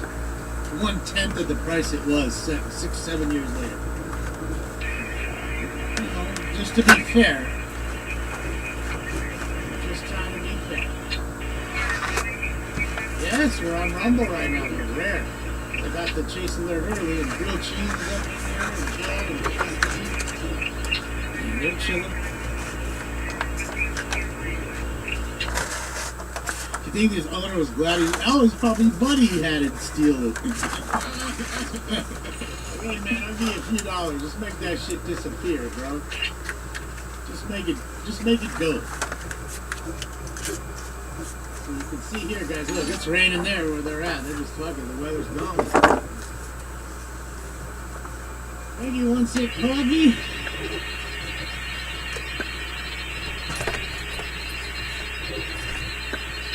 Well, I mean, let's be honest. Any and every car that you buy is gonna, what do you call it? Is gonna drop in value. I don't give a fuck what it is. Toyota, Camry, I don't care. They're all overpriced, and they all lose their value. Here more so than ever because the dealer market here in California seems to be larger than everywhere else in the country. Fucking insane. Everyone has that special $10,000 markup. And go see what like a new Bronco markup is. I'm telling you. That's why these dealerships are in trouble, and I'm glad they are. I hope all of these dealerships go under, every last one of them. All those, these car salesmen who laugh and giggle as you drive off the lot. Man, I really stuck that person or that old lady. Really, I took her to the cleaners, man. And then went home and slept good that night. Ate some shrimp. Yeah, you too. Hopefully you're in the unemployment line and we can laugh at you while you stand in the unemployment line. Can't wait till you can just go direct. Dealer direct. I mean, Tesla's pretty much that way. You buy it online, you wait for it, it comes, you get it, and there you go. You don't have to deal with those disgusting subhuman salesmen. I mean, they're just like vultures. Can't even walk onto a lot and sniff around for a second without being pestered by them. Yes, so the last thing I would do, like I told you about 5 minutes ago, is get a goddamn fucking Maserati. I'd rather sell it and drive a Toyota Tacoma. Give me a Toyota Tacoma 2024 TRD Pro. I'll happily drive it over that car. Any day. Any day, man.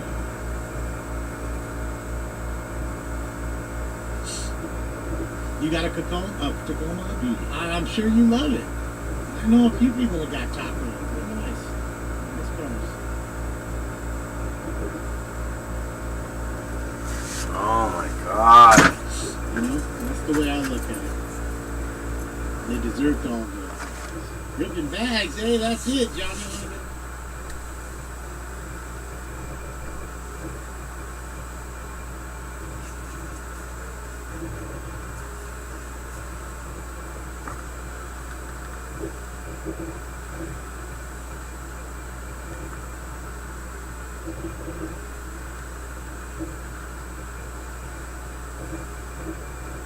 Look at this beautiful truck.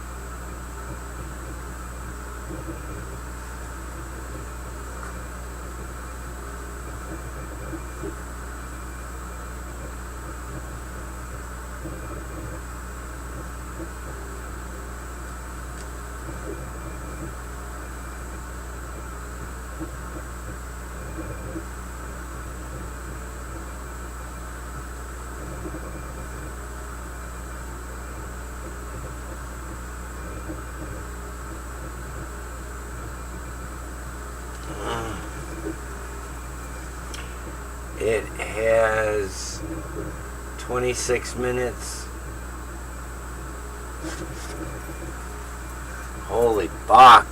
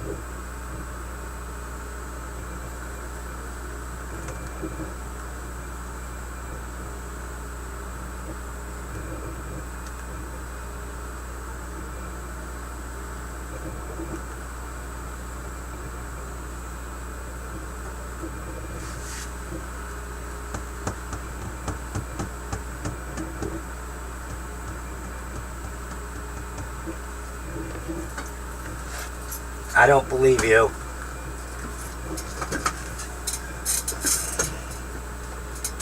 I don't believe you.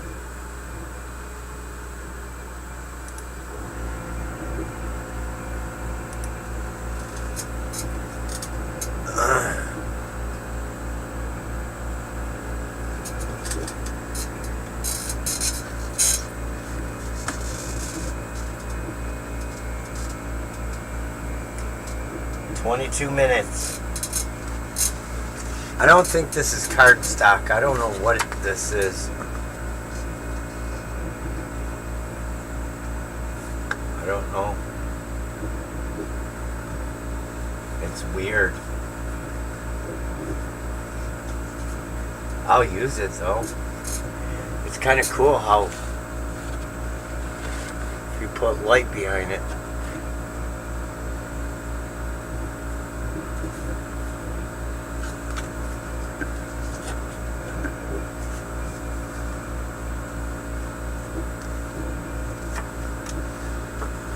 Uh-huh.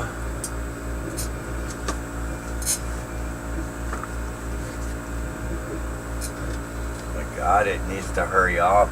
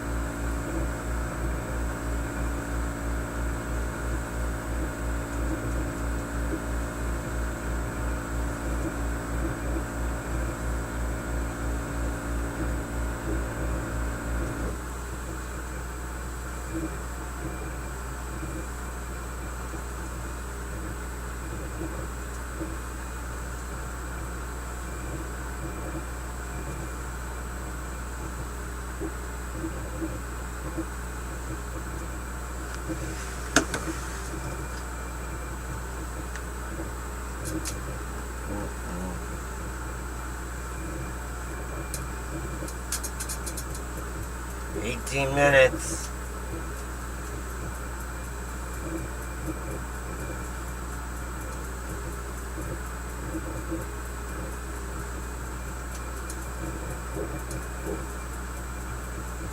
$18 and then I could go to bed.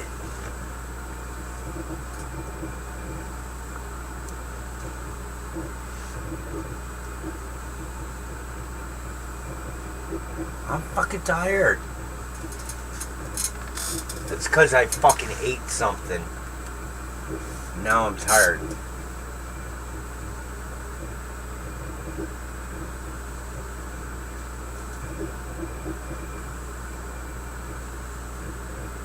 Fucking watermark.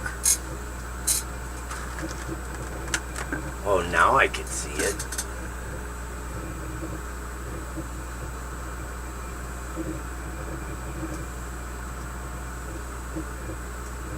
Oh.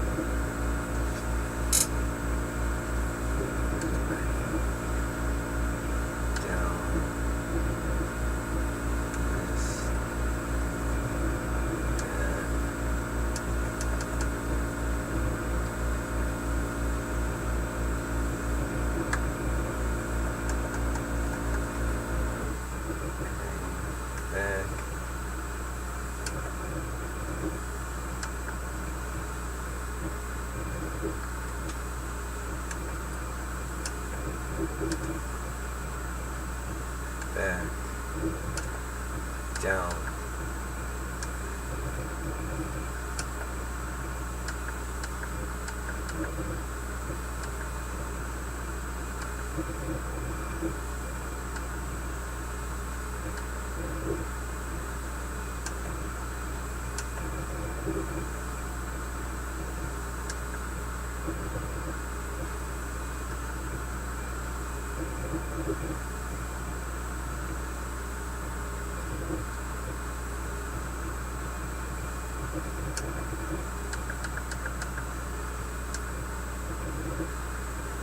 Yep.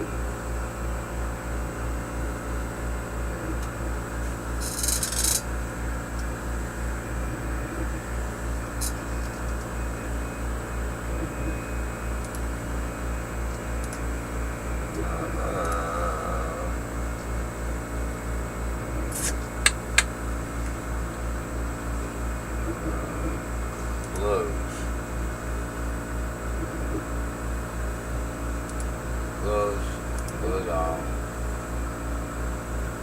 Oh my God, that's even worse.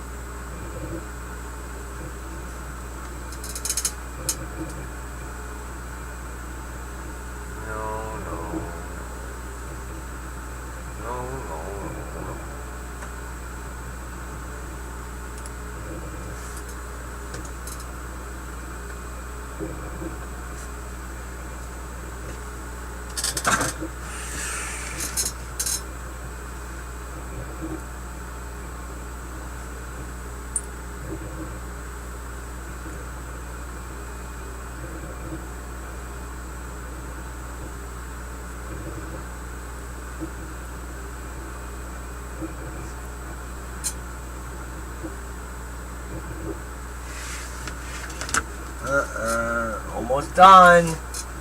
12 more minutes. Hurry the fuck up.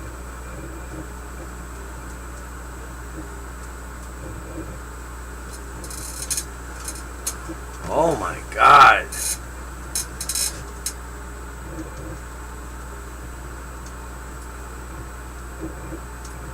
Fuck off.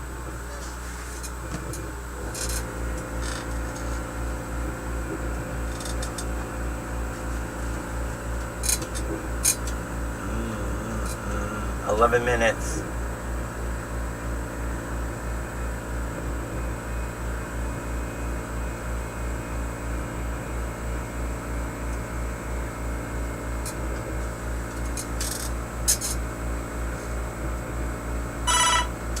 Oh my God, Robert.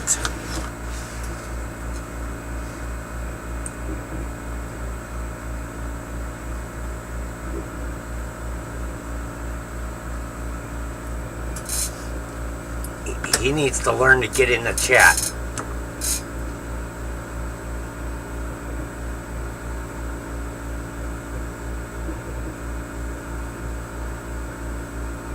$1,900, 100%.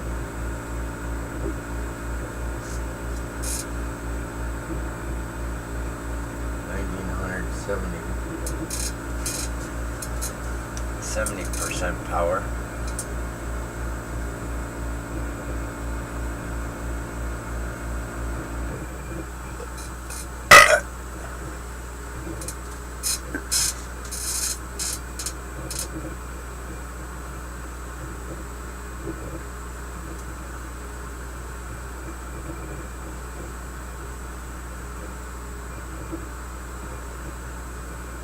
my God, hurry up! 7, 6, 5, 4, 3, 2, 1. 10 minutes.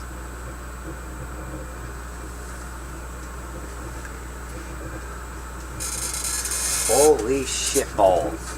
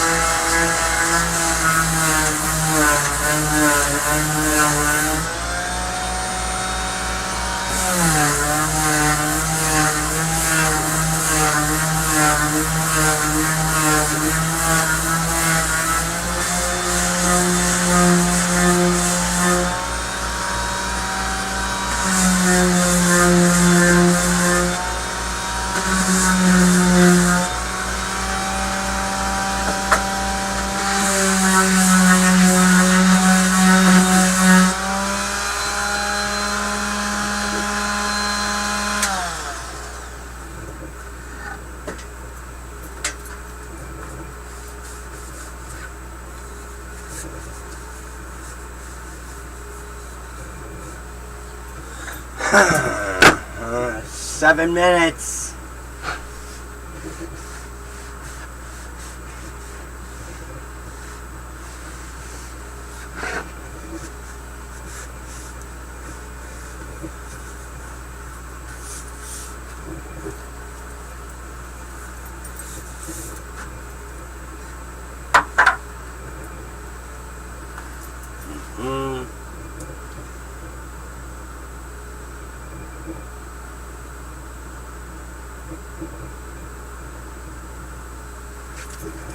Time for another one.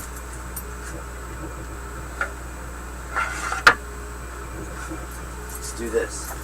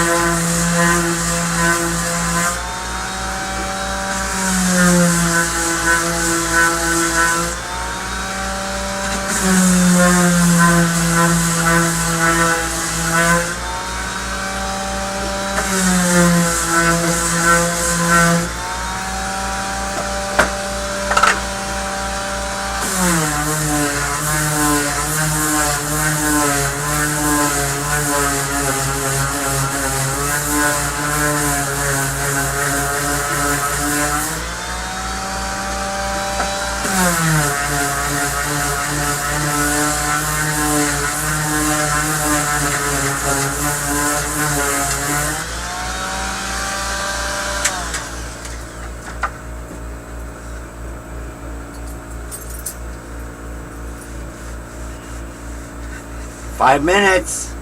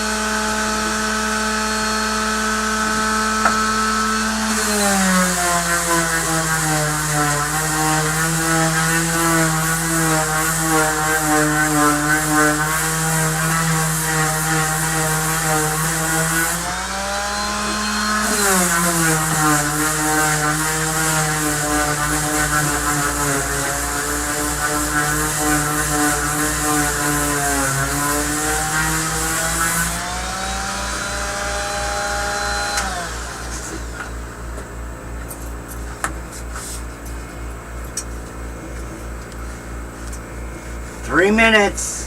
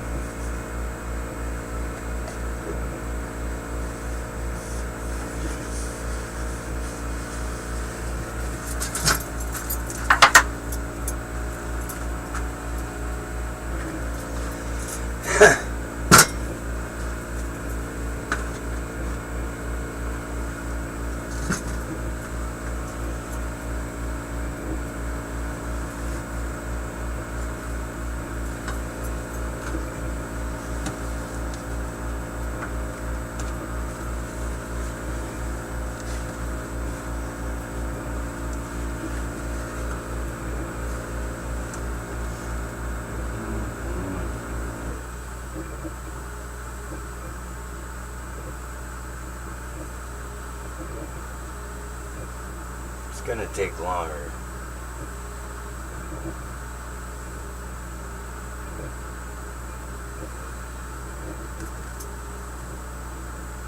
than that.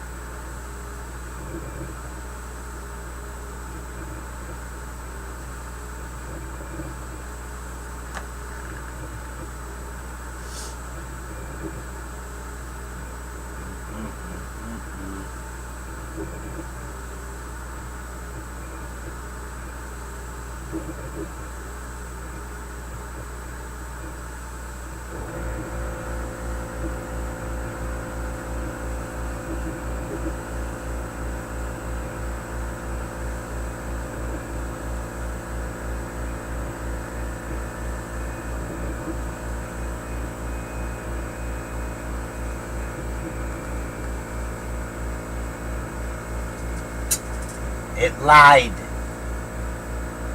5, 4, 3, 2, 1. It's supposed to be done right now.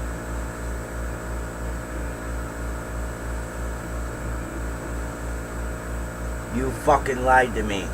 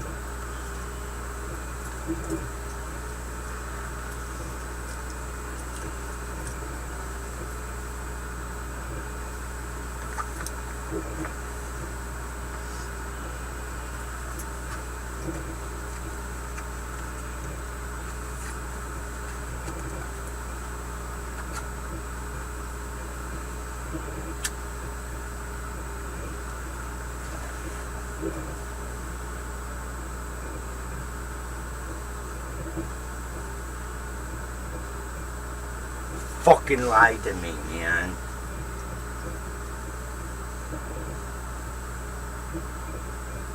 We're going on 2 minutes.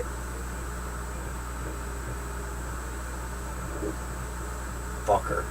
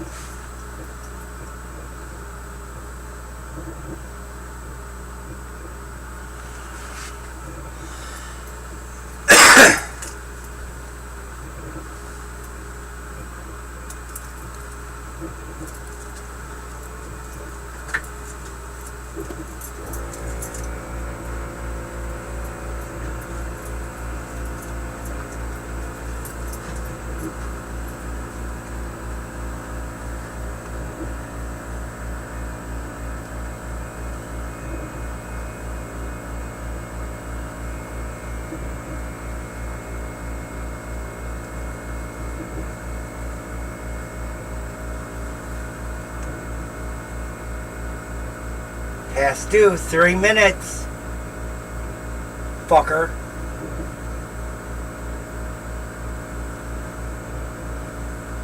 Why do you have to lie? Just fucking tell me the truth.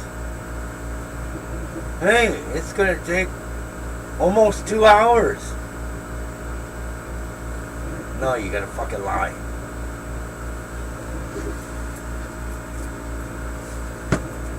The fuck?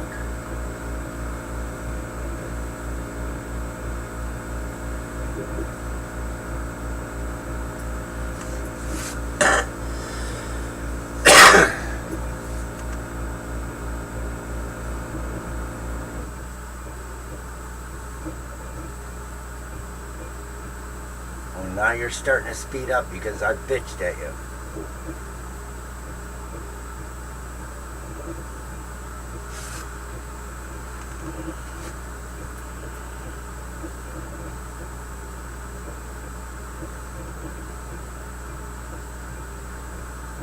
So?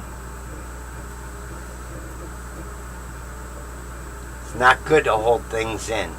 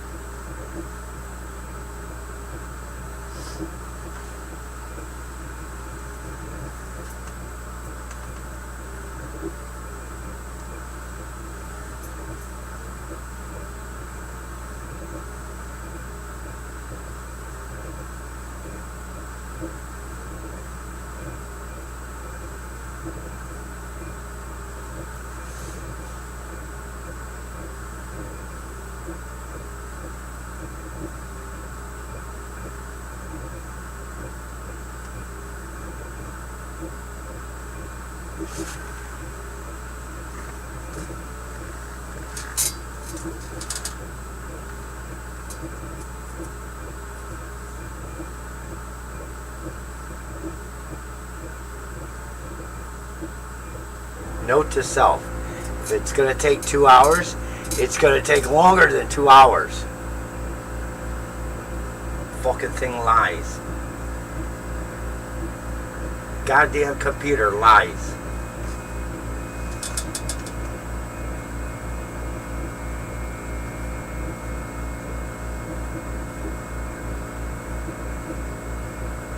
Almost 6 minutes.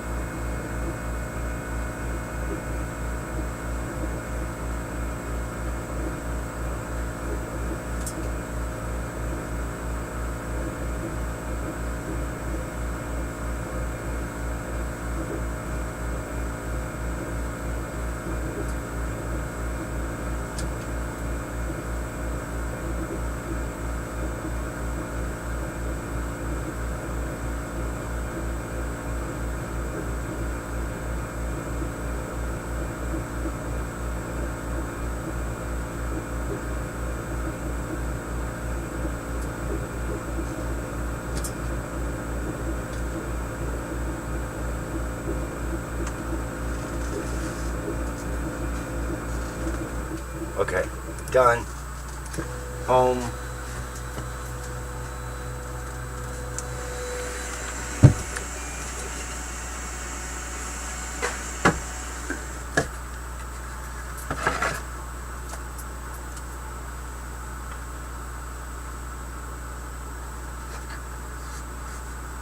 Wow. Now let's give it a quick sand.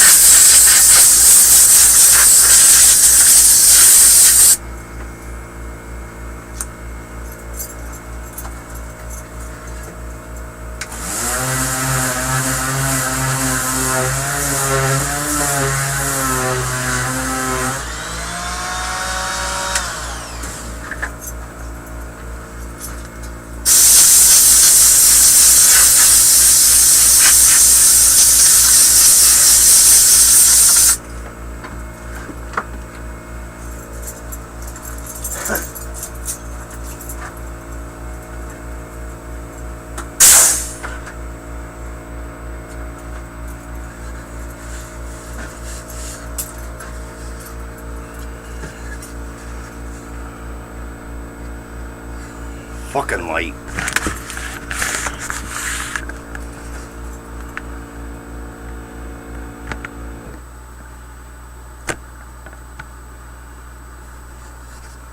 I wonder if I could put this.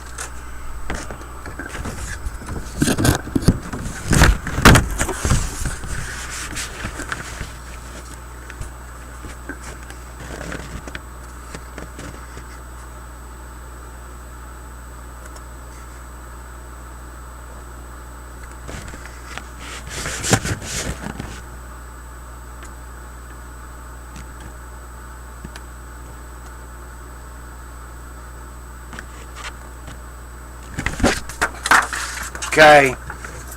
You know what time it is.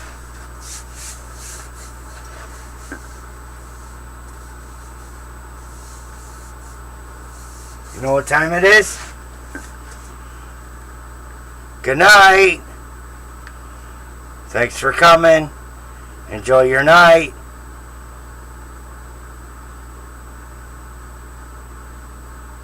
Jamie.